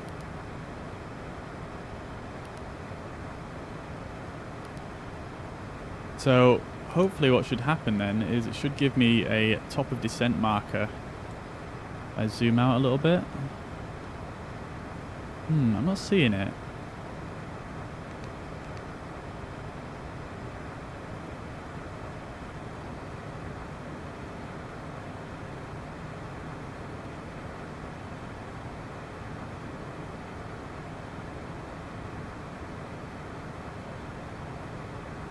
I'm also a little bit confused as to why it's not gone on to this armed alt mode.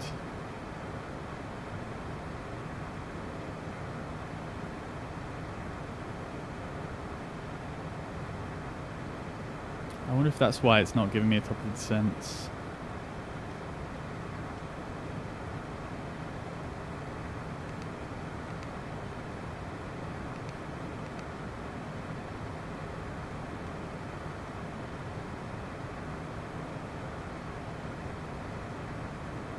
It's because I've set the altitude.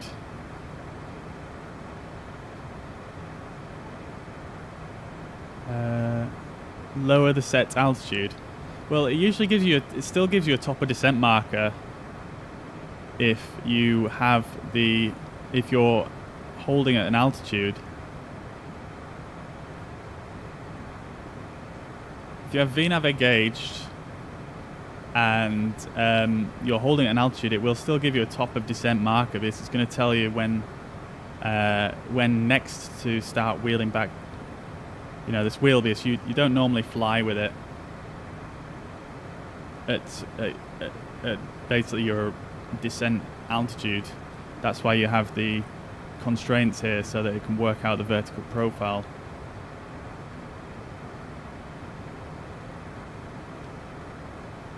Alright, let's lower it and see what happens.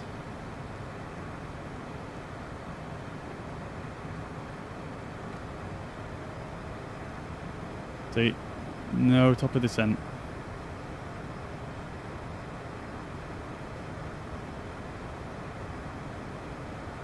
It's because it's not, I think it's because it's not capturing this altitude. It's still on flight level change. Altitude.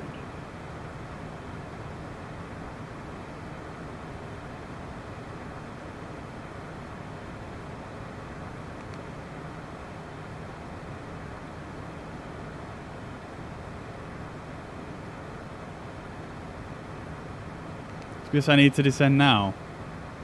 We're still way off, so it's definitely not that.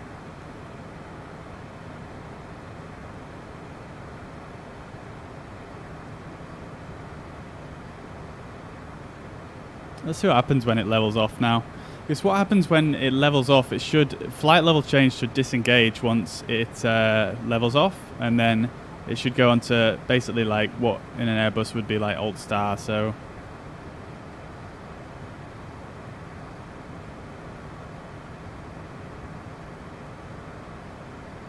We'll see what happens when it levels off again.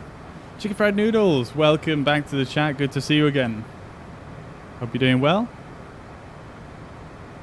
Welcome, welcome.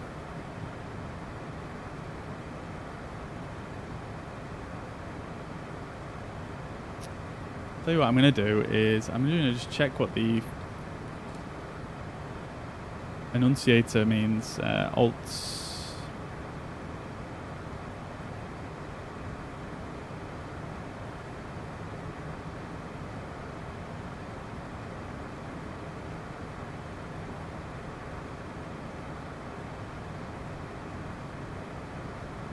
I wonder if it's because it's not meeting this speed. Let's just wind the speed down.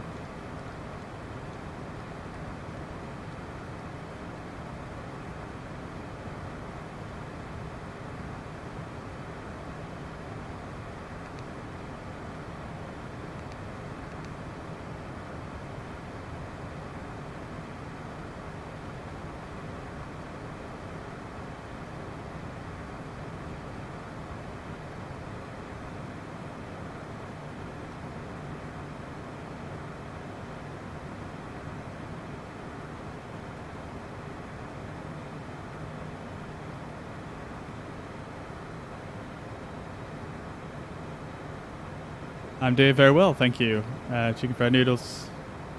Thank you for asking. Appreciate that.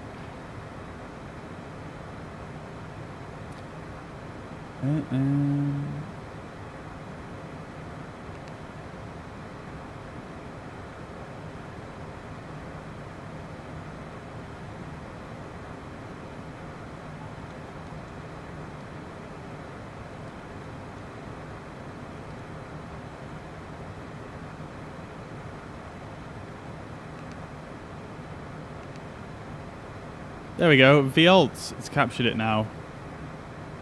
Okay, cool. So I have no idea what I did there, but it seems to be working. Let's just zoom out again.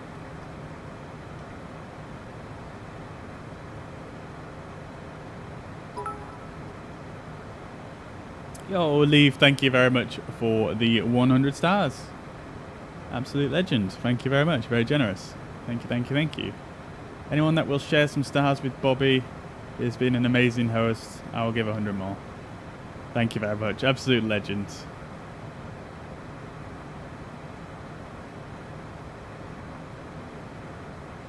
Thank you very much, dude.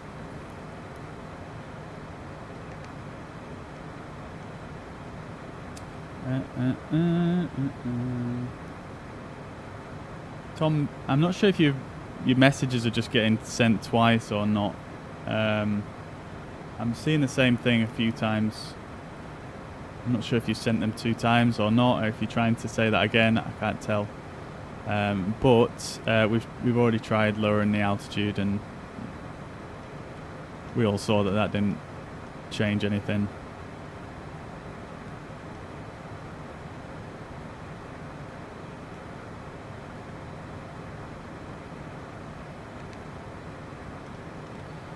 Alright, so I am a little bit mystified as to why it's not showing me a top of descent, because we have got a lower altitude constraint here, unless I put it in the wrong format. Maybe I've done that, I don't know.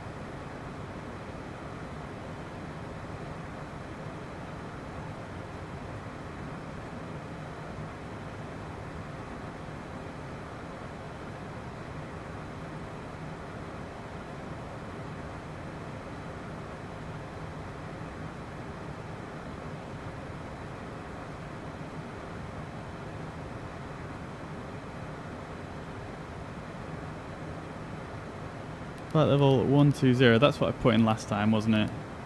And it just changed it to 12,000. Okay.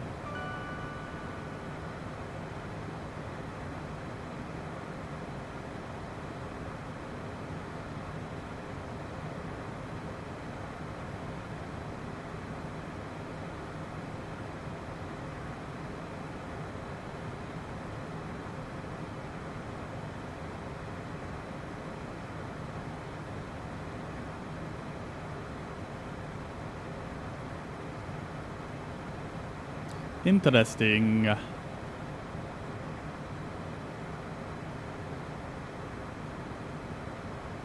Maybe I'm too far away from the top of descent? I don't know. We'll see when we get a bit closer to pull. It should pop up if it's working correctly.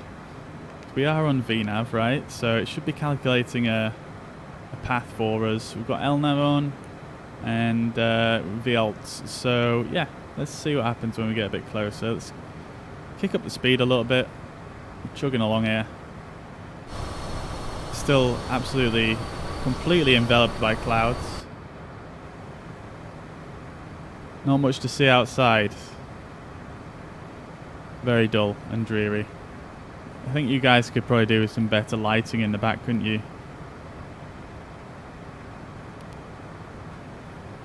Let's go over here and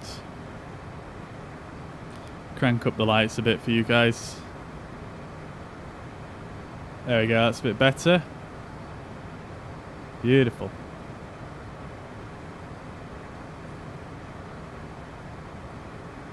Could probably do with a bit more lighting in the front here as well.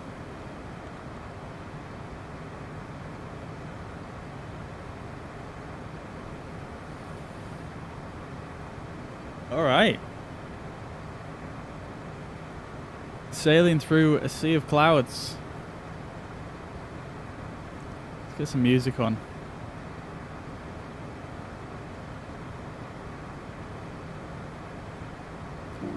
Passengers' satisfaction is increasing.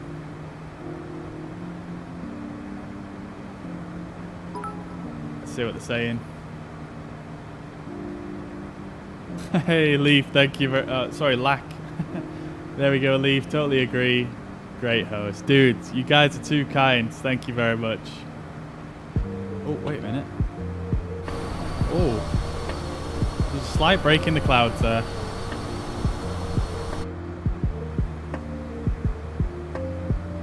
Yeah, you guys, absolute gents. Thank you very much. So kind, so generous. Appreciate the stars and the very kind words there. Thank you very much.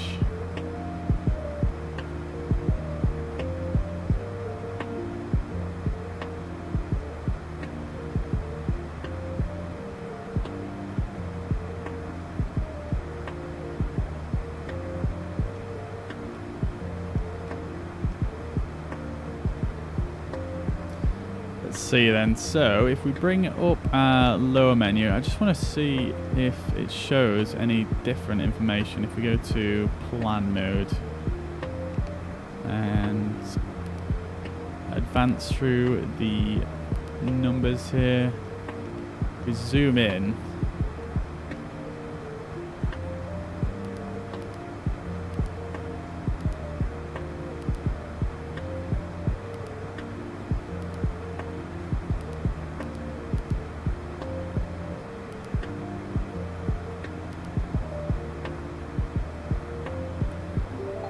Yeah, I'm still not seeing a top of descent marker, but oh, I tell you what, is it to do with oh, here we are. Yo, Leaf, thank you very much for sharing the stream.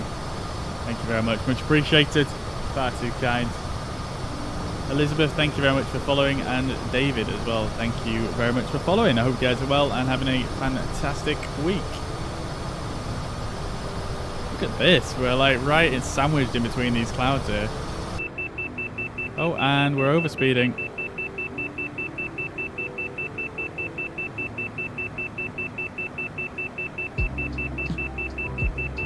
That's my fault for getting distracted with the clouds.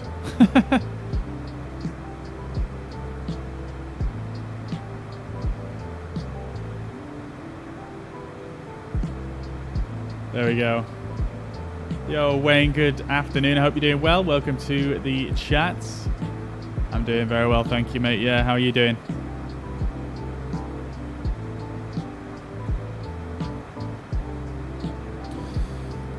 Alright, let's quickly go lower menu and back to the pause view. Jump on down here, and I think if we go to VNav setup and then we change the transition level, actually that doesn't work yet, does it? So we can't change that. We can't change that either, so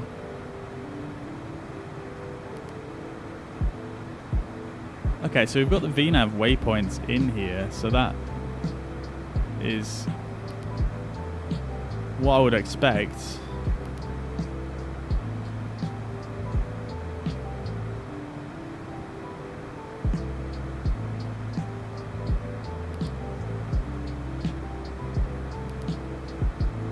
Alright, so I'm going to monitor this. It says top of descent 0 miles. I mean, to be fair, the page looked like this on our last flight, so I'm not sure if this is actually working or not. Have I run out of fuel today? No, we haven't run out of fuel today, no, thankfully. Let's actually see how we're doing on fuel. Plenty of fuel left, 2 hours and 14 left. About half an hour to our destination. So, yeah, I don't think we're going to run out of fuel. We're going to be doing alright, I think.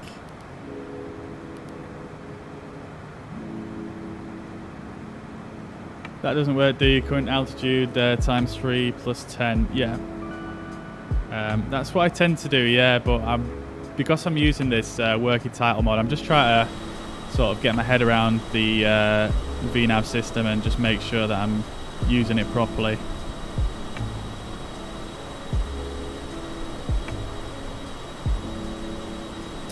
Well, look at this.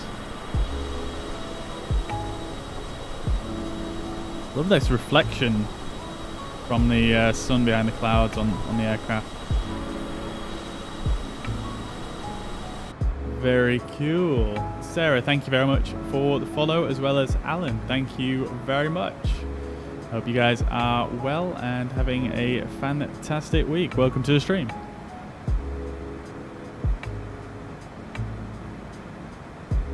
The clouds are something else, yeah. You could say that again. Absolutely insane.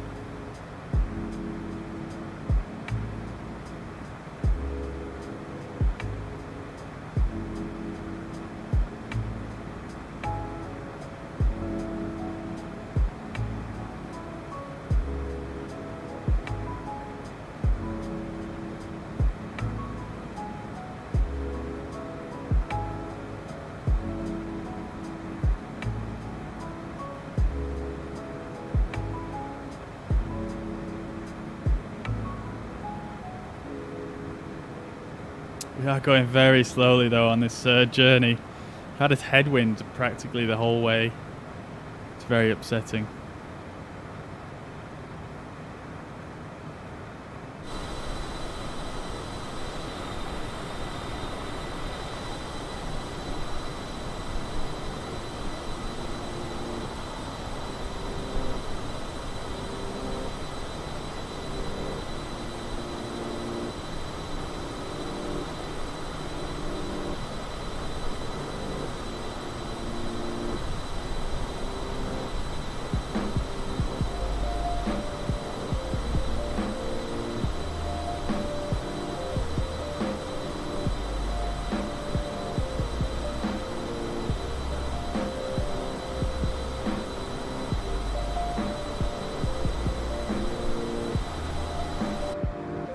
Alright, so let's see if we can work out where we should expect to intercept the VNAV path.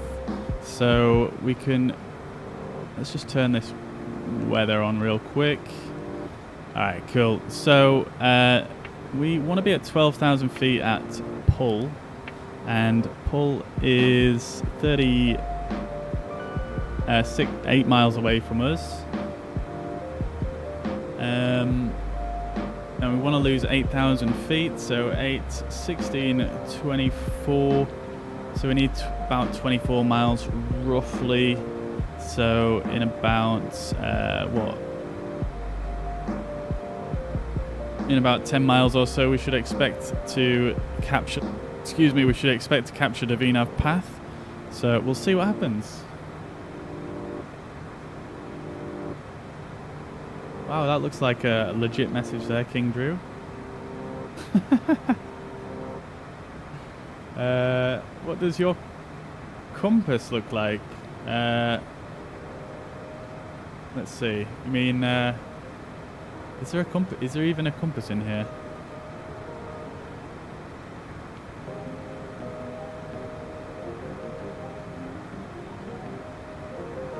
I don't think there is a compass in this aircraft. Obviously, you can see the compass on here. Like this. Are you using a joystick and a throttle? Yes, I am indeed, yeah. Yeah, we usually bring this on for this hand camera on for the descents. But it's not much point in having it on now because I'm not really using it.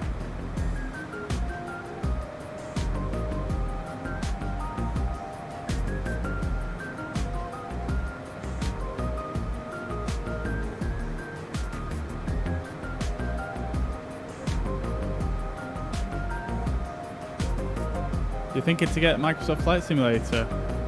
I highly recommend it, dude. You're a complete noob. Which one do you have as I'm looking to get? I have a Thrustmaster TCA quadrant and side stick.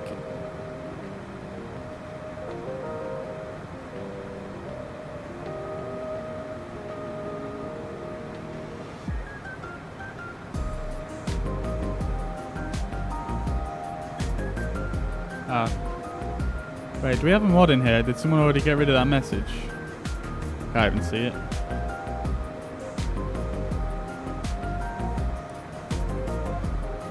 I'll write it in the chat what I have.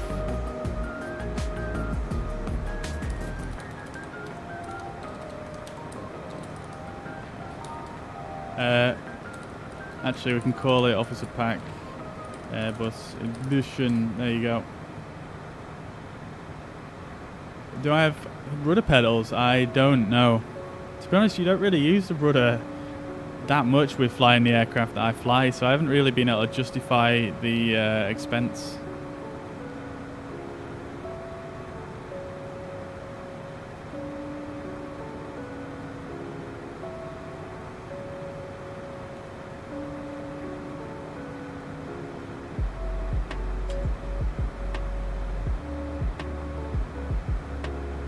Alright, so I feel like we should have had VNAV path come up here.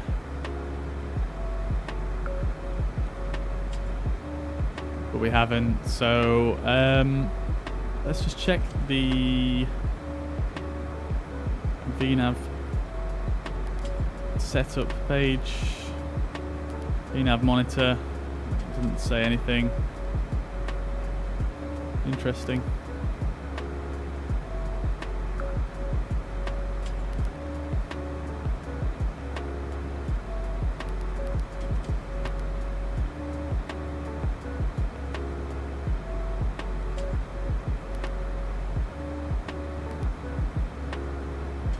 Interesting. Thank you very much, K20017. Lower your altitude pre-selector. Yeah, well, obviously that's what we would do, but VNAV path hasn't been armed and there's no sort of top of descent indication, so I mean, you can lower it, but it's not actually using VNAV, I believe, to calculate the descent path, which is just what I was trying to work out, really.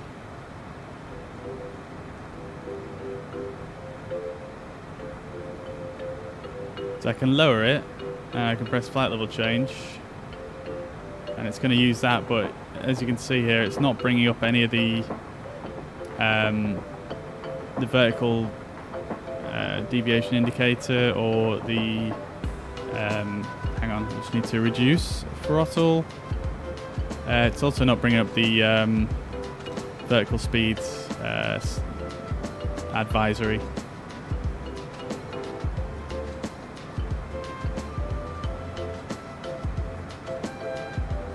It won't arm if you don't set the pre-selector lower. I'm pretty sure that. Hang on.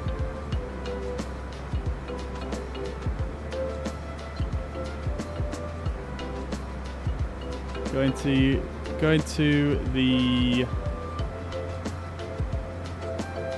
direct page and click the ISK of the LSK of the constraint you want. Okay. So if I go here.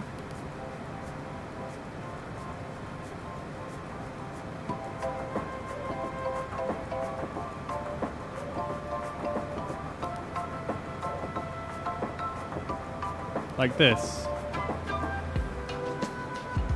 It's not actually it's supposed to say execute here, right?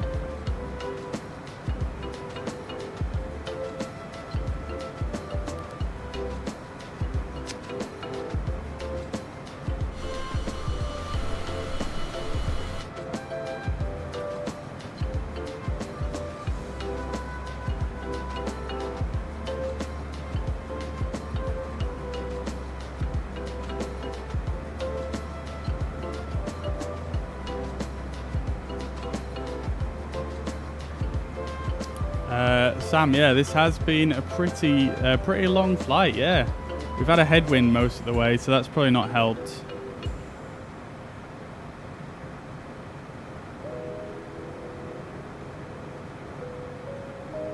Execute is not working on that yet, but it shouldn't give you a new path direct to that altitude. Okay, cool, got you.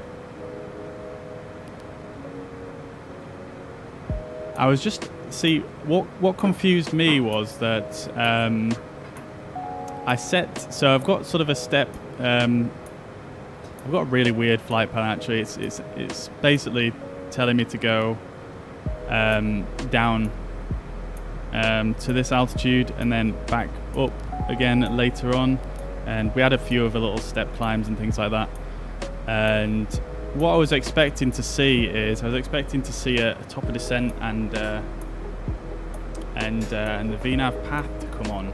Now I've only been using this really properly today, so I'm not like super clued up on it, but that's what I was expecting to see, but I don't know, I might be totally off the mark there.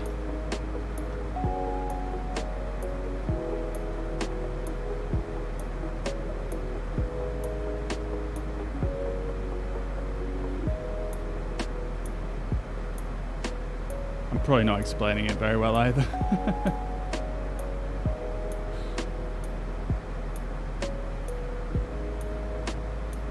Probably not.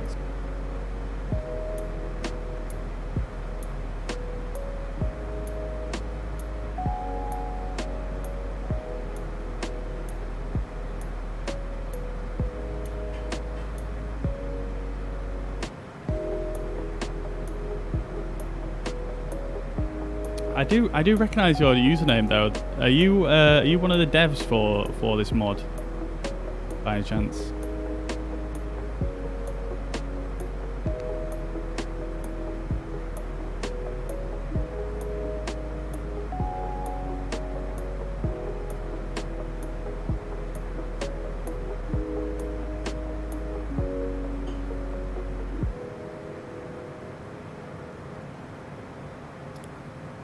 Like you're from Barrett. Oh, I knew that already, didn't I?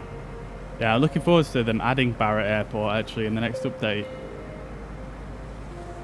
I'm looking forward to see what they do with it. It'd be really cool if they had like tides and whatnot.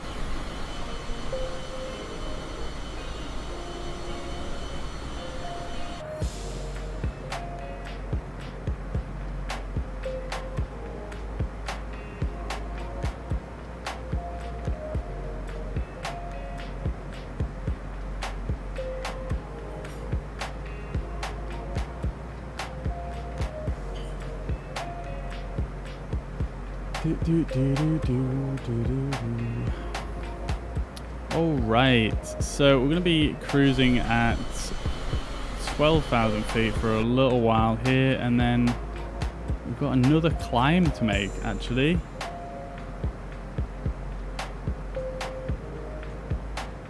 Oh, we've got a lateral deviation indicator. I've not seen that before.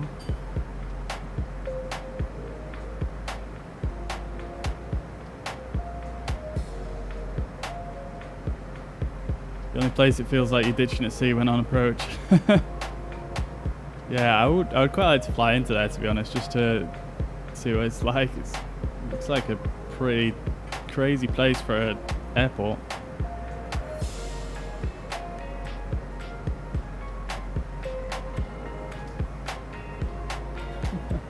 He said I'm messing with the food.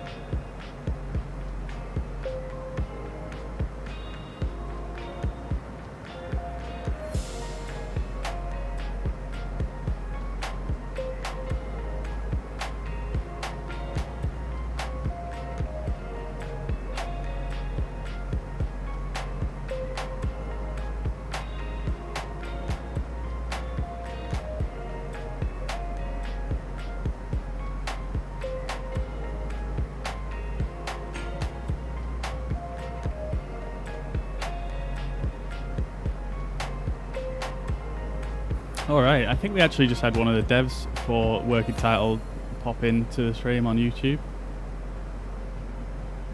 Giving me some tips. But I think they've disappeared now, so I can't ask them any more questions, unfortunately.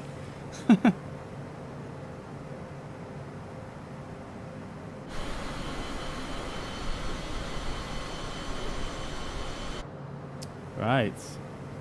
How far have we got to go now? 120 miles to go still. Oh, I'm losing all my airspeed.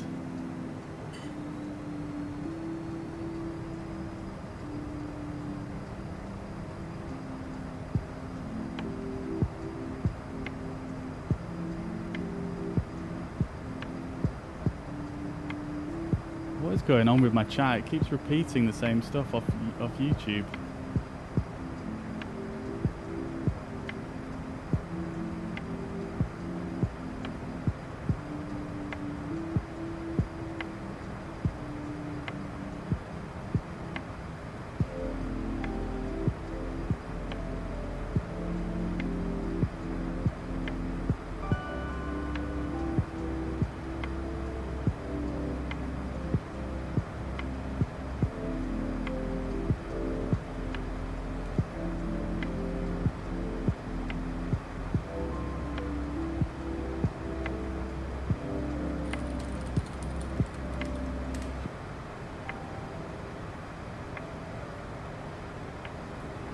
All right, Jason, thank you very much for the follow.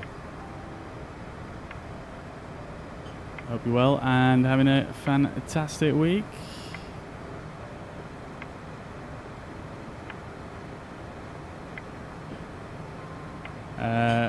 Let's see.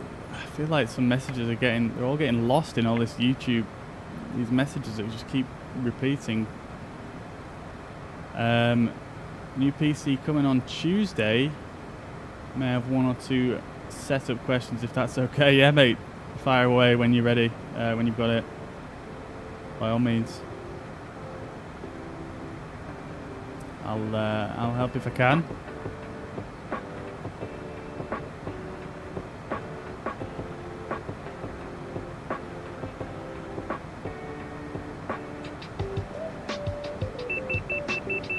Oh God.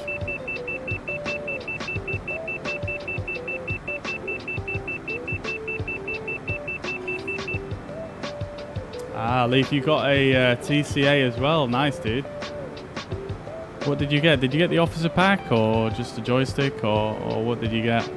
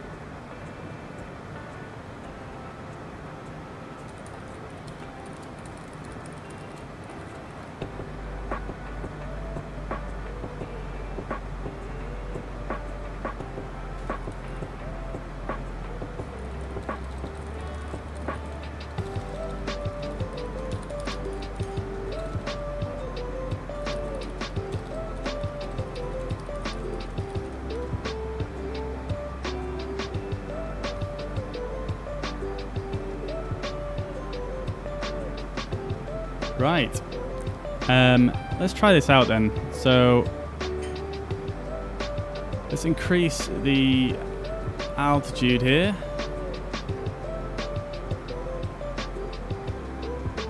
Yes, we have another rather strange step climb at the end.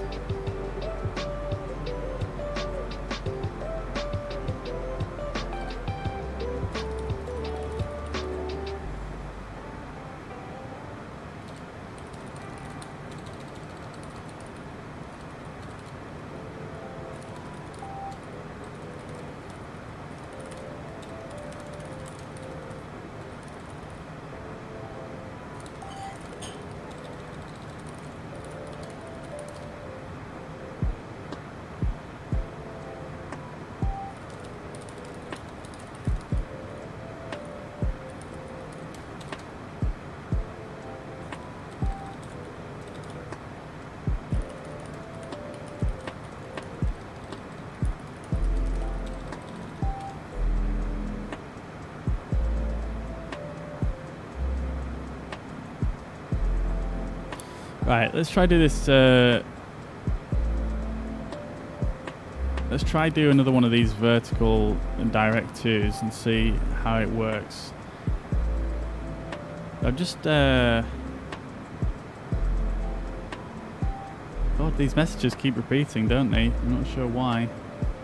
Let me see if I can refresh the chat maybe, see if that works.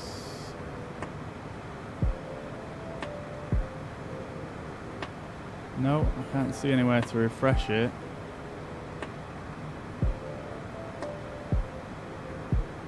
frame rate is dying. I have no idea why either.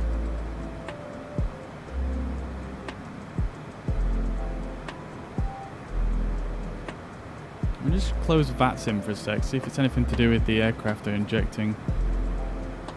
No, it's still terrible.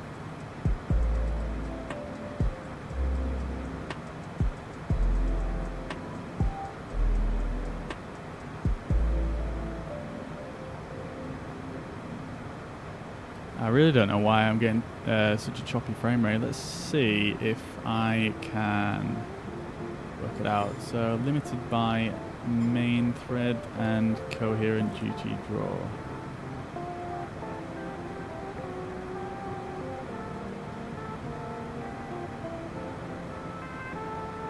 Loads of GPU RAM left, loads of normal RAM left. I'm not sure why it's doing that. I think maybe the sim needs a restart or something after this leg.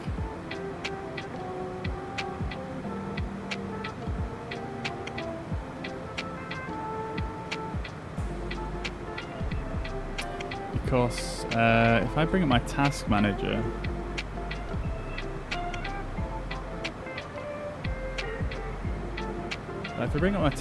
like my usage is not even anything crazy.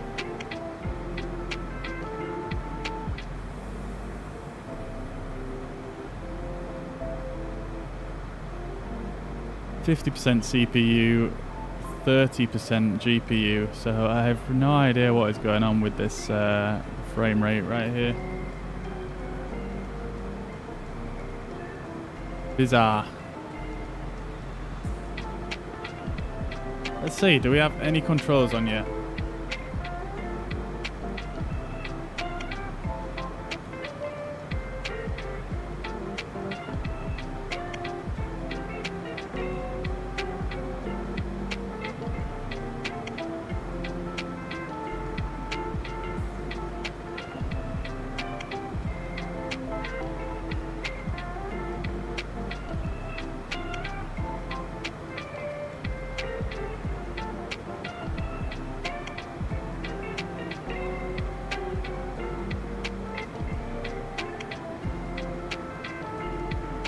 No, not yet. We've got, I mean, we have some controllers on in Austria, but not where we're going, unfortunately.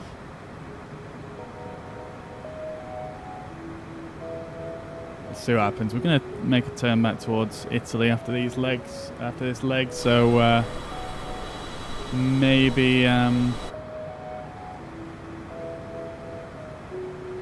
someone will log on in Italy.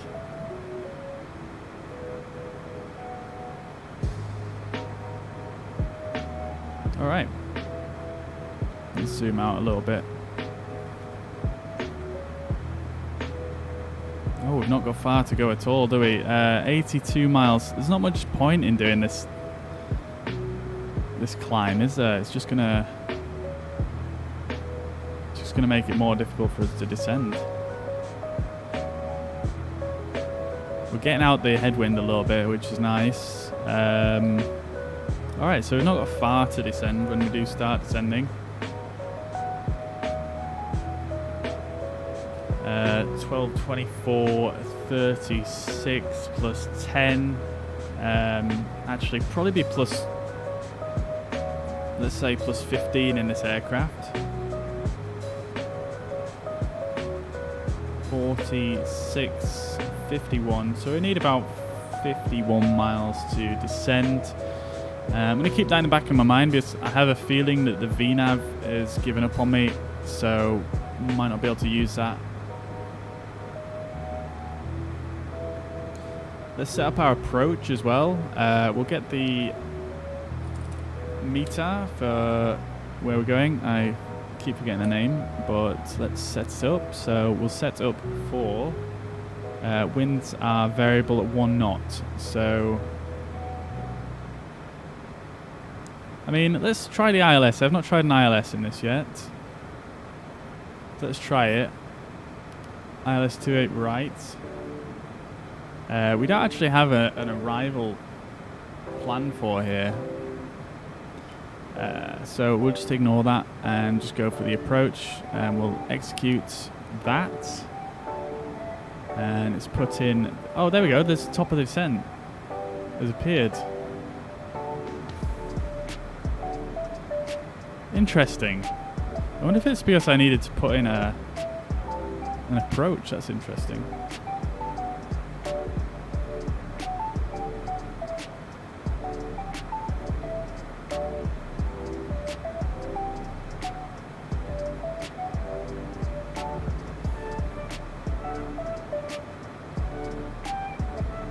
Alright, fair enough.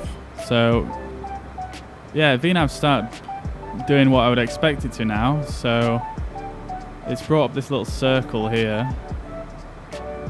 which indicates what my vertical speed needs to be to descend, to keep the vertical profile. Guten Tag, Giba. Welcome to the chat. Hope you're doing well.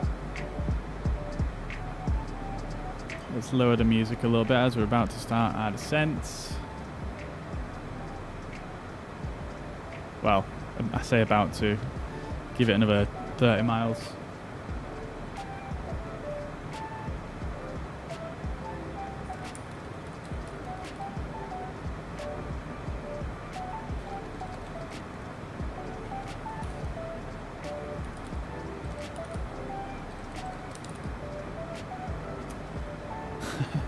I don't know how I can stop this thing from happening with the chat.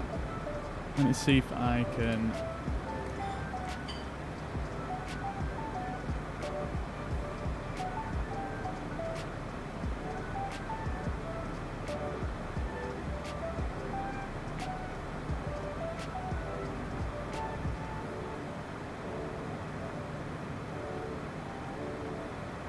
Okay, so the top of descent marker only appears no later than when the aircraft is within 20 nautical miles of the calculated top of descent for the current descent segment.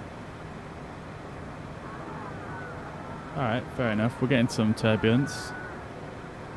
The passengers are not too happy. Excessive positive G-force. I don't think this self-loading cargo is cut out for using this aircraft, to be honest.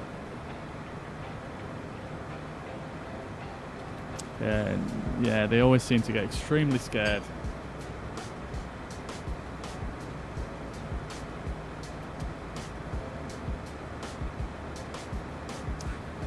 We'll be doing another quiz on Sunday. I don't know, dude. Depends on what flight we do, to be honest, and it depends on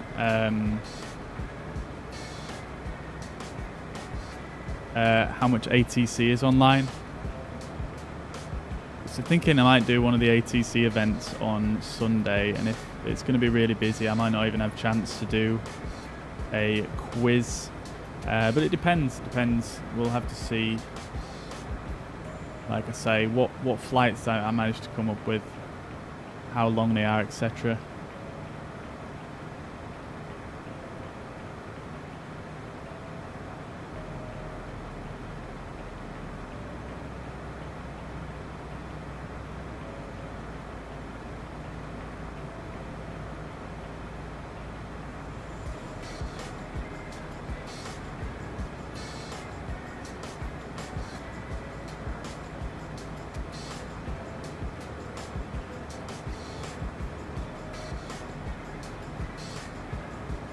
All right, so as you can see here, we have the missed approach dialed in as well. Holy crap, this is some turbulence right now.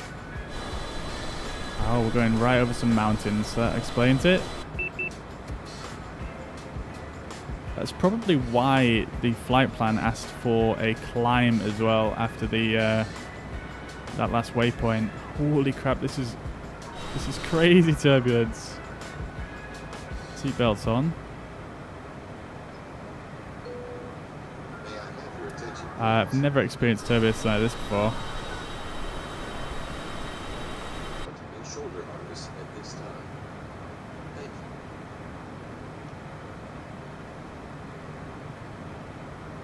Wow. That's a bit crazy. Tell you what I might do is let's see if climbing a little bit is going to help. I'm not sure if it will, but Altitude. let's go up maybe, I don't know, a few thousand feet.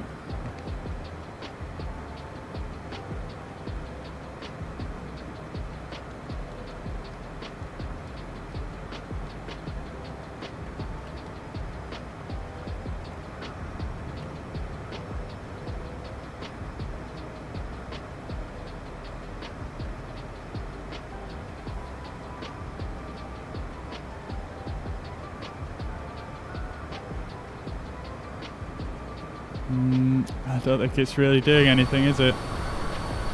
Also, on top of that, if we start descending at this... Oh my god. If we start descending now,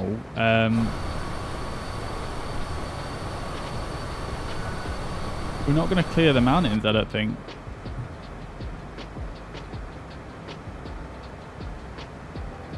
Let's level off at 14.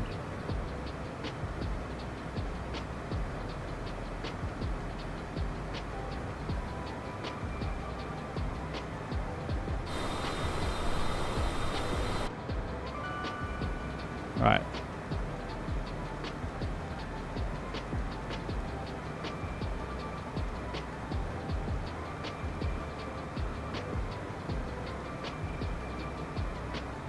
We don't need to clear those mountains in front of us, do we? I don't think. Is this is the airport down here? Or is it in the next valley? I can't decide. I should just turn on this, shouldn't I, really?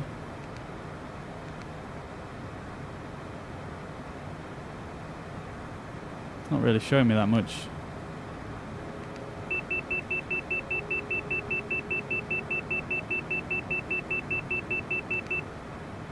Don't worry about that noise.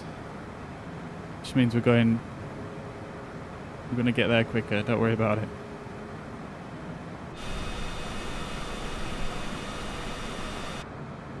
Alright, this is going to be interesting. I feel like we can't use this this VNAV path. I have a feeling we can't use it. Let me just check the arrival charts for this airport, because it might be that you have to use an RNAV arrival. Yeah, it looks like you do, actually.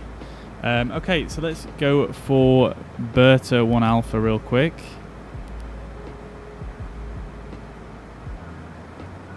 And we'll go to our legs and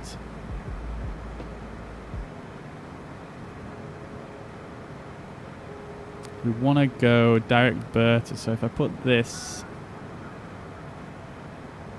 here,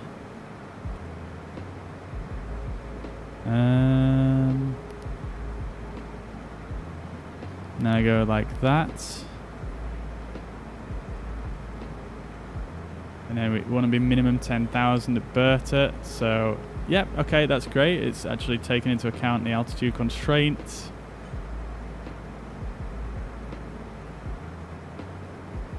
Alright, great stuff. That's not too bad, actually. We'll set our throttle a little bit higher.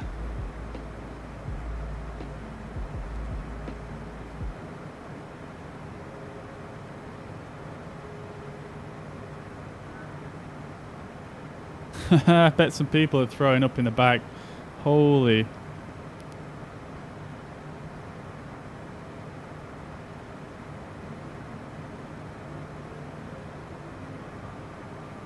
Check localizer tuning. Okay, let's just see.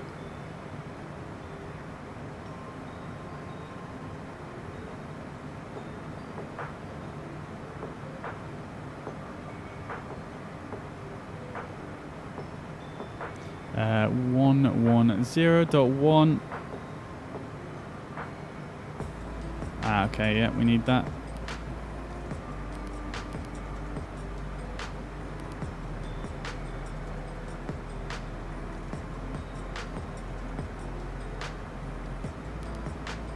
might have to type it all in. 110.1. The crowd are going wild in the back.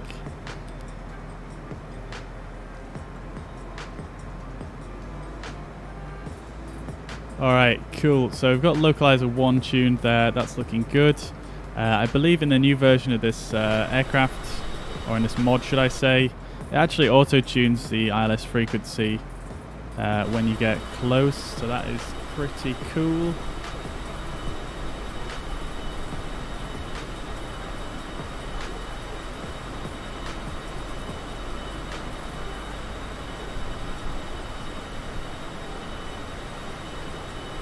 Simbrief is doing us dirty there, guys. Simbrief is absolutely screwing us over.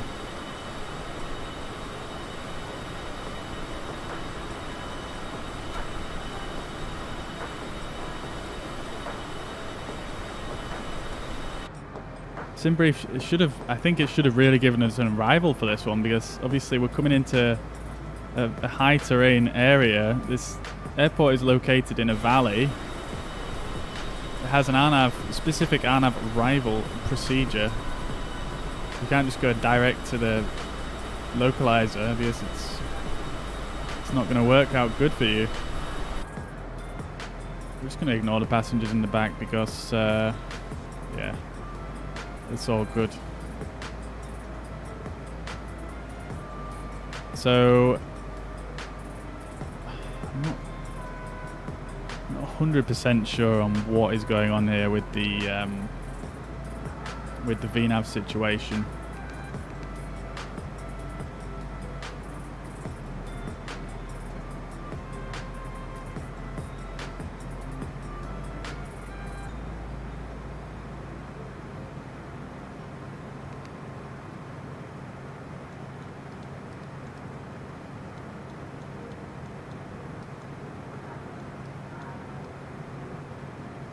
Let's put on our landing lights.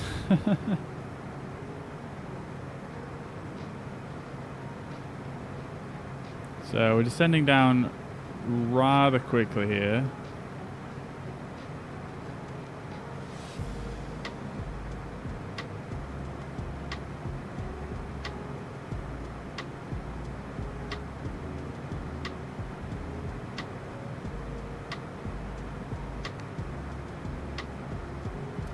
I think VNAV's given up on me, guys. I'm not quite sure what's happened, really. Anyway, this was always going to be an extremely steep descent. We want to be 5,200 feet at the next... In fact, there is a constraint already, isn't there? So hopefully it should pay attention to that.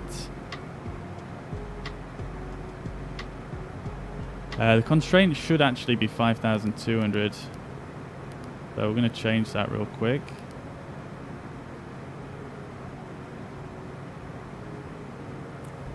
And then the next one, we should be coming onto the ILS of 4,000 feet. So we're probably going to have to do a missed approach here, guys.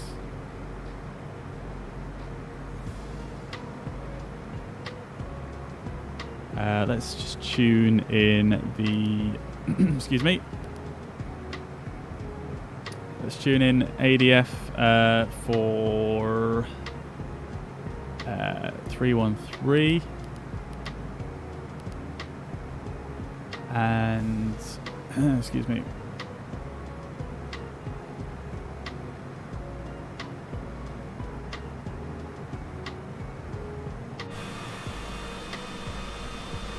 Wow, it looks pretty stunning down here though, doesn't it?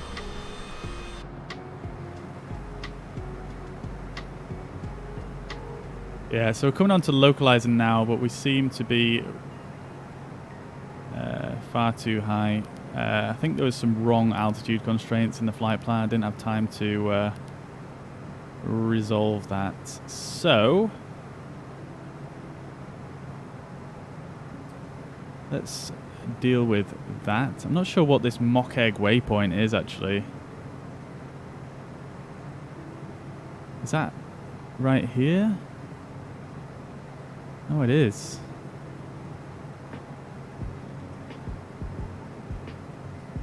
Interesting. Not sure. That's a bit strange. Can we clear that out? We can.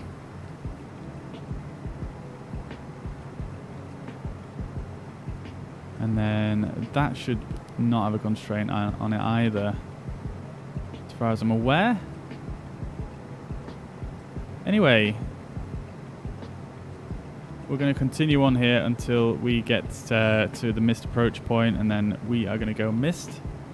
We have to climb on the heading of 283. Let's just get established on the localizer for now. Okay, so we're on the localizer.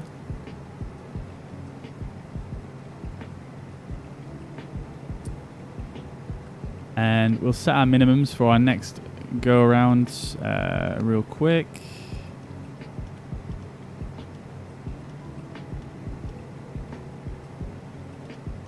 Minimums are quite high here, so they are 1,000.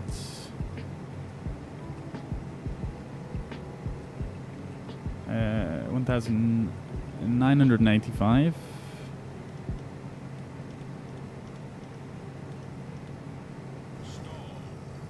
Oh shit. I completely forgot I had the power out. Why is nobody why is nobody alerting me of this? It's all good, it's all good. This thing is crazy powerful.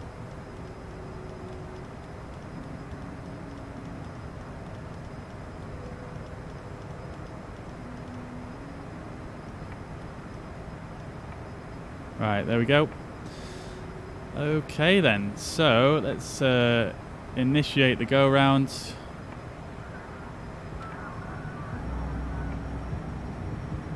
And we don't really need to climb that high, so we'll immediately balls. We need to go to, oh, we're still on FMS 1, aren't we?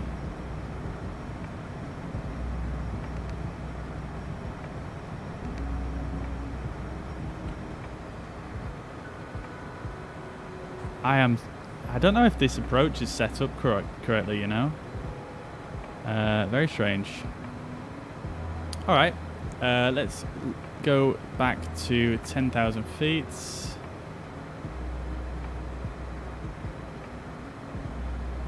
Flight level change.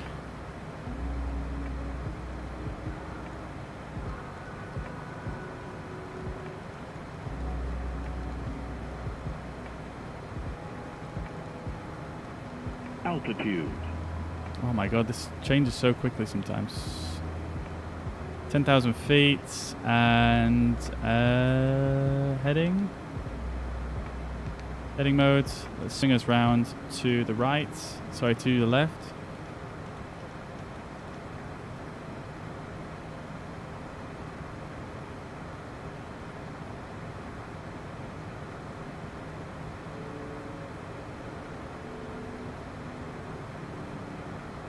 Oh, I see. The missed approach is actually correct. You're supposed to hold right over here, but you come out here and turn back around on yourself and then come in and hold. So it is correct. That's fine. We want to descend a bit though. We're way too high.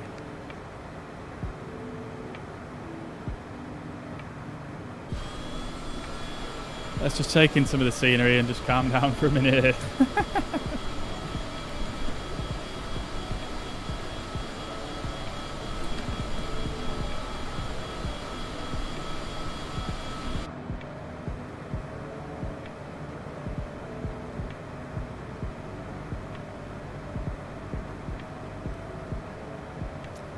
We should probably speak on VATSIM actually as well. Klagenfurt traffic, CJ4 Golf Zulu on approach for runway 28 right.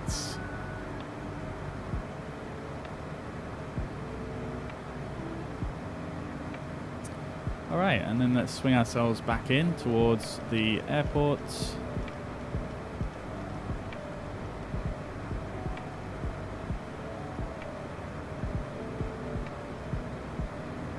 Not sure why the missed approach Altitude.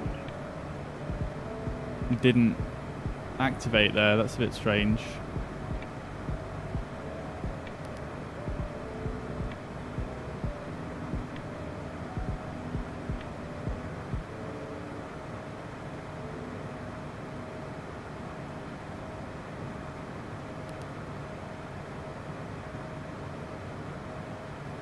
All right, let's. Yeah, the missed approach thing didn't activate, so we'll just vector ourselves round and just come onto the ILS manually with vectors.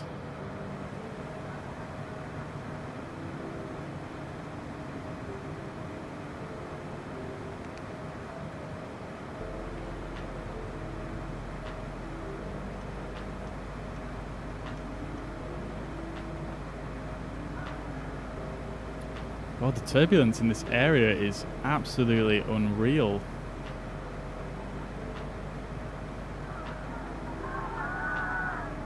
Can you hear him? It's crazy.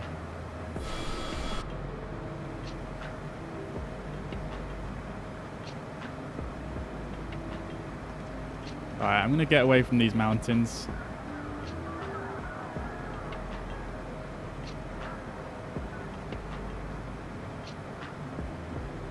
I'm not going to get a good score for this. I know it.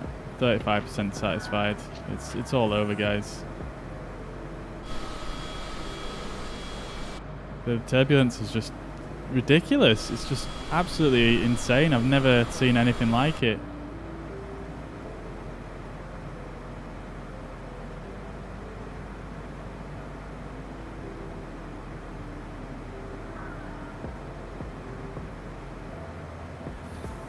Wow.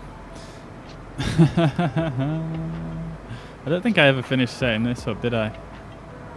Oh, I did. We can probably update it now, actually. It's changed. 1009. It's actually minus 40. Where did I get these details from? Oh, it's probably from the previous flight, right?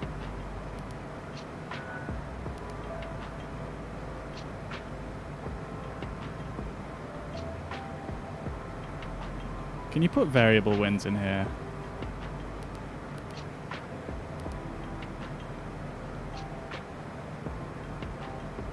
I mean, it's light winds. It's just the updrafts from the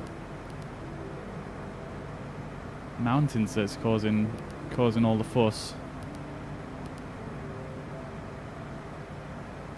Right, let's do it like that, and let's get a bit of a descent on.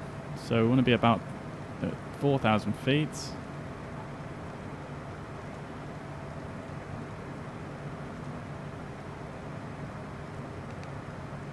It's hard to click the buttons when it's going like this. It's absolutely crazy.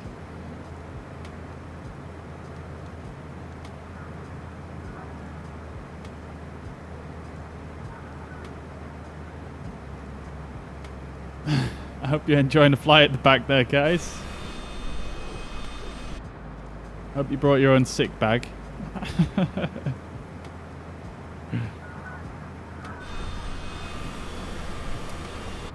We are going to be away from these mountains momentarily, though, so...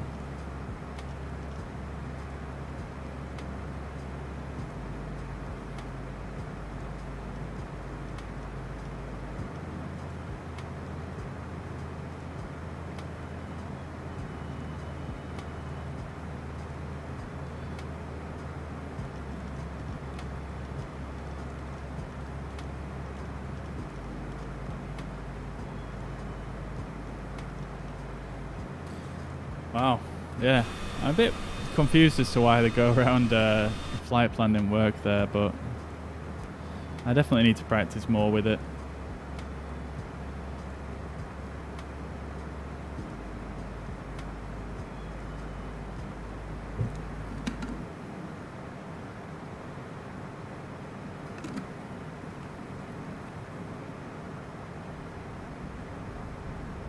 Alright, getting the speed brakes out. Let's get this descent on the go. Phil, good afternoon. Welcome to the chat.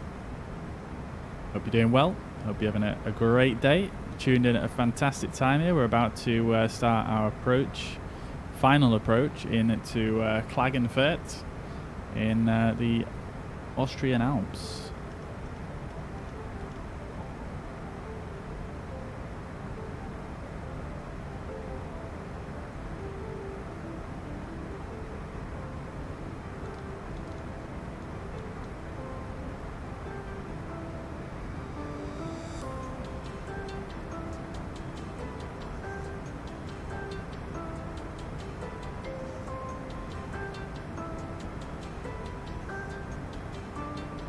Beautiful scenes. And have I just missed the localizer? No, well, I nearly did. Altitude. I nearly missed the localizer there.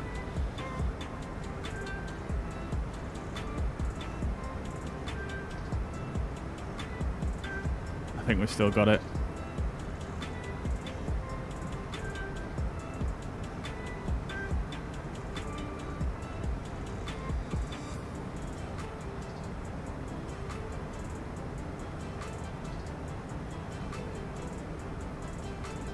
I believe they've added some custom sort of ILS I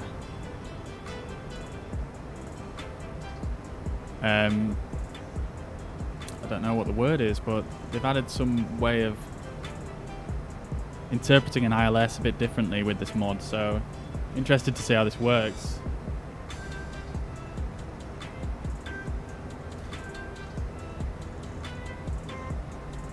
Okie dokie, so we level off at 4,000. We've captured the localizer. We're flying towards it currently. We're a bit slow. I'm going to speed us up a bit. I wasn't keeping my eye on the speed as per usual, but wow. This area is insane. So cool.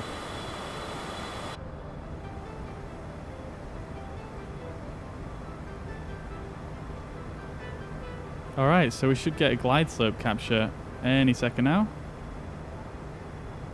No?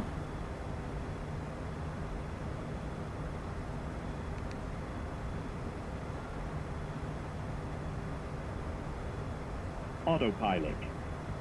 Alright. I'm going to fly this manually, guys, because this is getting a little bit ridiculous now. I'm not sure what's happened. I think something might have broken with the mod.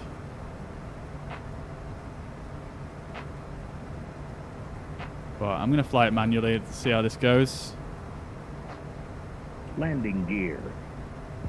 Landing gear. Oops, I didn't mean to go flaps 35 just then. I didn't think we had any flaps out. Alright, so we've got a slight headwind of 7 knots. Nothing too insane. A slight crosswind component to it as well, so I have to account for that a little bit.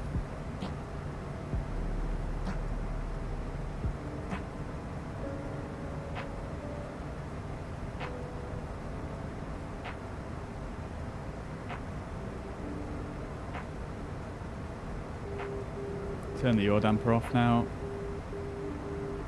Seat belts are indeed on.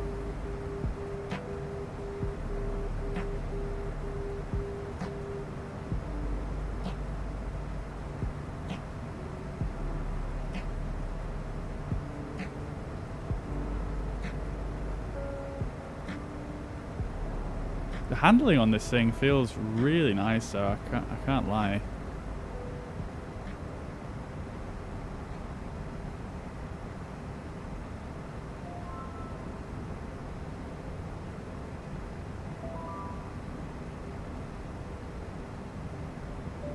Alright, so flaps 35, gear down.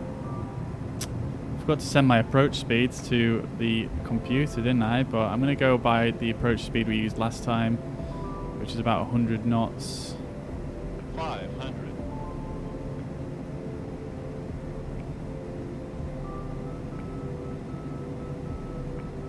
Sorry guys, forgot about the hand cam. We are a bit low now. I'm not sure why it just dropped out the sky when I put flaps 35 out. Minimums. We are still landing though.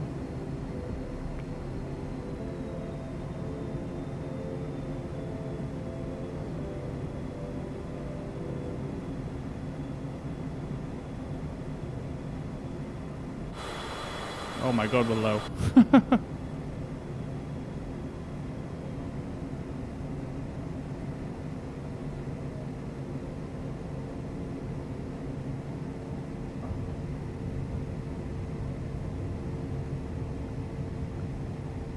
Woohoo! Still a pretty beautiful landing, I'm not gonna lie. That was smooth.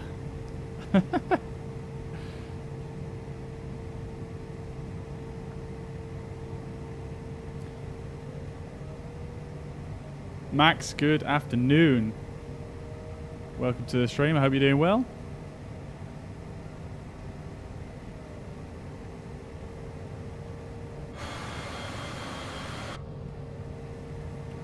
We'll get our flaps up as we're rolling in here. We can probably bring the spoilers down as well.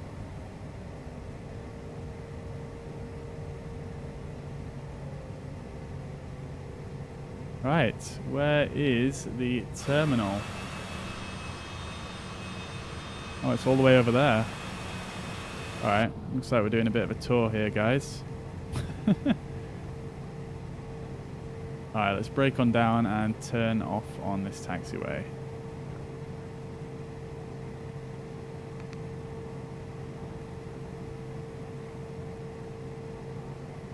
I guess general aviation is probably over there to the left.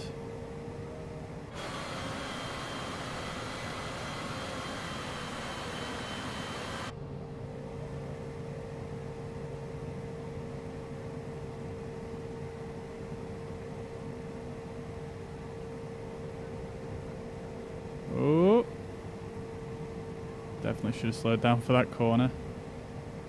Still getting used to the ground handling on this thing.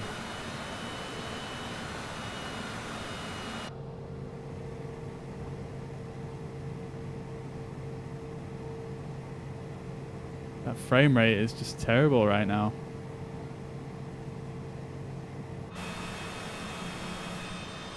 Is there even a spot for me here? Come on, bruh. I'm going to just park here. Oh no, there's a plane there. I'm going to just park here because it's so difficult to see the freaking taxi lines when the ground's covered in snow.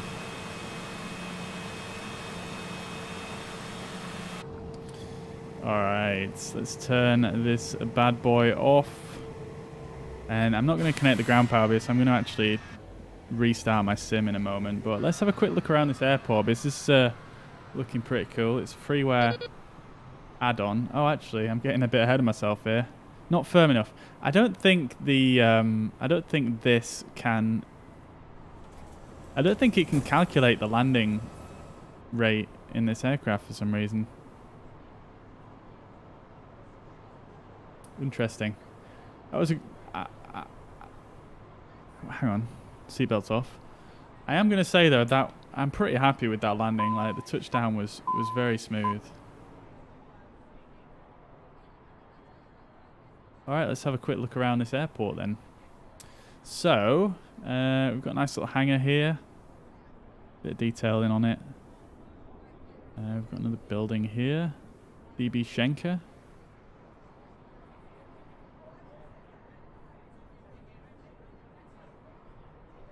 And then over here we've got a few custom models going on with the tower there. Not a bad rendition of a tower. Can go inside it, but there's nothing in there. Oh, there's a guy up here standing. Oh, look. Look at that. Look, he's got snow on his head.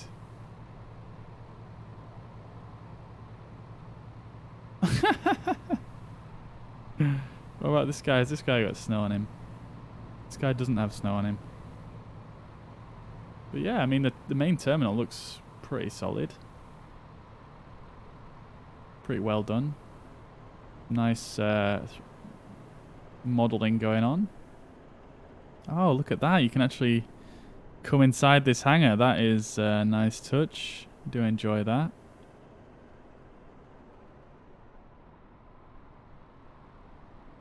Yeah, beautiful.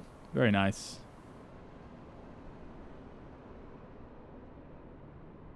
Even we've got landside detail as well. Can't really go wrong, can you, really? Look at that picture, though. Stunning location. Stunning. Alright, so let's... I'm just going to restart the sim because I feel like there's something going awry with the performance of it. Even though I can't see anything in Task Manager to suggest that, I am just going to do a quick restart of the sim.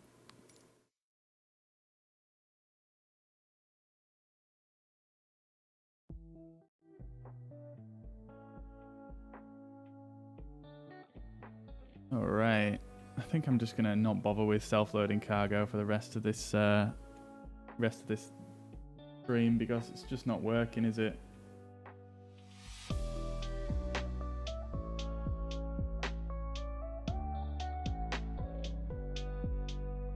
Alright, well, while we wait for the sim to reload, let's have a quick look on VATSIM, see if there's any controllers on yet. Not really, no. Unfortunately.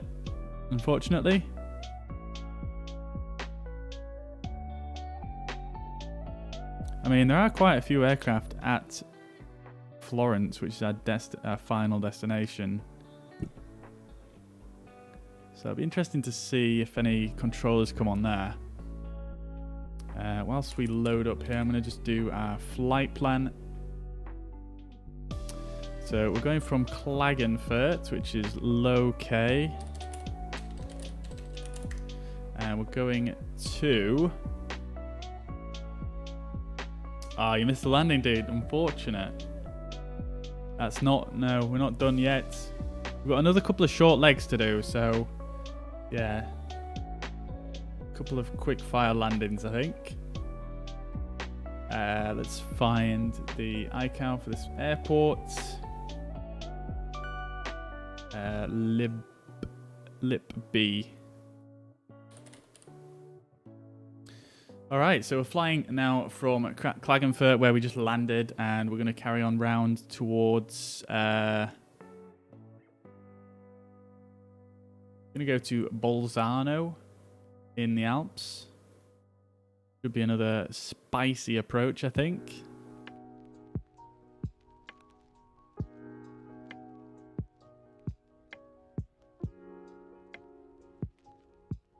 Stephen, Ignis, and Jason, thank you very much for the follows. I hope you're well and having a fantastic day. Welcome to the stream.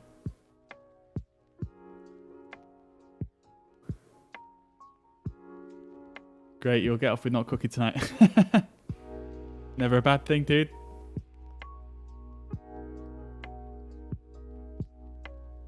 Right. Should be fun, this one. Should be quite a short flight as well. Hopefully somewhere between half an hour to an hour at most.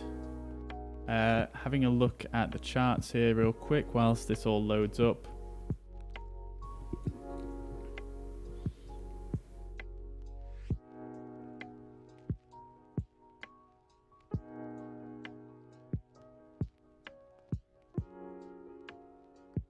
Going to be cruising at flight level 400.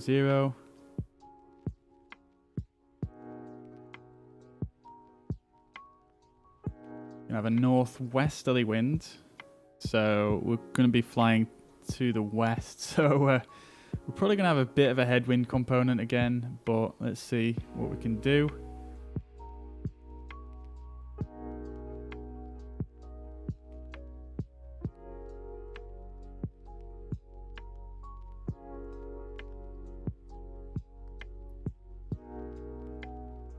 Let's get the arrival procedure. Got another DME arc situation going on, and I'm just going to choose our arrival real quick. Hey, look who is. All right, cool. So where were we? We were down here at Klagenfurt. Let's zoom in and see where the actual spots to park are. All right, let's go there.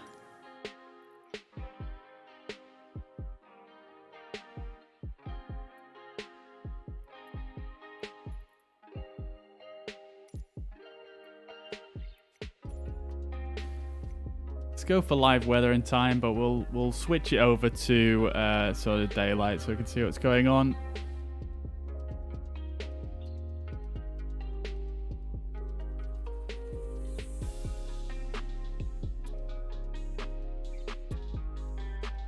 So runway 01 for this next airport. Let's see if we can get the approach shots.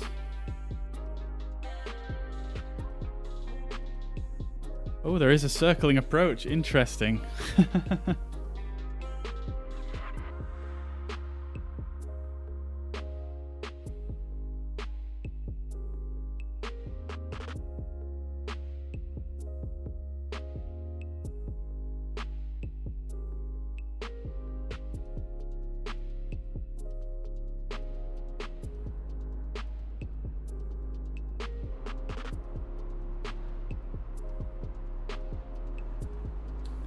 Let's do the RMP. I want to see if an RMP will work. As much as I like doing visual approaches. Oh, look at this lighting. That's pretty cool, isn't it? Wait. Oh, I got so confused and I thought my monitor had gone off. Right, there we go. Yeah, I thought my monitor had gone. I did this, right? And I thought my monitor had just completely gone off.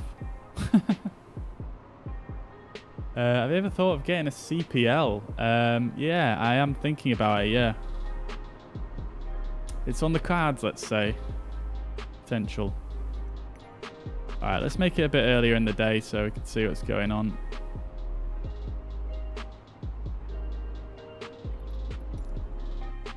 Alright, great stuff. And my frame rate seems to be a lot better now, so I'm not sure. It must have been a sim issue with it slowing down. So, yeah, it looks like we're doing good.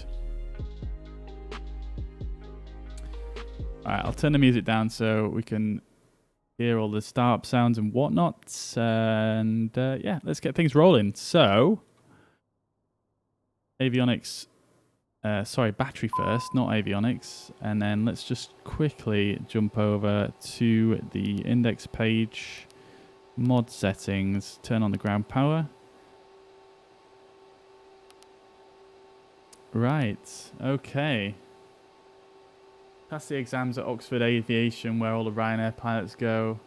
Trouble is, it costs about 100k after any type ratings and living costs. Yeah, it's crazy expensive. I actually looked into it the other week, and yeah, it's pricey. It's pricey indeed. So it's something that is kind of in the back of my mind, and I'm thinking about it.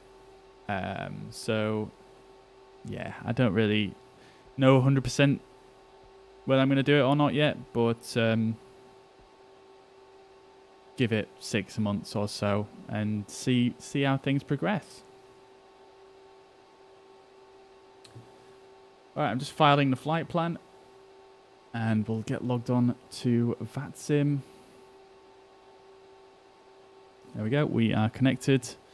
So let's get initialized here. Now I've completely forgotten where the initialization page is on here. It's one of the only pages I can't quite remember off the top of my head. Is it MCDU menu?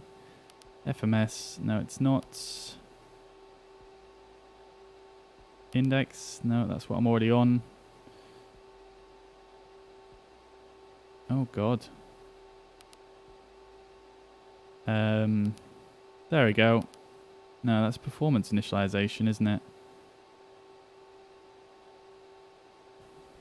You can do a modular version, PPL, the 2 turn into a CPL. It takes years and years. Yeah, I've heard about it. I've heard about that you could do a modular one, but I kind of think if I'm going to do it, I'm just going to go all in. Because Yeah, it's just going to take too long otherwise. You're too old now at 34. Surely not. Surely not. I mean, I'm 31 and I'm thinking of doing it. Oh, there's pausing it. I was staring at it the whole time. Right, there we go. Okay, so that's initialized. Let's go to back to the index and route menu, and we'll bring our flight plan in from SimBrief.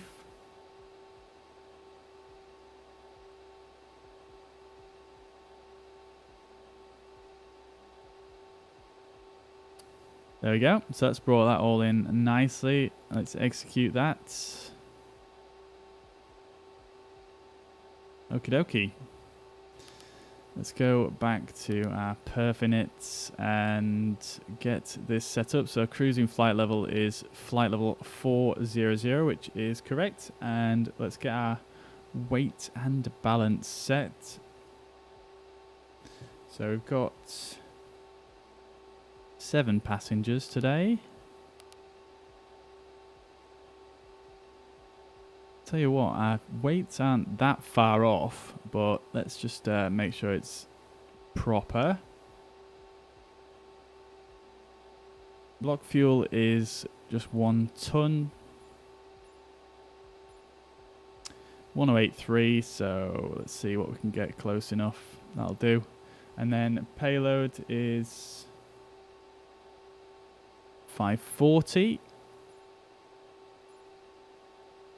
That's about right. Zero fuel should be 5203, which is bang on there. Perfect. Now, actually, I just wanted to check while I'm here. Sensed fuel 1306. So let's go off this page and then back on 1071. Okay, yeah, so it does update. Right. Wow, has it been nearly 6 hours already? Holy crap. I think it's because sometimes I just, you know, sometimes I'll just set myself a route and I'll be determined to finish it. There's no ATIS here, so we'll just get a METAR.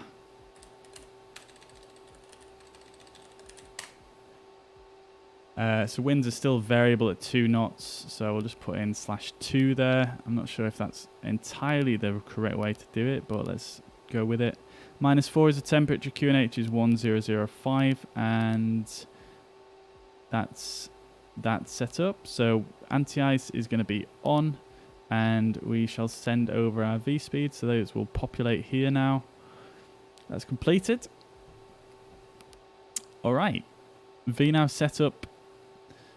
I'm not sure if these all work yet, but we can definitely put the transition altitude in this one. These ones don't work, so we'll have to leave that and jump on over to... I think that's nearly everything, actually. Set up our departure. We're departing on 28 right via the Villa K1 Romeo departure right here.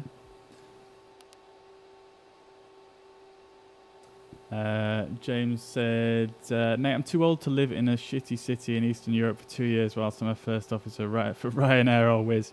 Fair play, mate, fair play. Yeah.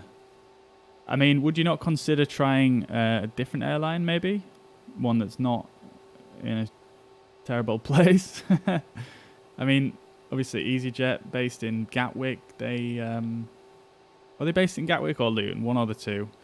I think they're actually recruiting at the moment. I'm not sure. So we've got the Villa Round 1 Romeo departure, and then we are going to go for... Make sure we've got our arrivals set on this one.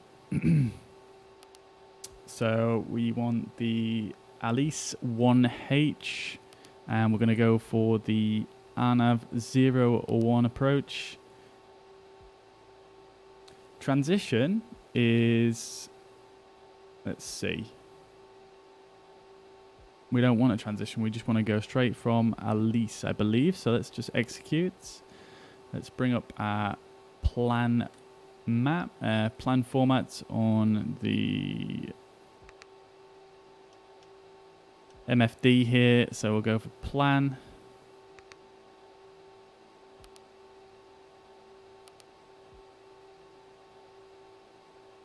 Oh, it looks like we've got some discontinuity. Let's just clear that out first.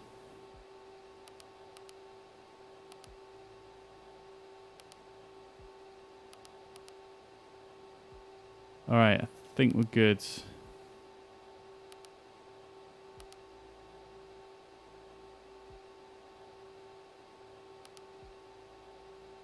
Great. Okay, let's go back here then, and all the way back to the start. Zoom in a bit as well. All right, so that's where we are. Taking off runway 28 right up to Villa K, Malug, Alice, and then onto our arrival, and then down onto the RNAV. Runway 0 on, and then we've got our missed approach. Okay, cool, great stuff. So that all set. That's looking good. Right. I always feel like there's something else that I need to do with this aircraft, but I think we are good. Let's just check our departure on the charts here. So we've got 205 knot speed restriction, so let's just make sure the restrictions are in place. So jumping down here, so we've got Whiskey Kilo 612. We need to be at 205 knots at or above 8,000 at Whiskey Kilo 612 here, so let's put that in there. And then Villa K is 10,000 or above, so we'll put that in there as well. Our arrival procedures are pretty straightforward, and yeah, just so you guys can see, this is our departure today. So we are currently parked up at on the apron here, so we're going to taxi on all the way down to the end of 28 right here. We're going to backtrack and turn around at the end, take off coming out to the west. Then we are going to take off up the Villic 1 Romeo. As you can see here, there's it's going to be a pretty steep climb to begin with. Excuse me. It's going to be a pretty steep climb to get up to 8,000 feet by this waypoint at 205 knots, and then up to 10,000 from Villic.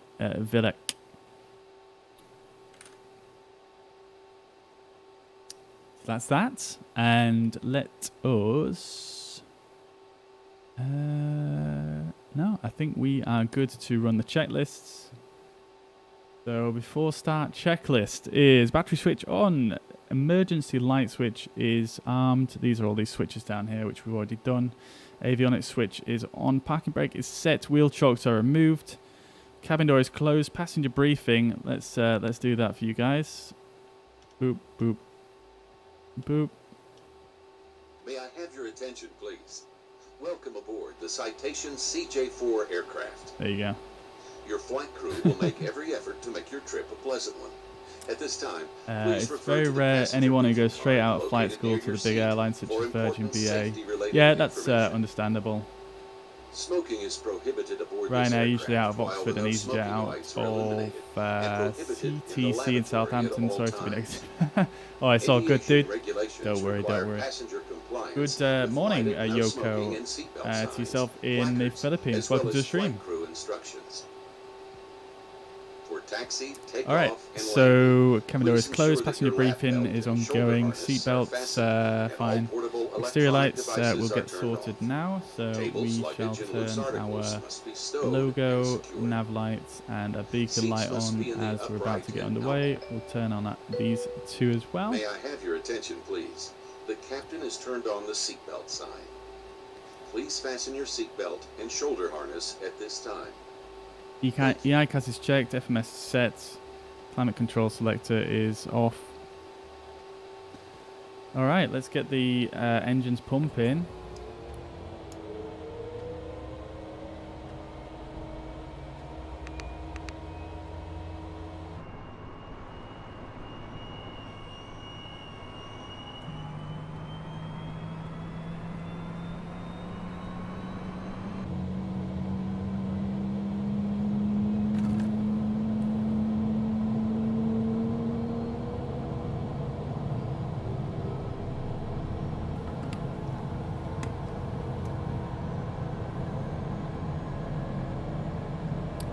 for this engine to start up.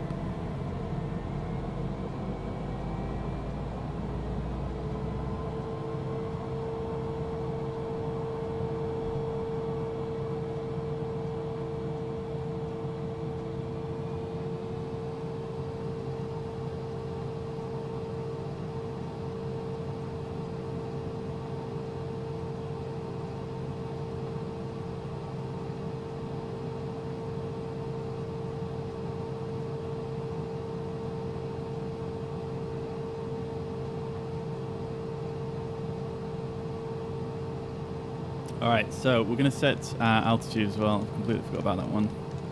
We'll set that to our cruise of 40k.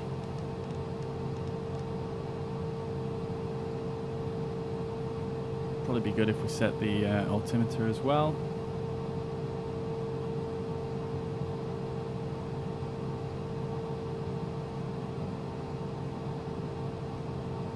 And I'm just going to wind this to 210. So I can make sure I'm ready to engage that. Alright, cool. So we've got one good engine start. The left engine starting.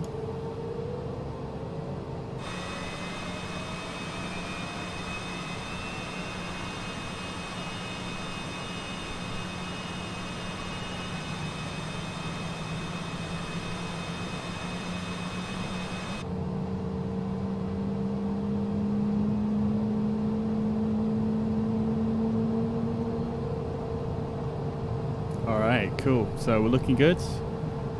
So while that is starting, we'll do the before taxi checklist. Avionics is on. Climate control sector is to normal. Passenger safety lights are on. Trims are... We'll just trim that a bit. There we go. Flight controls are fine. Speed brakes, ground spoilers are fine. Let's just do a bit of one of these.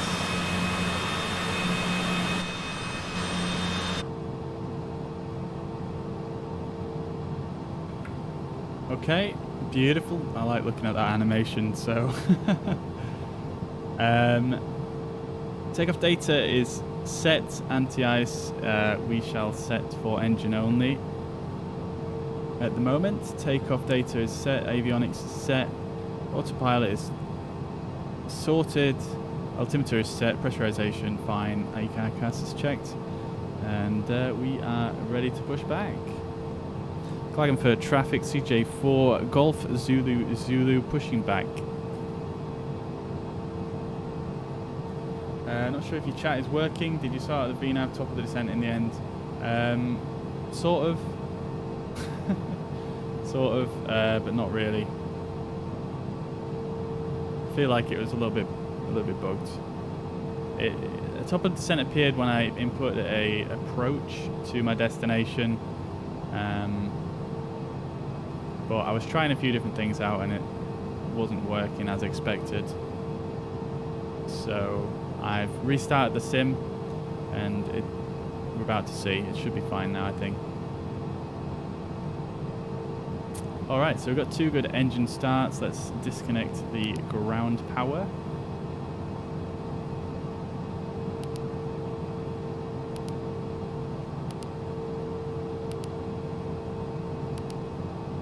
And we'll start getting pushed back.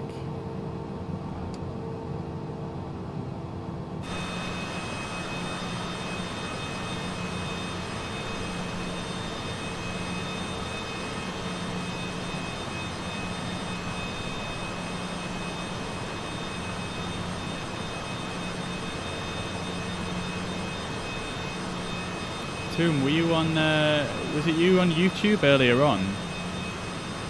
Or was that someone else? Alright, so set the parking brake and we can send this fine gentleman on his way.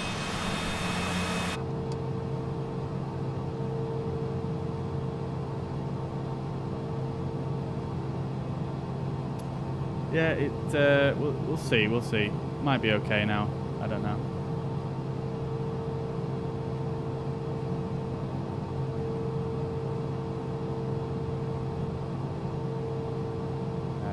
be though. Should be. I don't see why it wouldn't. I don't see why it wouldn't be.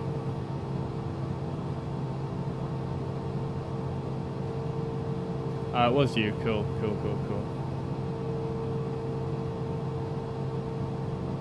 Alright, so let's set our taxi lights. And let's move on out here. Let's just turn these brightness up a bit.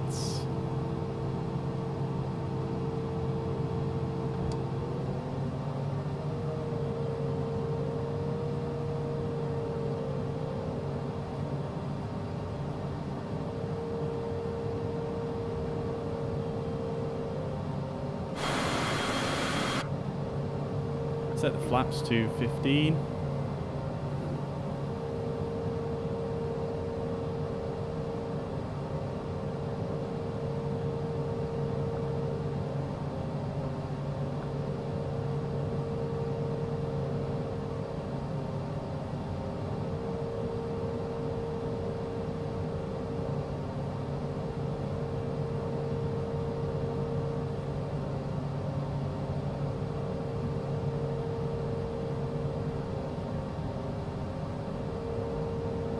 Random tug there.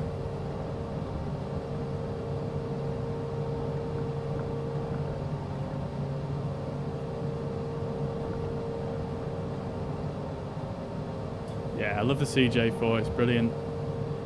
The working title mod is just an absolute dream, to be honest, for Microsoft Flight Simulator at the moment.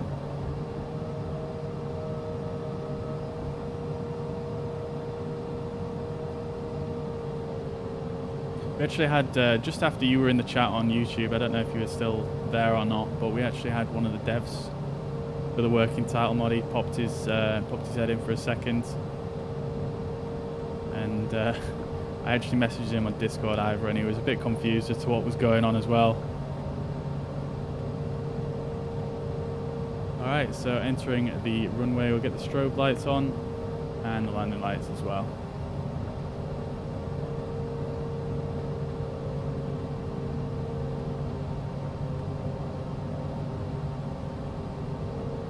CJ4 Golf Zulu on runway, I forgot the runway. I can't believe I just said that on VATSIM. Lining up runway 28 right, Klagenfurt traffic. I hope no one was listening to that. KS Travel, hello, good afternoon. Welcome to the stream. How are you doing? And the Neo seems to be progressing as well, yeah, for sure, man. 100%. Yeah, I feel like once they get the flight plan manager in from this working title mod, along with the custom autopilot, it should be in a really good spot.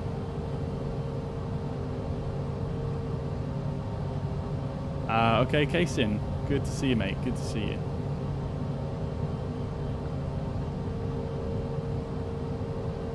I can see your message now, Tom, on YouTube. Not sure why it wasn't working before.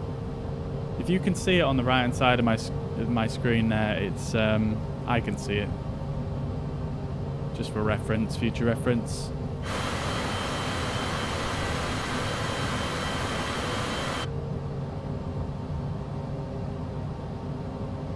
Okie dokie, let's get swung around and get underway here.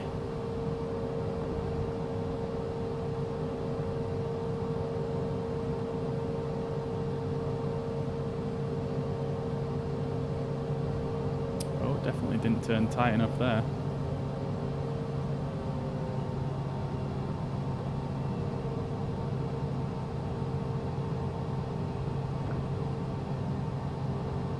Alright, so flaps are set. Let me just sort this monitor out real quick. So upper menu off. There we go, get the nice big screen. We'll go for about 10 miles on here. WK 612 is where we have the... hang on, let me just go... There we go. So this waypoint here, we've got a 210 knot speed restriction, so I'll need to bear that in mind. But with that said, let's get the pitot heat on and the wing anti-ice. Climate control can come on as well, holding it on the brake, and we're going to go up. We're going to activate toga and all the way up, release the brakes, and here we go.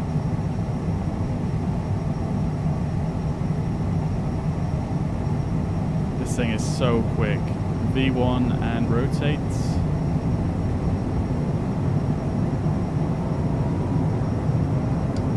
Positive brake gear up.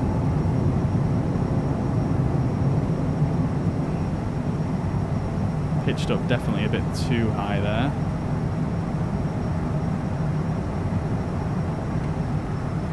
Go to the climb detent now. Making sure we don't break the altitude constraints. Sorry, the speed limit. I'm going to just hold this pitch. Seems to be working well for us.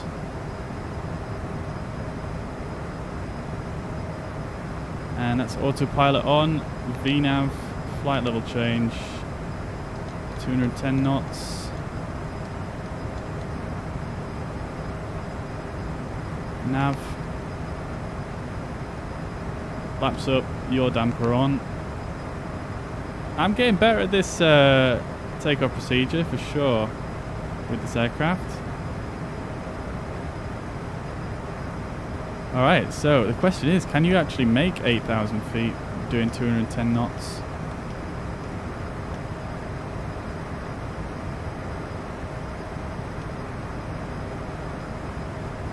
It's going to be tight, you know. That's a really difficult climb gradient to make. Probably should have pitched up higher on the initial climb, to be fair. Could have probably also done it a bit slower, like that. There we go, we're about 8,000 feet anyway as we cross it, so that's not the end of the world. Alright, let's set our speed now to 240. The next constraints aren't anything really to worry about too much. We've got the FLC and LNAV is engaged. Beautiful. Alright, cool, nice departure. Where is this airport? It's Klagenfurt Airport in Austria.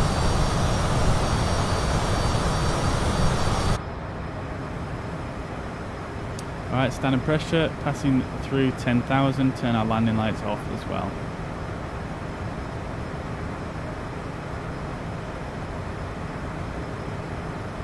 Klagenfurt traffic, CJ4 Golf Zulu Zulu, passing 11,000 feet for flight level 400.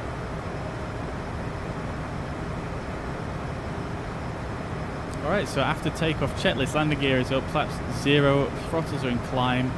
Yaw damper is on, autopilot is set, ice protection is set, passenger lights buttons are still on, landing lights are off, pressurization is checked, and altimeters is standard.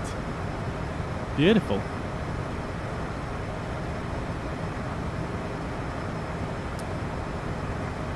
Now then, let's turn on the FMS text here. One thing I was wondering is, how do you actually tell if the yaw damper is on? I know on some aircraft it says right here YD, but there's nowhere that actually says it on this aircraft. A bit strange, really. Alright, I'll catch up with some messages here. We'll be relaxing and lurking. Have a good flight. Well, thank you very much for joining us anyway, Tom. And yeah, mate, I hope you enjoy. Like the way you detail with your checklists, etc. Great stream. Thank you, mate. Thank you, mate. Well, I actually enjoy doing the checklist because, end of the day, you know, obviously you can play a simulator however you want, but I feel like it adds so much more depth to a simulator if you're doing the checklists and whatnot. Because at the end of the day, you know, we do spend a lot of time sat on autopilot, and you know, the reason why autopilot was created was so that, you know, it could take workload off the pilots, so that you could make sure you're doing everything to the procedure, to the standard operating procedure, obviously for the reasons of safety.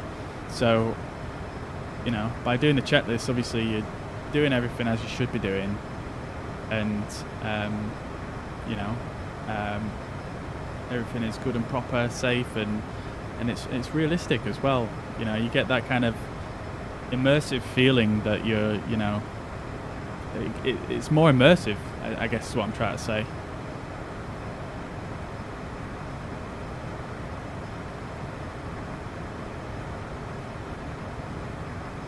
Is this playing in the flight sim, or did you get it separately? No, it's included. The mod is free as well, so it's absolutely brilliant. Oh, there's a hotfix out. Nice, let's have a look.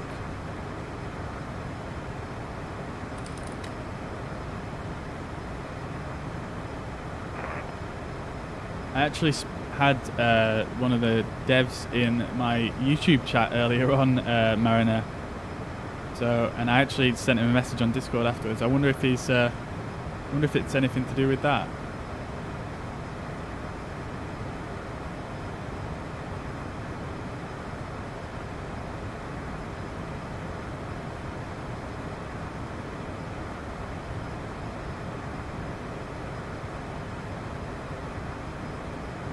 No, it isn't.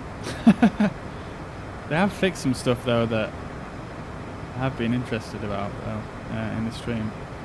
Fixed an issue where VNAV state would become corrupted when capturing a pre-selected altitude while in VPAF. Oh, that might actually be what we experienced earlier on.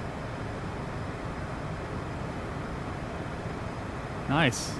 Thank you very much for letting us know, Marina. I will probably download it for the next leg actually. It is a beautiful cabin, isn't it, Tom? It's freaking sweet. I love it. In fact, if we jump on back here, we can move around a little bit as well. Brilliant, isn't it? You even got down here, you've got your little, it's not very high resolution, but you can mess around with the air conditioning and whatnot.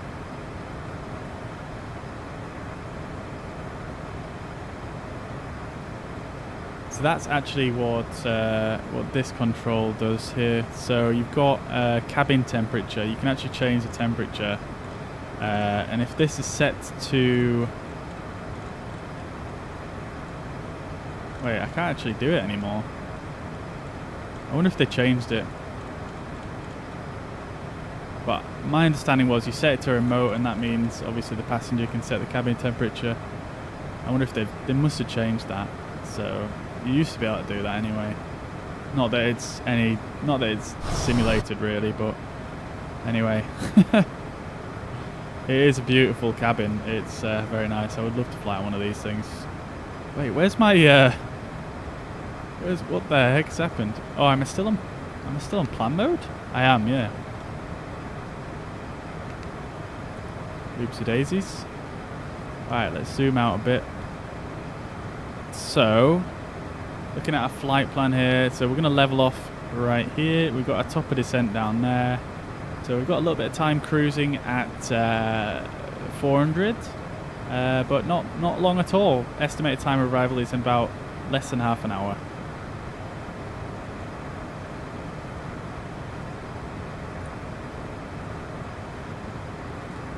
But yeah, I do love this aircraft. It is a beast. That's only one way to say it. It's small, but it's an absolute beast. It's like, it's just it's so powerful. Like the climb rate on it is ridiculous for such a small aircraft. Brilliant.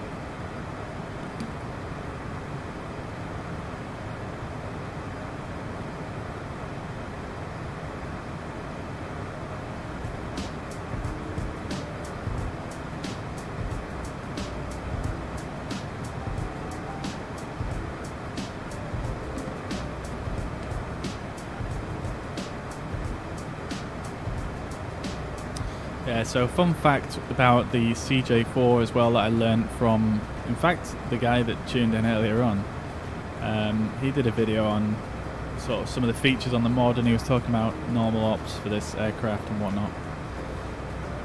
So the anti-ice on this, the reason why you only turn the anti-ice on just before taking off is because if you turn it on, if you have it on for too long when it's not needed, it can actually warp the wings. Not sure the exact reason why, but that's the reason why you only turn the wing anti-ice on and the pitot heat just before you take off.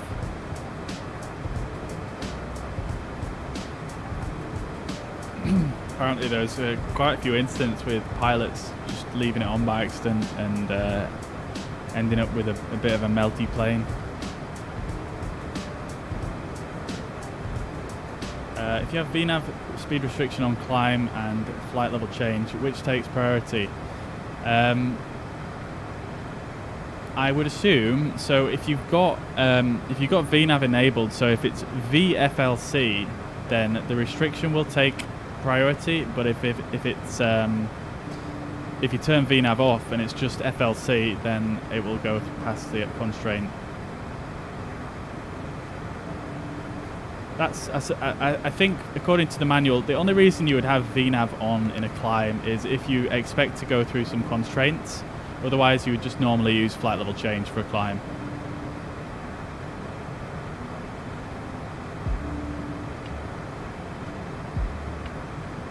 Just tried a flight and started to go off the magenta line in the VFR map. What should we set the course button to? Would we get that from the charts, mate?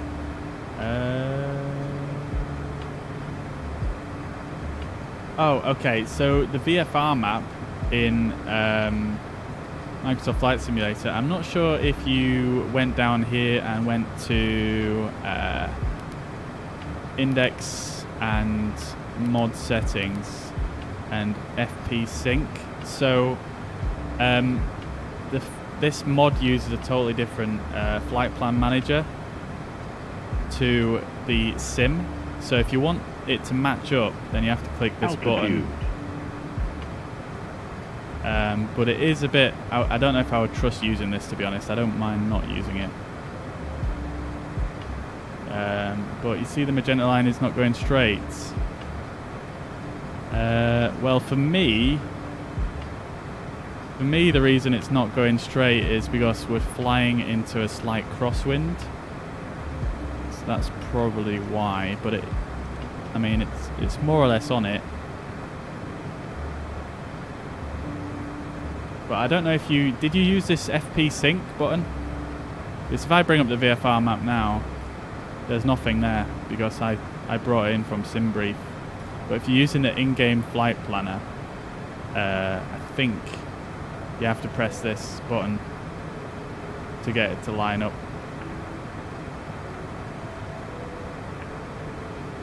The course button, I believe you only use for non-precision approaches and things like that, or if you're doing VOR navigation.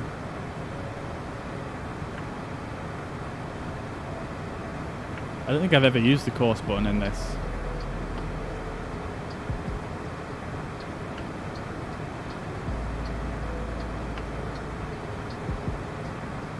I don't know if that makes any sense to you at all, Mariner. Let me know how you get on. Am I a Twitch affiliate? Is Twitch affiliate the first one that you get? Yes, it is. Yeah, I am a Twitch. I've been offered affiliation with Twitch, but I haven't accepted it because I still stream to multiple platforms, which you can't do when you're an affiliate. So I haven't accepted it yet.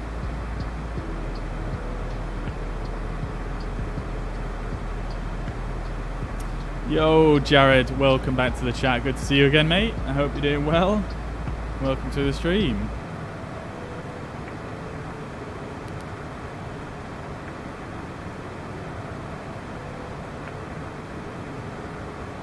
Oh, you had flight plan sync on. Oh, okay. I'm not sure then, mate, to be honest. I know it's a bit... I think it does say on the GitHub that the flight plan sync is a little bit I don't know, it can be a little bit wonky. I don't think it's working perfectly. So I'm not really, I don't know too much. I've always imported my flight plan from SimBrief using this aircraft, so I've never really used the VFR map with this aircraft, so yeah, I'm not sure anything else to suggest, to be honest.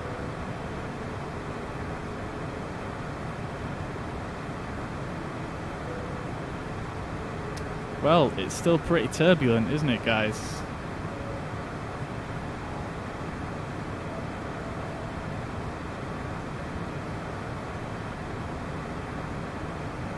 I was on VATSIM, maybe I was on the right track, but not on the map, if you get me. Yeah, potentially, yeah. I mean, as long as this line is in a straight pink line, then you're on the right track.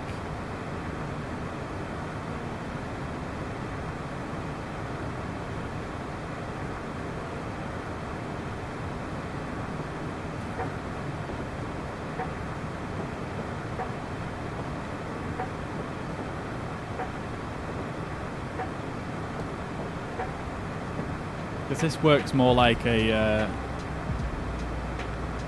works more like the what's it called, like the ILS visualization on A320. I can't even remember what it's called, but this is like relative, I believe, to your position, and this is your actual position in relation to the line, if that makes sense. Wait, it's not relative, but yeah, I don't know how to describe it. Just as long as it's straight, then you're on the right track. Rick, thank you very much for the follow. Megisa, Danny, Stephen, Ignis, and Jason, thank you all for the follows. I hope you're well and having a fantastic day. Wow, look at this. Look at the clouds and the mountains and the contrasts. Oh my god, look at that. What the dickens?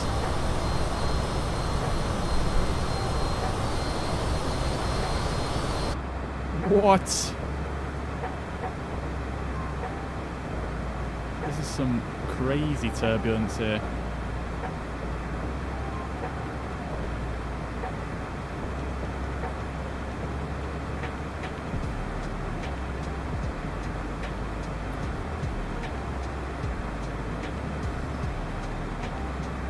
I hope it's not this turbulent on the approach.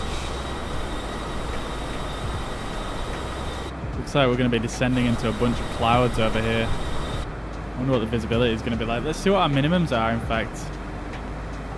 So, whilst we are trucking on here, let's do a quick approach briefing. So, if I bring up Sim Toolkit with Navigraph, you can see we're doing the Elise 1 Hotel arrival.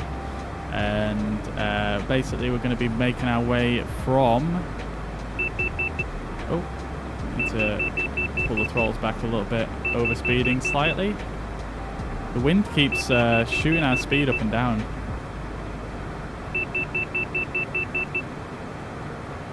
Stop it.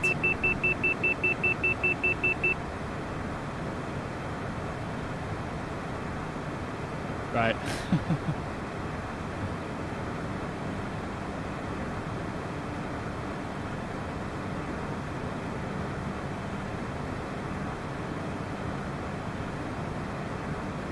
Alright, so our approach is going to be from the north side here. We're going to come into Elise. This is the airport up here at the top. We're coming in to Elise here from the east. This is the airport again. We're going to come down this way and then fly across. Max 210 knots here, and then we've got a couple of restrictions that I'll make sure that are in the FMS momentarily, and then down on to the final approach. Final approach is this RNAV approach. This is a cloud break approach, actually. So I can't explain to you what that means, but it's to do with low visibility ops. Minimums are 2,750 feet. We need to be at 5,600 for the final approach fix. Alright, so 2750 we shall set in our PFD menu here. So we'll go down and set this on here.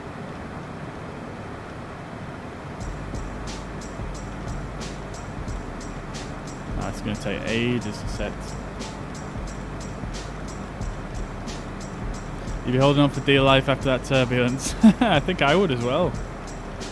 Crazy turbulence.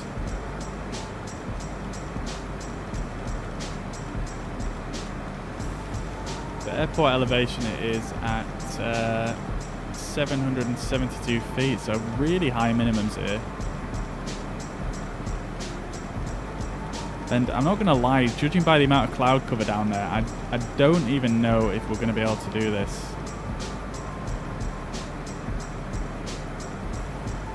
So that's set.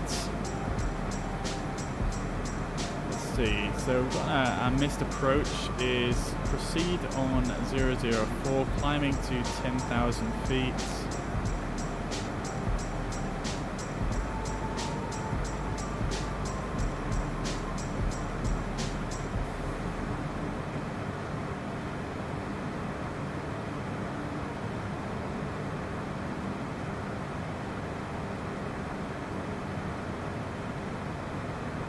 Right, cool, okay, got it. Climb to 10,000 after the missed approach. Alright, so approaching our top of descent now. Let's lower our altitude pre-selector. I'm going to lower this to our final approach fix of 5,600 feet.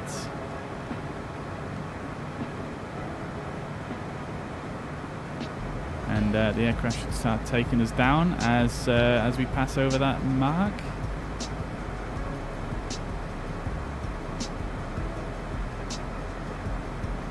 Bolzano traffic, CJ4 Golf Zulu at top of descent, descending for runway 01.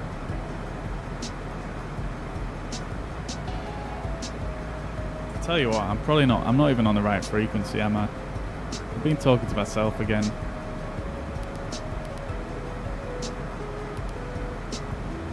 I'm not used to the radios in this thing. They're fancy digital radios. TCAS should be on as well. Oops. Not that the TCAS actually works, but always nice. Let's just make sure these constraints are in as well. So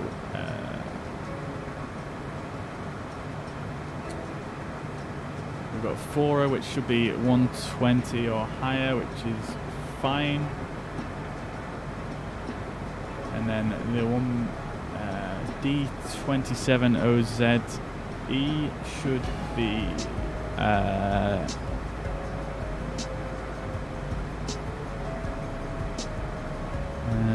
think it's this waypoint right here.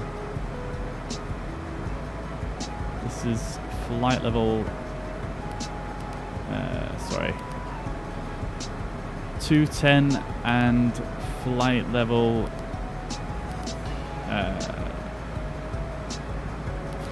140.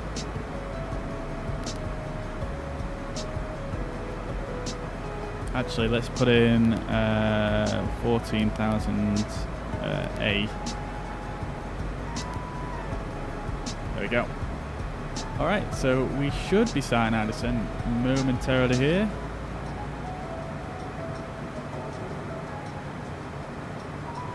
Top of descent is flashing, and the vertical deviation indicator is coming down. And there we go, we are starting our descent.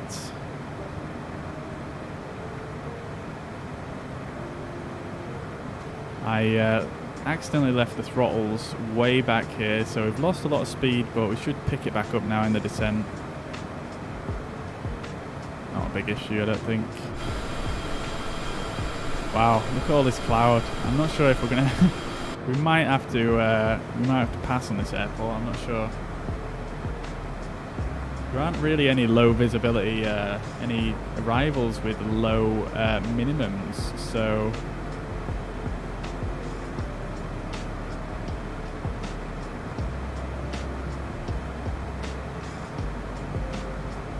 this approach has the lowest minimums. So let's see. And just before we get too far down the descent here, I'm actually just going to nip to the toilet, so I'll be back in a sec.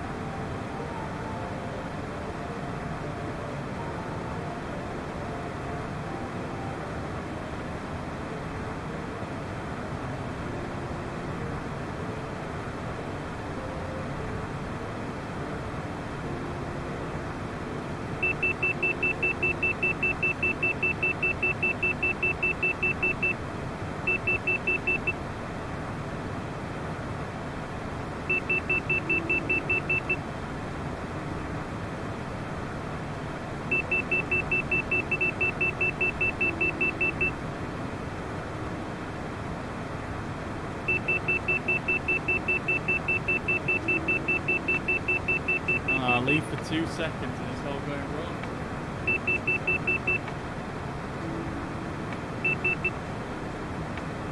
Oh dear, what's happened? Does this airport not have an ILS? No, it does not, no.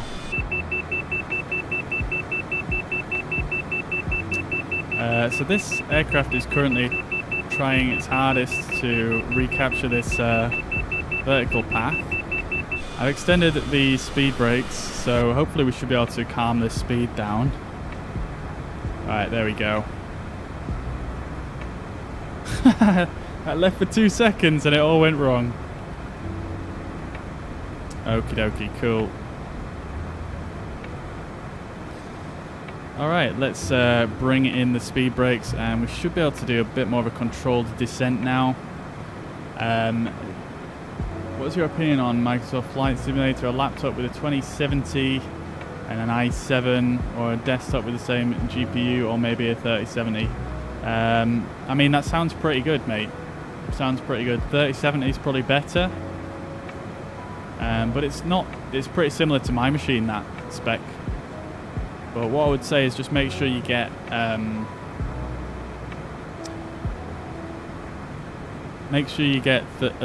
32 gigabytes of RAM though. This thing likes to use a lot of RAM.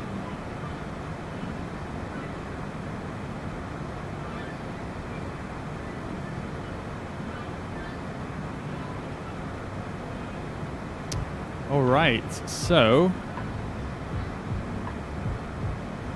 also notice this aircraft likes to turn very wide on the corners. I'm not sure why that is.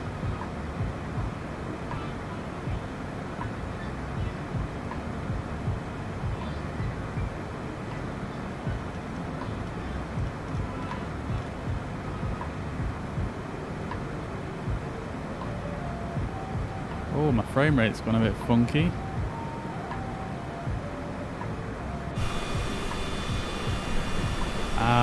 Not too many clouds over here, so we should be good actually. I think the airport is just down here somewhere.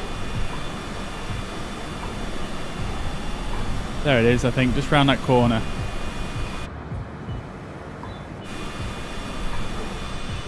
So we should be okay actually.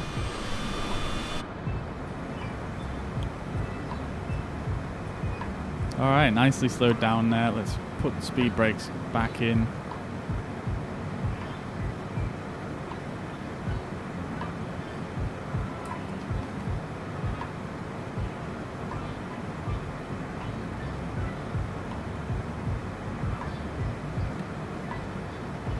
Laptops can be taken anywhere, not the desktop. Very true.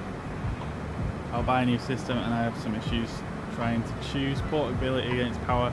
Yeah, it's always a difficult one to choose. I mean, it just depends on how often you're on the road, I suppose. Also, you know, whether you're actually going to make use of a laptop that powerful while you're on the road. Because you can do a lot of stuff, obviously, on your phone these days or on an iPad or whatever. I don't know if you've got any of that stuff, but yeah, that's the way I see it.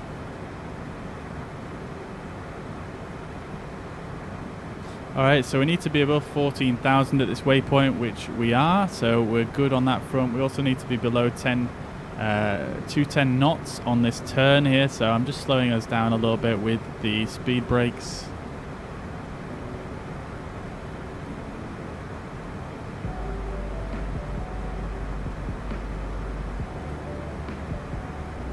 Pretty tight turn. There we go. Nice and slow. Alright, so we're at 200 knots, which is good as we're coming onto our final approach course. We're a bit high actually, according to the VNAV, excuse me, the vertical deviation indicator. Hopefully we can recapture that when we get around this corner here. We're increasing the rate of descent now. Did slow down for a second there because the turbulence is causing us some issues here. Throttles are on idle. Let's get the speed brakes all the way out here, see if we can descend a little bit quicker.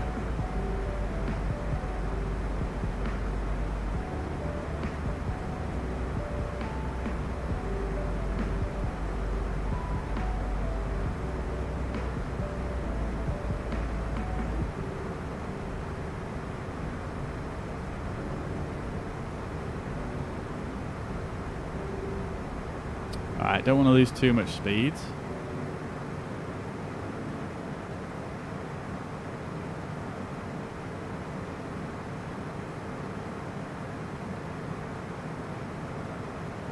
So this waypoint has a altitude restriction of minimum of flight level 120, so we're fine on that front as well.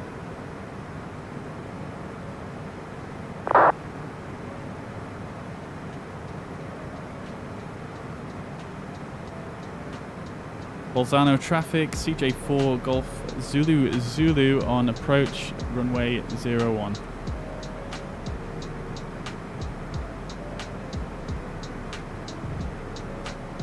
Alright, so I'm going to use the speed brakes here just to try and keep our speed down. Below 200 as we come onto our final approach here. I'm interested to see what this page looks like right now. Go to index. Not status is not what I wanted. Perf VNAV monitor. There we go.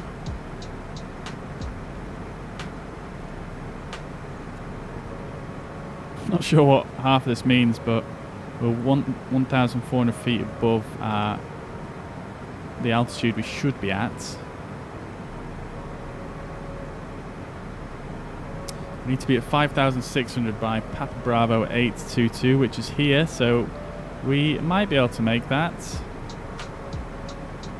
Maybe if I put the speed brakes in a bit.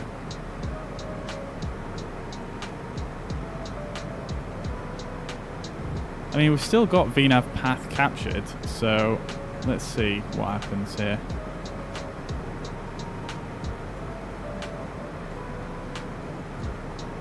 Hello there, Rami. Good afternoon. Welcome to the chat. Alright, so here we are. Actually, there is a runway all the way in the distance, I think. Yeah, I think I can see the PAPI lights just... Alright, so passing through 10,000. Let's get the landing lights on.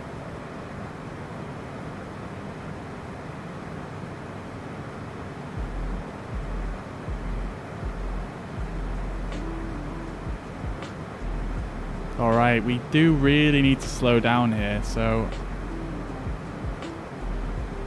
it's a bit annoying that we are above our profile. Let's crank the speed brakes to full.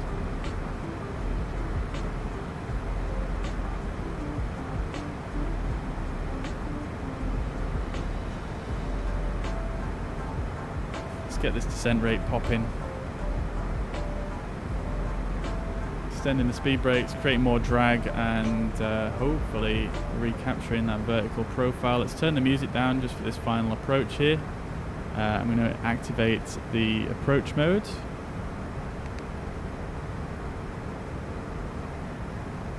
Altitude. And we're recapturing our path, which is great. VALT glide path is captured. Beautiful. Okay, so let's set the go around altitude to 10,000.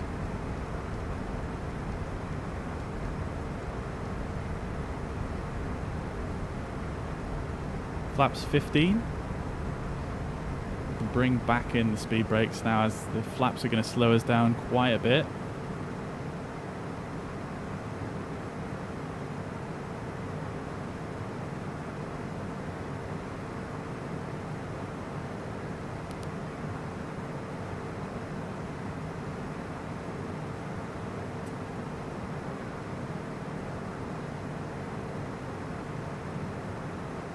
We do have a little bit of a visual short final to do. Also, no traffic, CJ4 Golf Zulu Zulu on final for runway 01. I'll bring this up real quick so you can see we're descending down the RMP approach. We're going to have to disconnect autopilot just before this waypoint and then fly the rest of it manually. So I'm a bit high currently, so I'm going to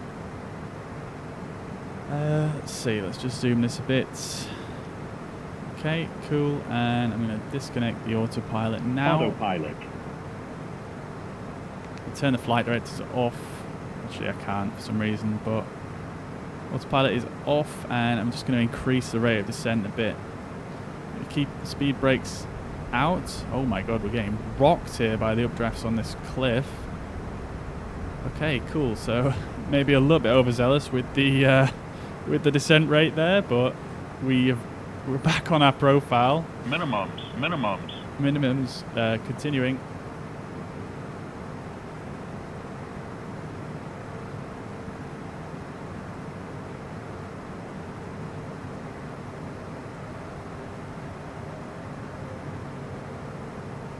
Alright, we do need to slow down quite a lot here.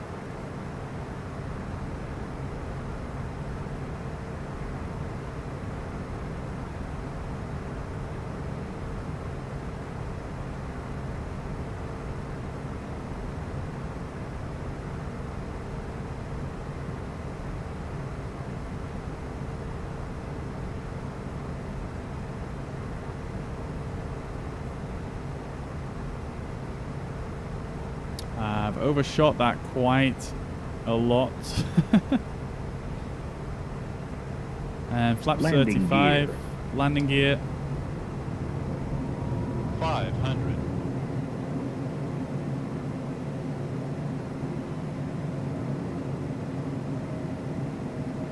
I am a little bit high, but I might be able to salvage it.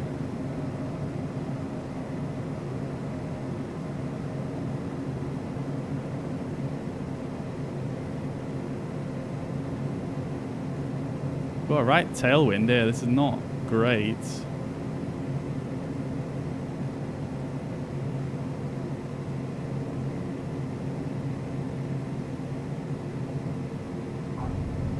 Beautiful. We're down. Spoilers and braking. Woohoo! Yeah. That was some buttery smooth landing right there. Let's get the flaps up. Spoilers retracted, and we'll swing it around on this little end section here. Oh, I'm pleased with that. That's definitely deserving of a bit of this.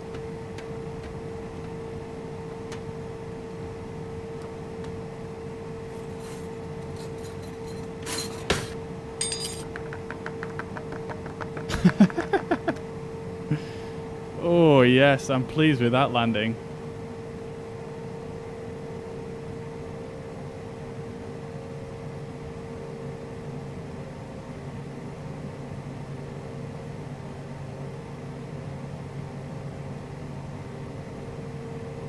That was much better. 73 feet per minute. Absolute butter.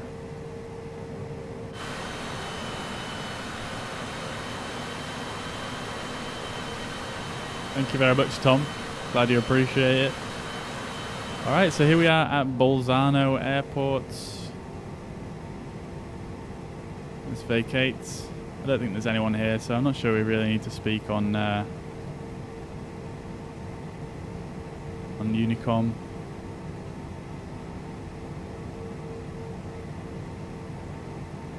Bolzano traffic, CJ4 Golf Zulu vacated runway 01.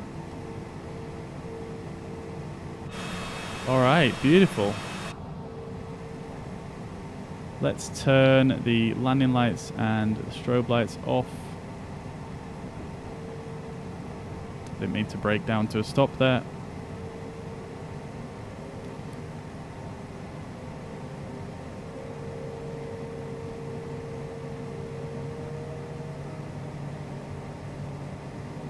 Utterly butterly. I love it. Love it.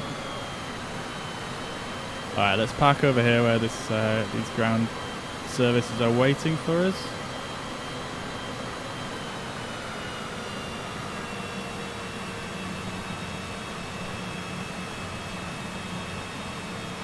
Oh, is this the wrong spot? I don't know. I can't actually tell where to go here. It's so difficult to see because of the snow. It looks like there's a spot right here. But oh no, maybe not. I'm so confused. It's so difficult to see the markings. These guys are definitely getting blasted by these engines right now.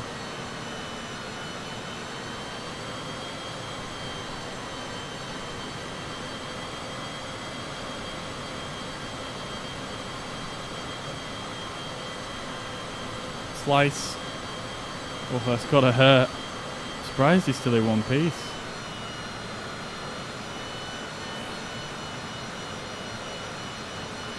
Alright, let's just pull in down here where we can clearly see the taxi lines.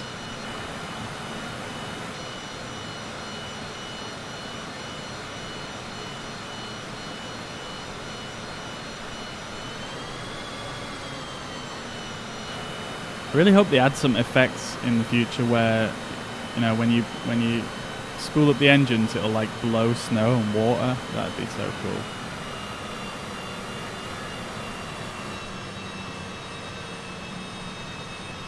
There we are.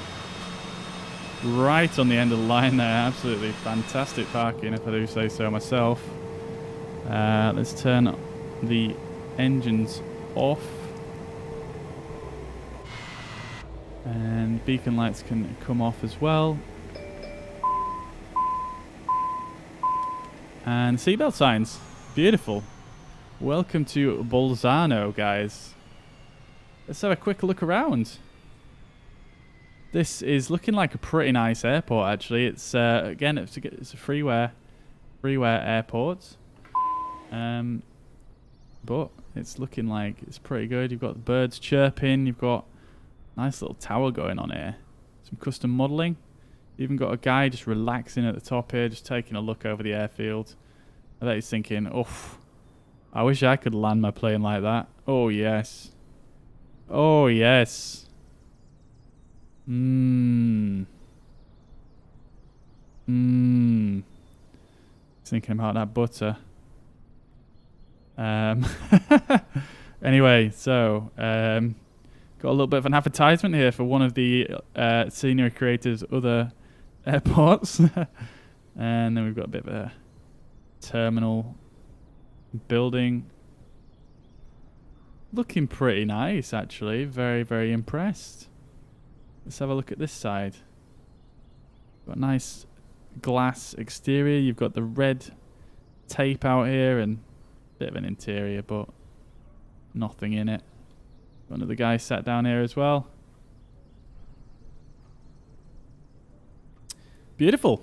All right, I'll take that. That was a pretty enjoyable landing. Wow, look at this. There's a couple of gliders just sat here.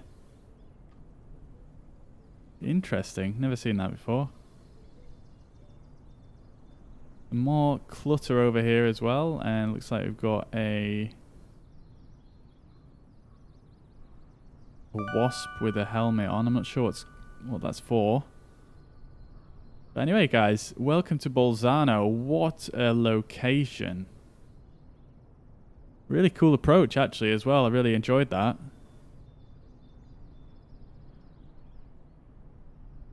Very nice.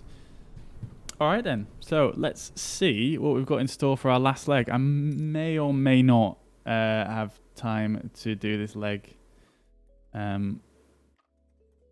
But we'll see. I'm just going to have a look on the world map real quick and just see what the ETA is for it. So let's jump on over. So we're at Bolzano. No, we're not Klagenfurt. We are at Bolzano. And we want to go to Florence.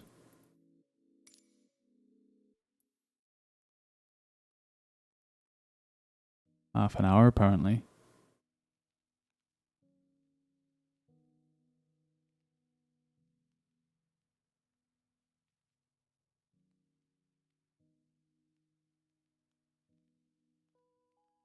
Half an hour.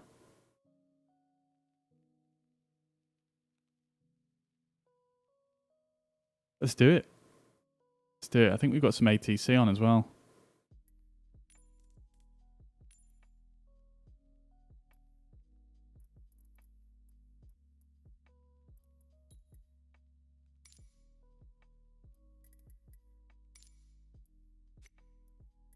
All right, let's get a flight plan filed.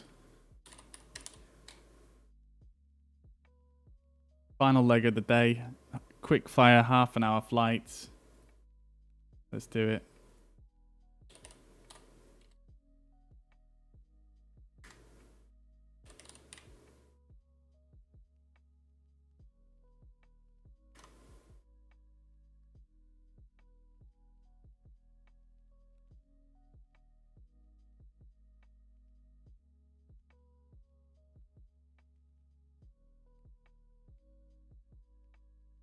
All right. What's the auto/inhibit mean on the legs page? So that is with regards to the flight plan when... Oh no, I didn't mean to spawn on the runway. Bollocks. So that's to do with the flight plan. So if you have it to auto, when you fly past each waypoint, it will... it'll advance the flight plan to the next waypoint. Whereas if you have it on inhibit, it will excuse me, it won't. It'll always stay on the same waypoint until you put it back to auto. I believe that's how it works. So yeah, if you engage nav mode, it'll just basically keep flying back to the same waypoint. I'm not really sure the scenario that you'd actually use that, to be quite honest, but that's what it does.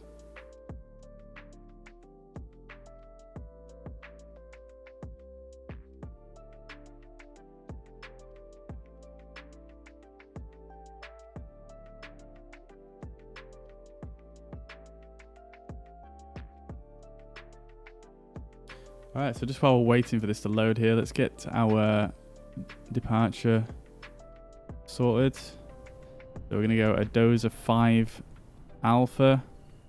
Let's pin that one. So basically we're going to be going straight out up this way. Oh no. The departure chart is the same as the arrival chart. That's interesting.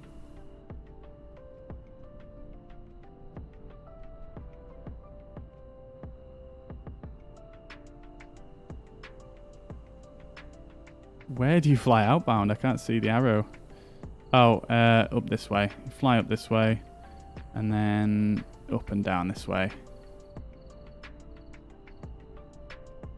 So max 210 knots again. And then we've got these restrictions to make. And then let's close that off. Our arrivals are going to be... we're going to use the low med arrival. Pretty simple and straightforward. Let's pin that one. And our approach will be to runway... which runway did we actually go for on this one?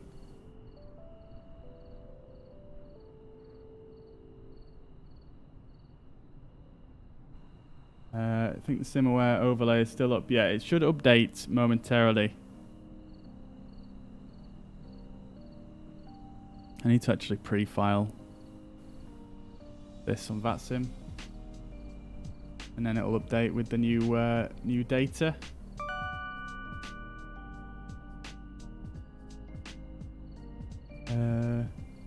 Disconnect first, and then file.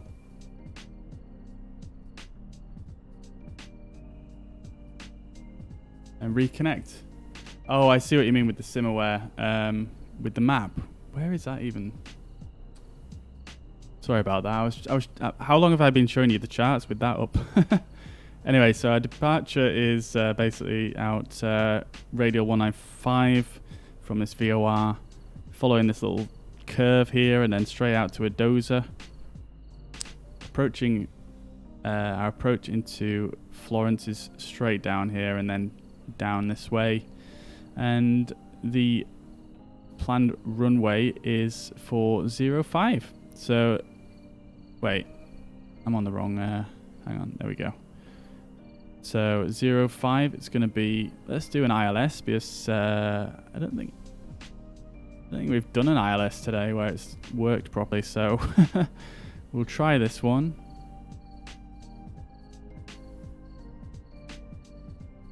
So we're coming into a Tuvi and then at Nibto. So this Yankee arrival is probably going to be... Nah, we'll go for the Zulu.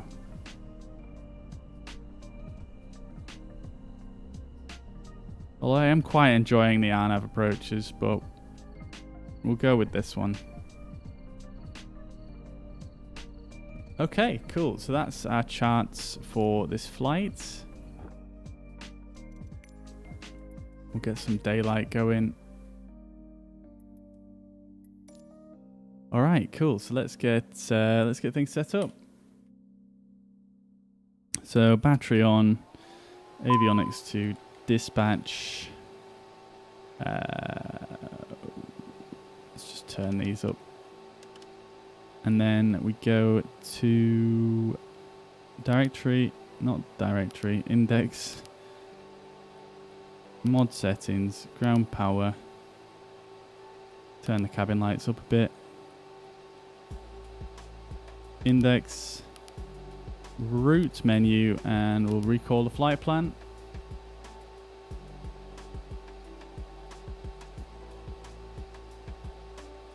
Alright, execute that. I completely forgot to initialize our position, so we'll do that now with the GPS coordinates. Great stuff. Okay, so that's that. Let's do the performance in it. Make sure the weights are set correctly. So our fuel on board required today is going to be 1 ton again. Not gonna lie, I think the world map time estimation is probably fairly incorrect, to be honest. It said half an hour, it's probably gonna be more than that, I'm not gonna lie. Probably about the same as the last one. And then we need a payload of 540 kilos. That'll do, and then we've got 7 packs. So we shall bung that in there, giving us a 0 fuel weight of 5203, which is perfect. Alright, takeoff setup. I don't know if there is an ATIS here, to be quite honest. There is not, so let's go and get the METAR. Winds are variable at 2 knots.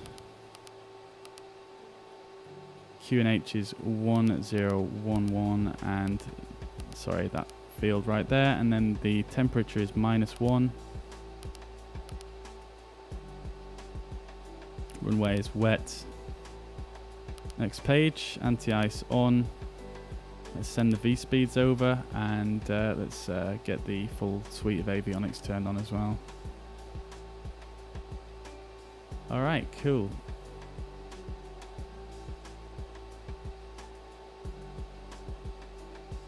Great stuff. So let's go departures 01, and then we want the 05, a dose of 5 alpha, I believe.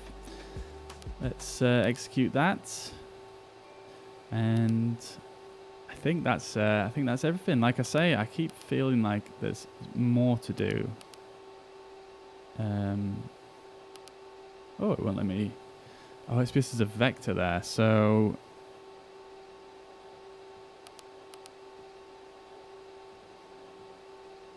Oh no, what have I done? So you can't clear the discontinuity when there is a vector there, as far as I'm aware. So let's just have a look at how this looks. So go lower menu and plan mode. Yeah, so there is. Why is that vector there? Alright, that's going to be interesting to work out. Let's see.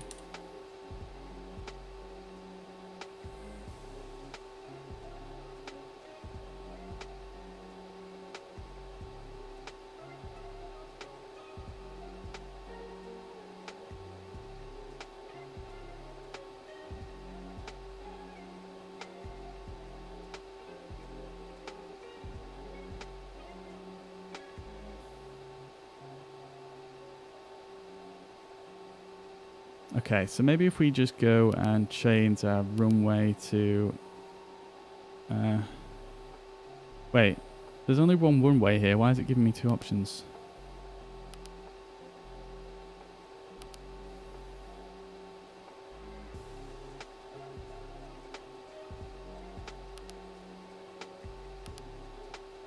Still got that vector.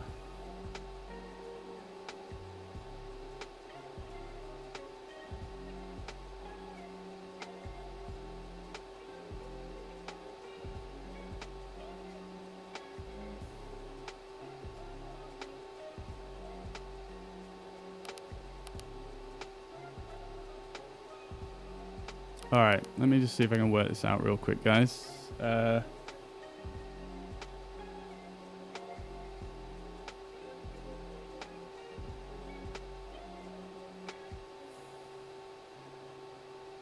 Can I just delete this one? Is that going to fix it?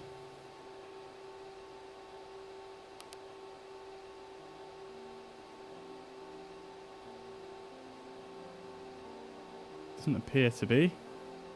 Let me just bring up my chart real quick and just see what's going on here. So we want a dose of 5 alpha on runway 01. That's what we said. Excuse me.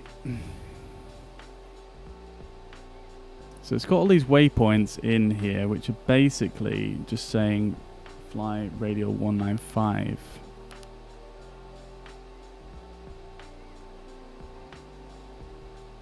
Try copy next waypoint into it. No, nothing on there. What if I copy this one? Oops, what have I just done? We'll go with this one. Nope.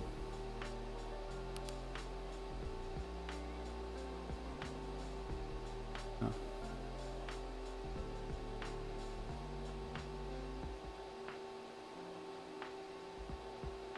Alright, I'll tell you what I'll do is I'll just take off using heading mode. And then once we fly past it, it should resolve itself, I believe. So let's just check the rest of it. Everything else looks good, so let's get underway. So we shall go back to PPOS. Let's bring up the...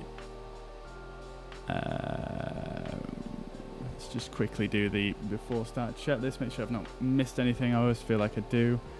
Battery switch is on, emergency lights armed, standby flight switch on. I'm going to try skip stuff as well that isn't actually simulated now. So avionics switch is on, parking brake is set.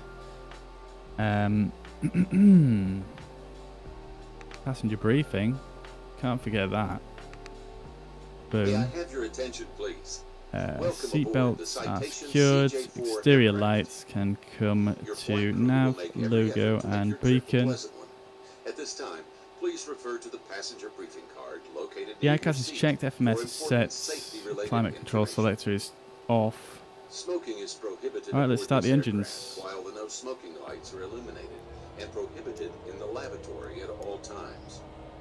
Aviation regulations require passenger compliance with lighted no smoking and seatbelt signs, placards, as well as flight crew instructions. For taxi, takeoff, and landing, please ensure that your lap belt and shoulder harness are fastened and all portable electronic devices are turned off.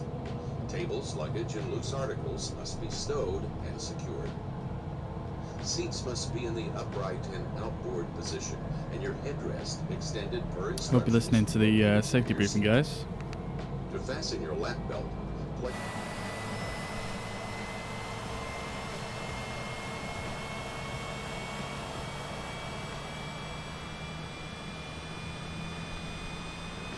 and hook the metal end onto the stud located on your lap belt. To release your lap belt, Alright, that's one depress the good latch engine release on the start. top portion Next of the one. buckle. To release the shoulder harness, unhook the metal end from the stud. Because of the possibility of unexpected turbulence, please keep your lap belt securely fastened about you at all Excuse times me. while in your seat.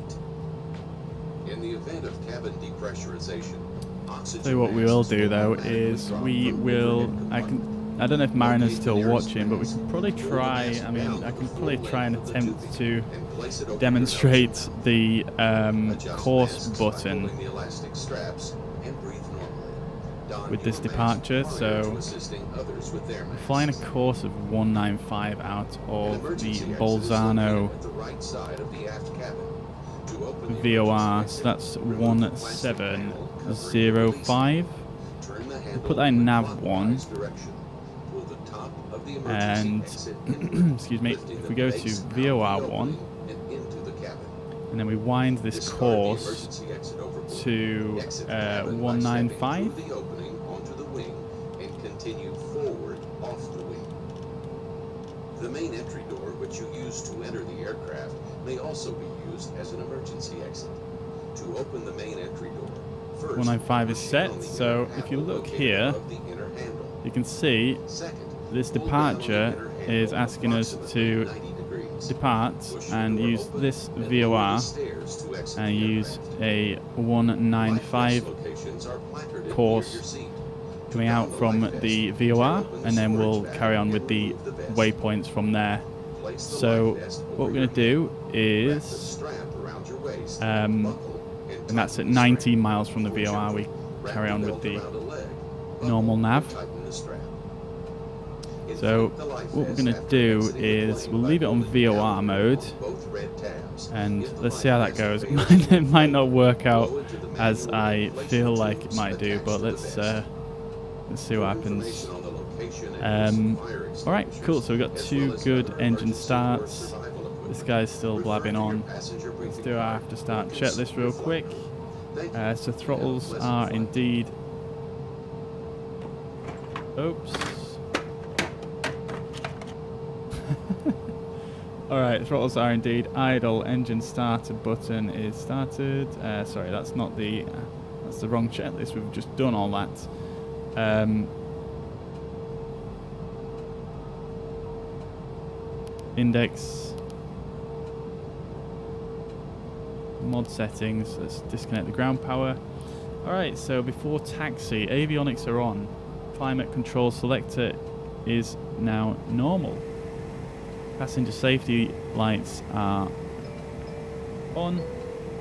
May I have your attention, please? Trim we can The set captain has turned on the seatbelt sign. into the green zone. Please fasten your seatbelt and shoulder harness at this time. Looking right here. Flight controls are fine. Speed brakes, we can give a quick. There we go. Flaps we can set to 15. Takeoff data is set, avionics is set, autopilot is fine. We're going to use Toga anyway, so we don't need to worry about that really. Alright, let's get underway. So parking brake released and let's push back. Don't know where our guy's gone. He's disappeared. We're still pushing back anyway.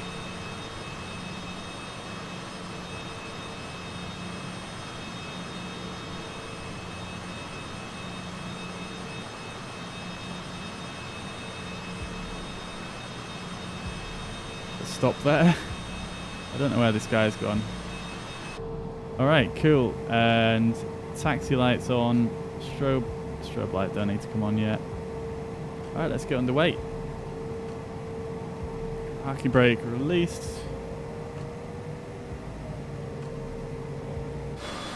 Let's do one.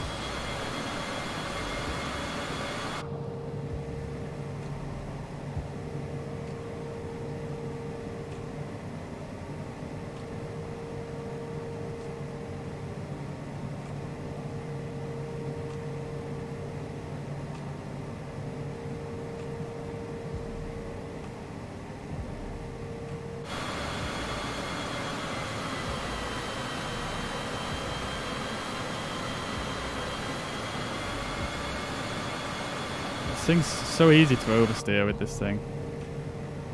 So our VR speed is 99 knots. Is there a windsock here?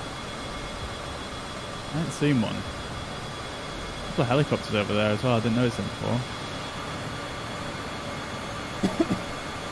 Excuse me. Okie dokie. Let's swing it round.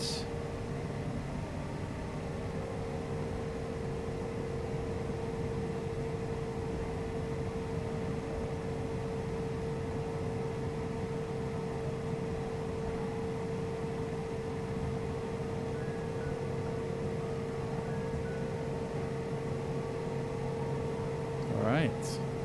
Let's get underway. So let's hold it on the brakes. Did not mean to click that. Hold it on the brakes. Toga button and throttles all the way up.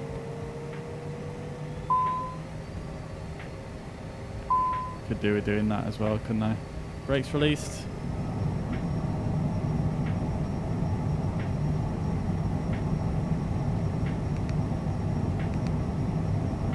Alright, let's do one. Alright, let's rotate. I completely missed looking at my speeds there. It all happened so quick. Gear up.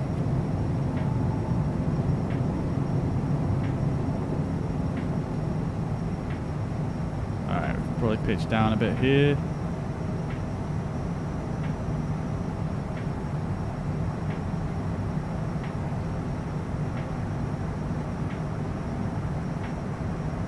Flaps up. Yaw damper on. Let's go for the autopilot now. Stick it on nav. VNav as well.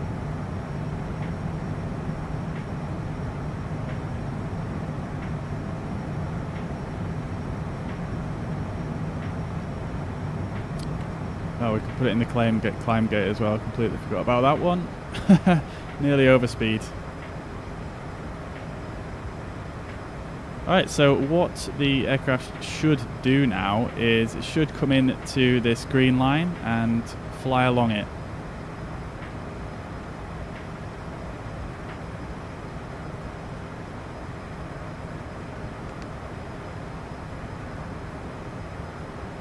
Actually, I don't think you even have to have nav mode on for it to do that, so Let's see. Flight plan discontinuity has come up. I don't know if that's going to totally screw me over here or not. So if you have, you don't want to have nav mode on. That was a bad demonstration before. So you have nav mode off and it will fly along the VOR course that you set.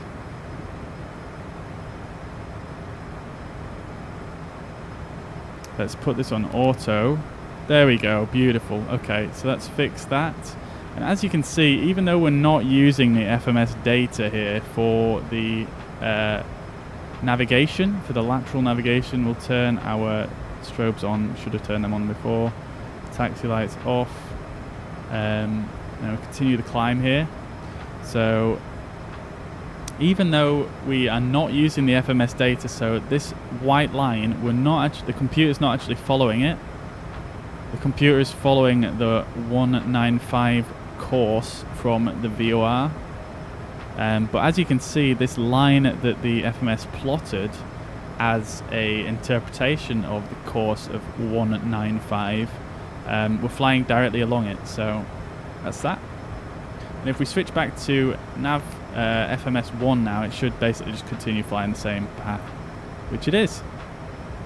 So that's beautiful. I don't know if Mariner's still in the chat, but there you go. That's an example of how you use the course knob. Alright, let's set our climb speed to 240. Oh, I completely forgot I didn't have this set. I'm smart. There we go. And then our cruise altitude, didn't even pay attention to, is 290.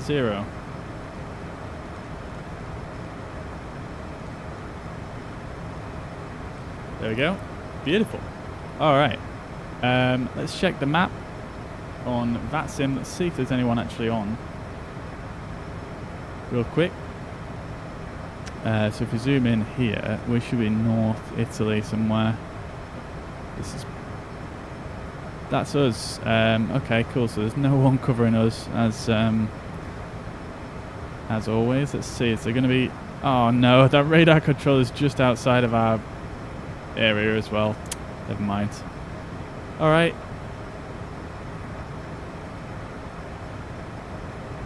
Let's announce on Unicom anyway. Cessna. Wait, I can hear myself. Hello? Hello? Oh dear. What's that about?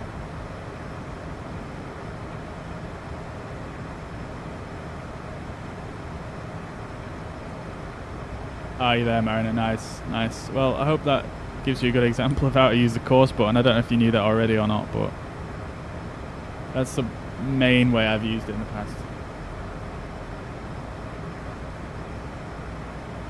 Just going to restart VATSIM as well. Hopefully that fixes the issue with being able to hear myself.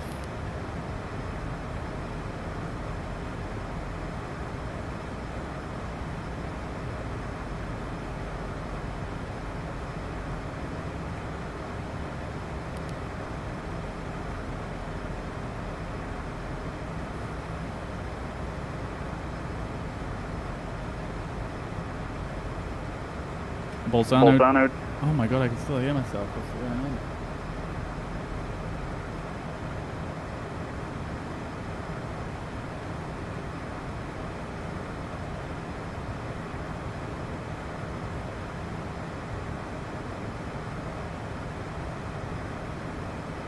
I guess we're just going to have to listen to me say it twice. Bolzano traffic, CJ4 Golf Foxtrot Uniform at Zulu.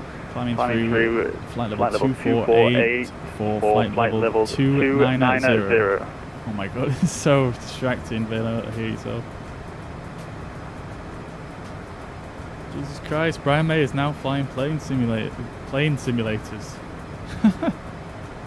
Yeah, I suppose you could say that. I've had that one before. It's because I've got COM 1 and COM 2 tuned to the same. So I do. I don't even have a Unicom tuned. Wait, hang on. Test, radio check. Ah, nice, dude. I've never come across that before. That's an interesting one. Alright, cool. I wasn't even on Unicom either. I bet you were all like, what the hell is he doing, talking to himself again. Keep forgetting about this. Altitude. Alright, so approaching our altitude here, and I forgot to engage nav mode, so we've gone off the lateral path here. Let's... What the dickens? Getting some serious turbulence over these mountains once again. I'll be glad once we get over flat ground again.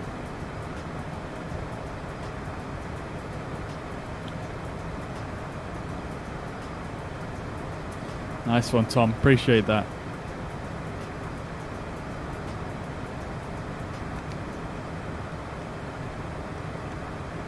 So what kind of aircraft is your favourite to fly then, Tom? It sounds like you fly quite a lot by the sound of things.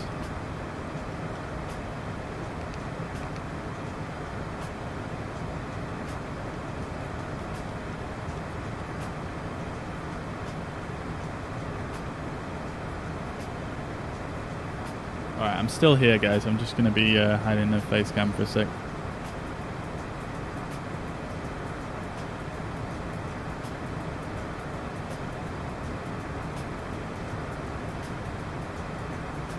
I am here.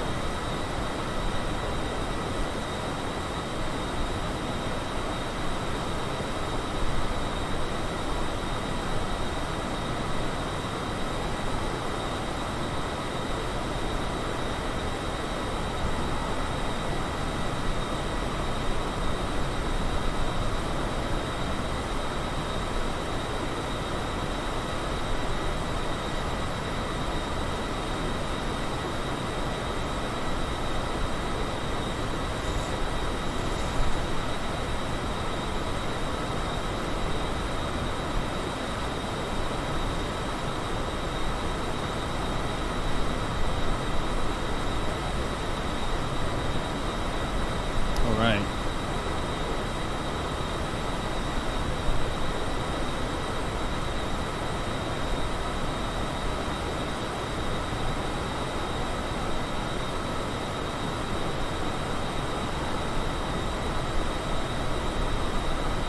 Pressing all the wrong buttons here. There we go. All right. So not too far to go on this one. About 20 minutes until we arrive.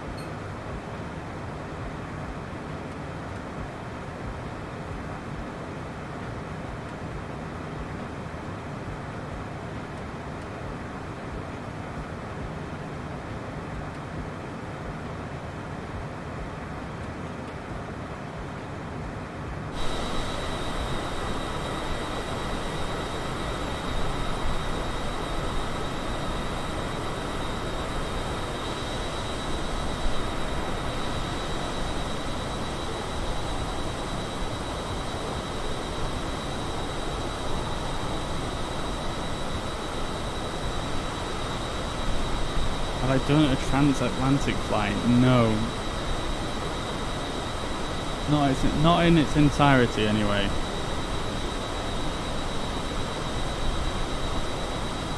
We've done one where we've set off and then skipped the middle of the flight and then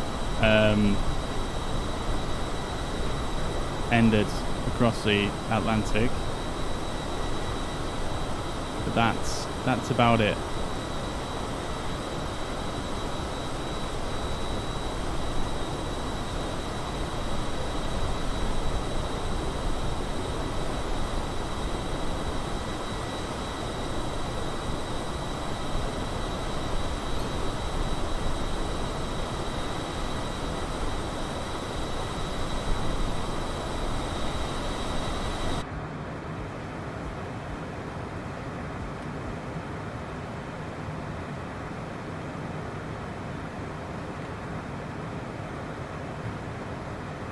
Well, there's a lot of controllers on, just none near us.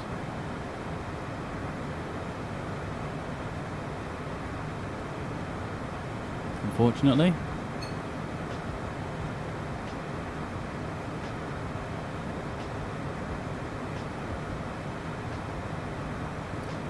Have a look at the map again.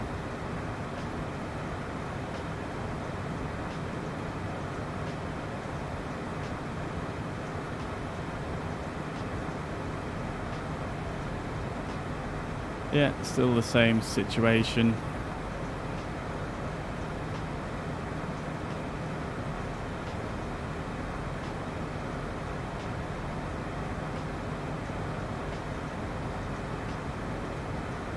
Not long to go though, only 15 minutes time airborne.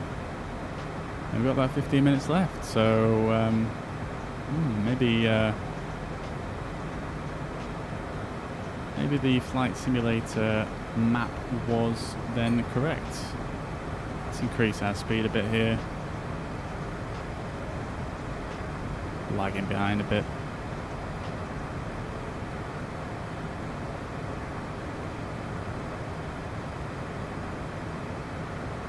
Alright, so we're going to hit our top of descent momentarily, so let's just check our chart real quick.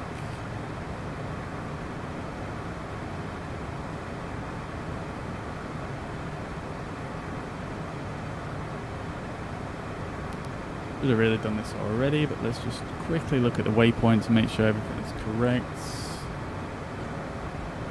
So 230 slash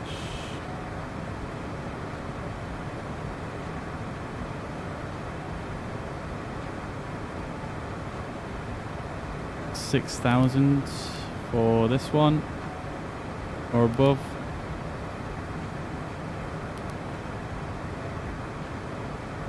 (210/5,000) or above. At or above 3,000 at Utuvi. And that is that. So let's stick our altitude selector to 3,000. Oops, a bit too far there.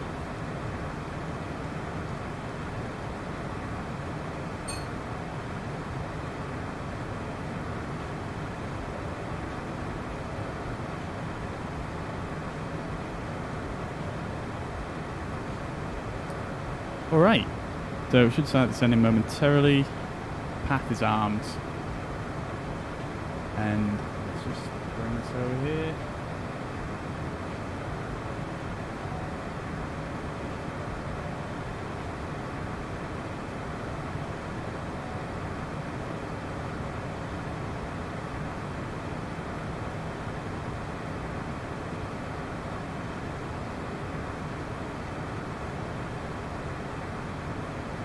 Get that guy out of chat. Spamming away. Alright, so let's bring our throttles back a bit for the descent.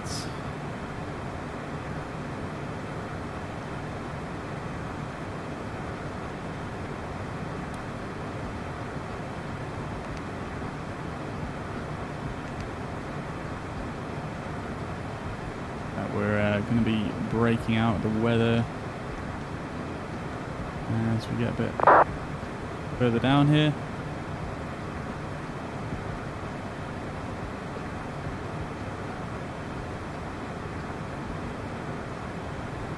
Peritola traffic, White CJ4 at top of descent, descending for runway 05.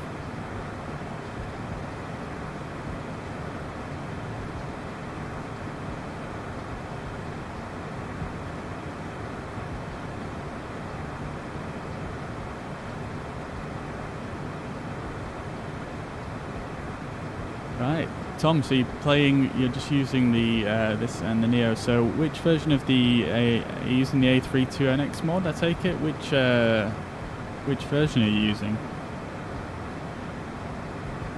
As in development, experimental, etc.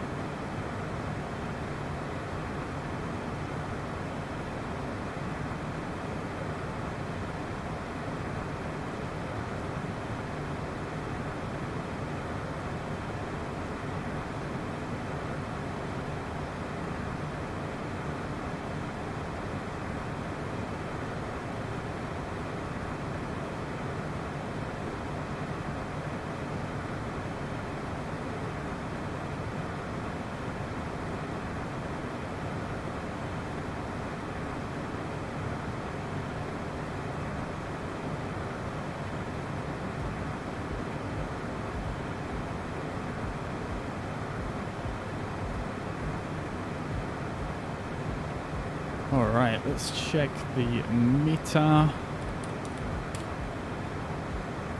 And we'll get that tuned in. Excuse me, 300 knots. 300 at 2 knots. Very light winds.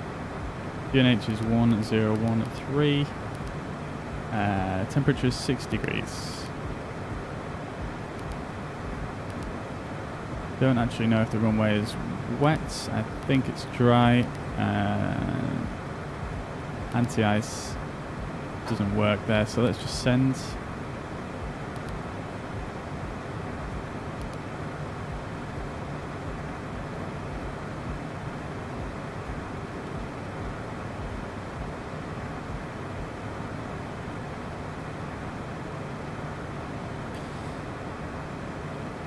Alright, and we're going to descend down here, take a left turn, and come on to the ILS. Should be pretty cool. Looking forward to seeing how the new ILS switching function works.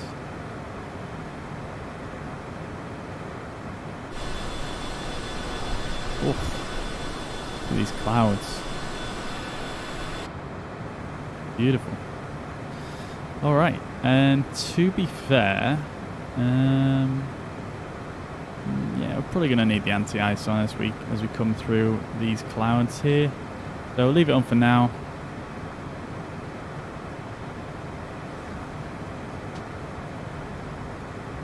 I'm not sure why the YouTube chat keeps repeating itself. It's weird. Transition altitude is 6,000 here, so we'll do that and then switch to the what was it, 1013. So standard pressure anyway. That's fine. And let's just see what it's saying here. So it's saying check the localizer. It's probably because we had this VOR tuned, so let's we don't need that anymore. Let's tune the ILS on 103. Okay, it doesn't work like that for the ILS, is it? 110. 110. Can I at least get away with not putting decimal? No, I can't. Okay, never mind. There we go.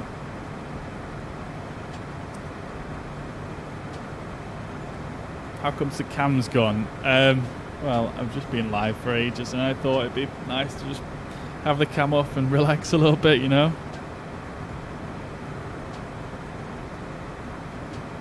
I am obviously still here though. We've got a ghost needle for the ILS pointing in the opposite direction, as that's where we're going to turn to. We've got our missed approach procedure in, and yeah, that looks like the correct procedure, which is nice.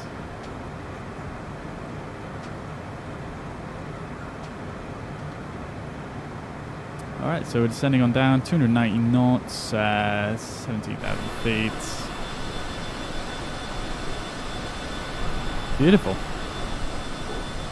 Alright, let's hope I can do a good landing again. Let's set our minimums as well.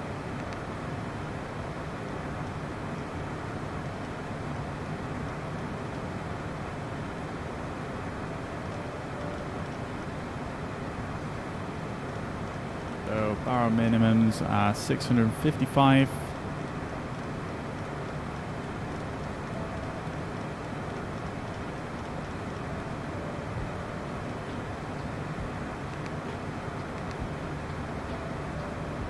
Cool. Okay, so we're nicely on profile. We are descending. Let's pull the throttles out a bit so that we can slow down as we come towards 10,000 feet here.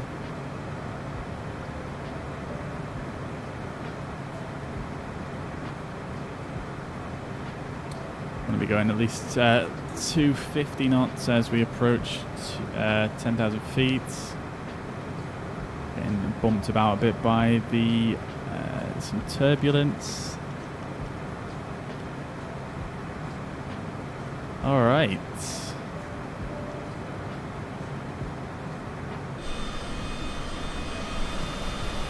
These clouds look freaking phenomenal.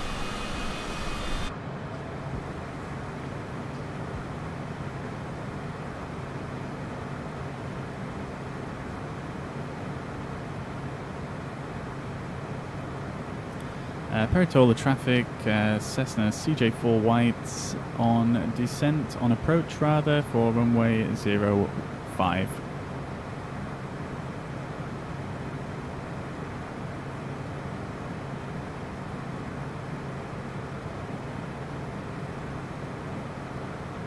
Cool, okay, so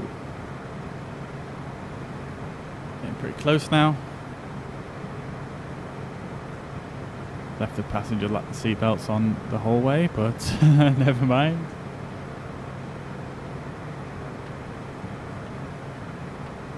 Okay, so we actually need to be below 230 knots at this waypoint, which we are meeting at or above the transition level, which is 6,000 feet, which again is no problems. We need to be at 210 knots at the next waypoint, so I'm going to keep the throttles back at idle.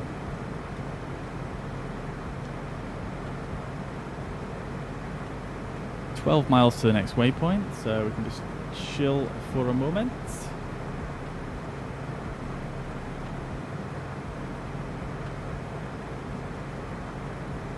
Speed's slowly ticking down, so I'm just going to leave it for now. Rate of descent is decreasing.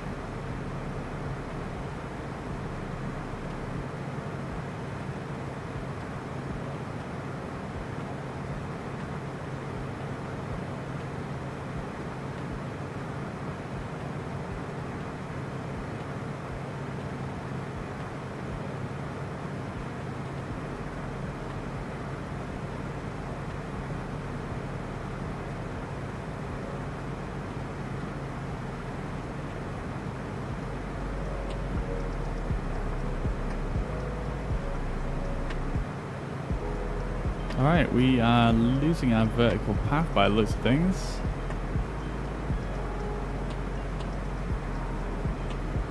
What is it doing?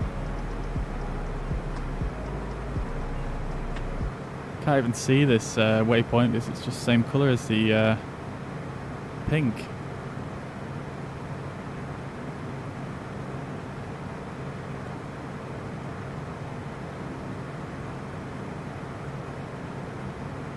Let's just bring out the speed brakes just slightly.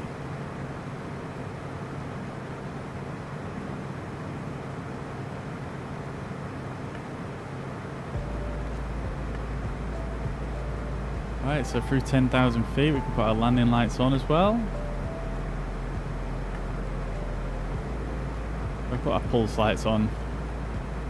Why not?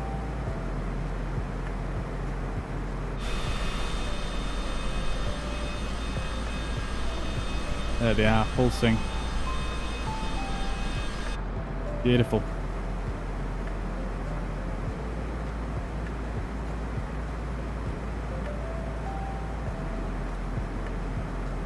Alright, great stuff. So, this is quite a low cloud base, isn't it?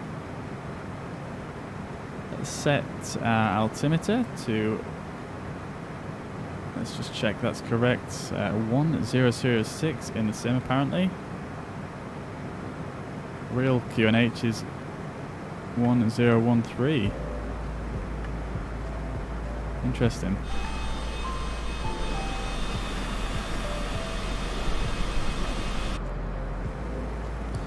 Alright, so 200 knots now. Looking good. We'll stick at the speed, so we'll put the speed brakes away.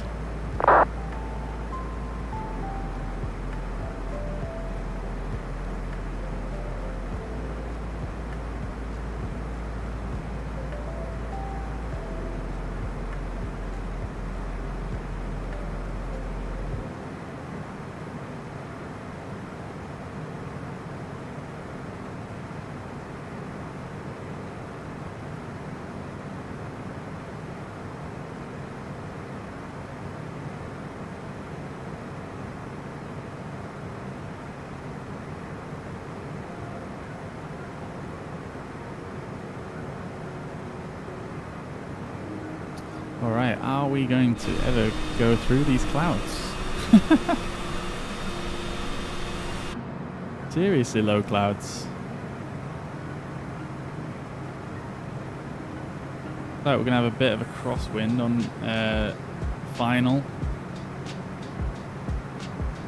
A little bit of a tailwind as well apparently. I think you can literally only land on this runway at this airport though. You have the departures go from the other runway, I believe. I can't actually even remember which runway we took off from earlier.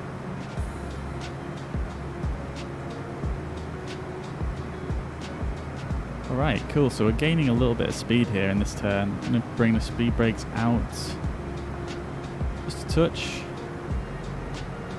And And here we go, about to go through the clouds.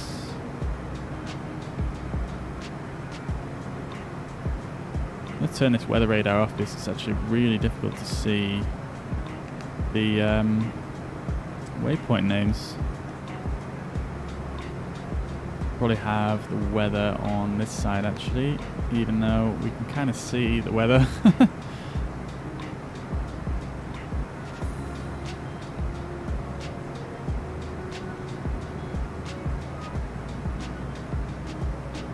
Alright, I'm going to crank the speed brakes for a few minutes here.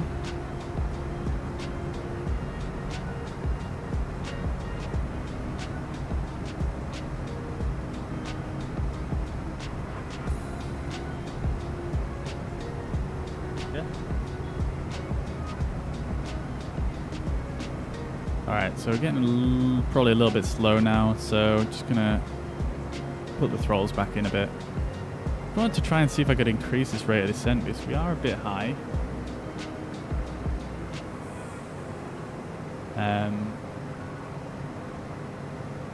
But we'll probably be okay, won't we? So we need to be at 3,000 at Nibto, which is shouldn't be an issue for us.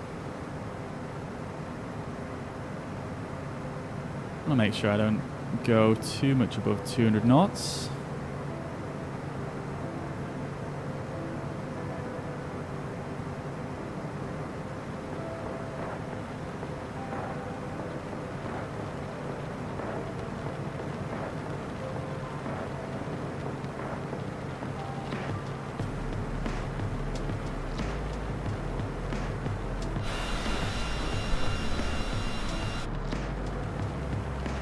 I can hear some...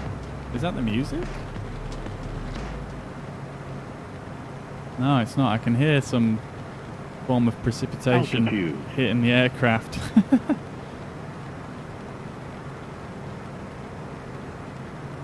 Alright, cool. So, we could do with some speed brakes here.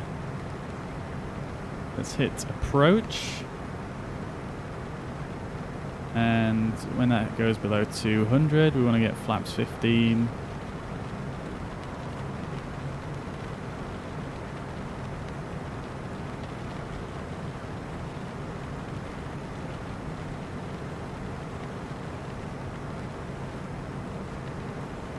We are actually quite a bit too low here, so I'm going to try and see if I can recover this with vertical speed.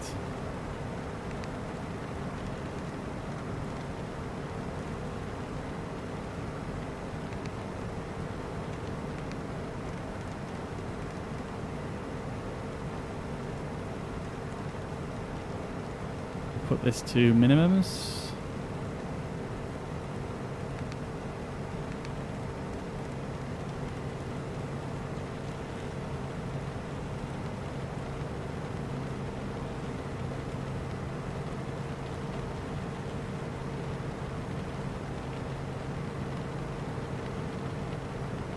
For some reason it just wouldn't get down to that altitude quick enough. Weird. I wonder if that's fixed in the next update. The one that came out today.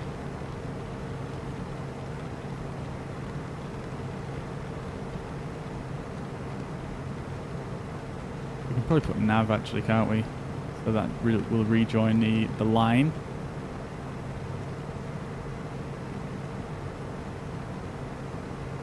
Wow, this is some real... You can see the runway, so that's good. Am I going to catch this glide slope though without going too fast down? Altitude.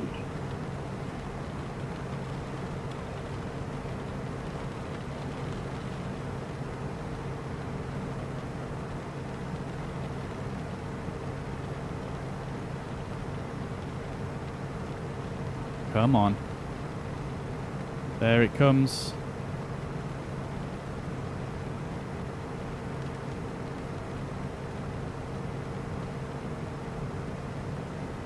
Autopilot. Alright. We're doing it. We're going manual.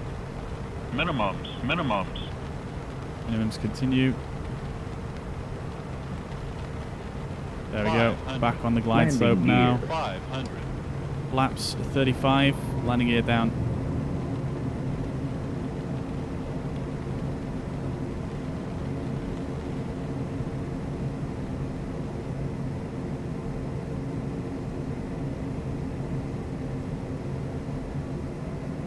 This thing loves to just fall out the sky when you put flaps 35 in, doesn't it? I need to get used to that.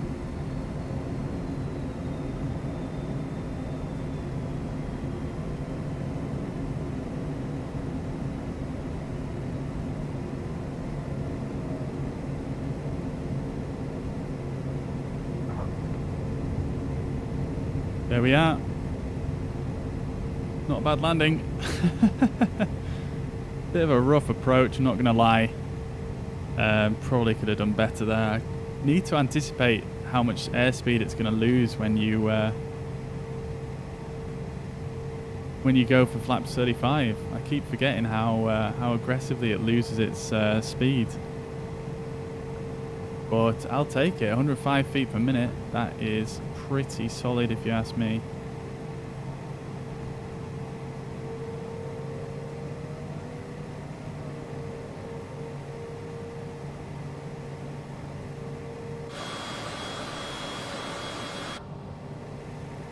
I'll take it.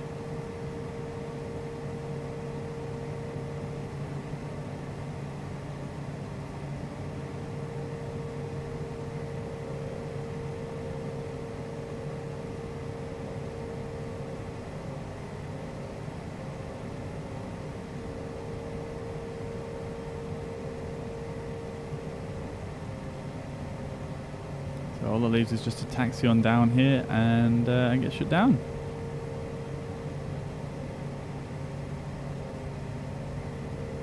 Let's start powering off some stuff. So we turn the weather radar off. Light directors off as well. Anti-ice can all come off. Flaps are already up. Boilers are up as well.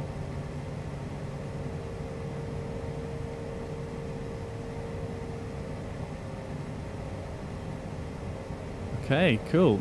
So, head on over to the right here to the GA apron.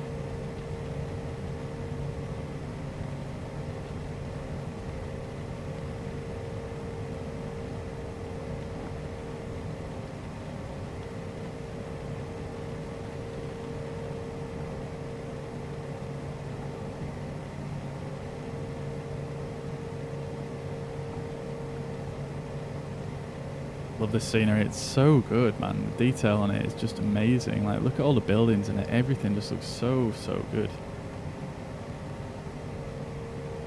Alright, and let's park down here instead this time.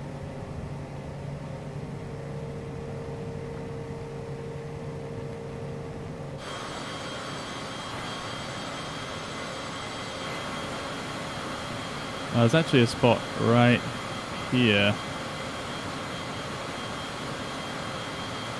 Oh, these lines are confusing me. Oh, you need to park right here on this little cross bit here, don't you? So let's do that. There's actually a marshal waiting there for us, but I didn't see him until the last second.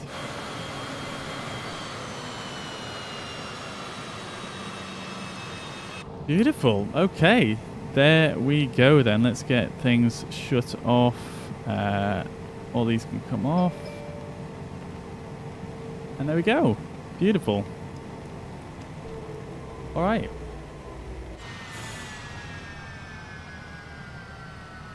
Where's the tower? There it is.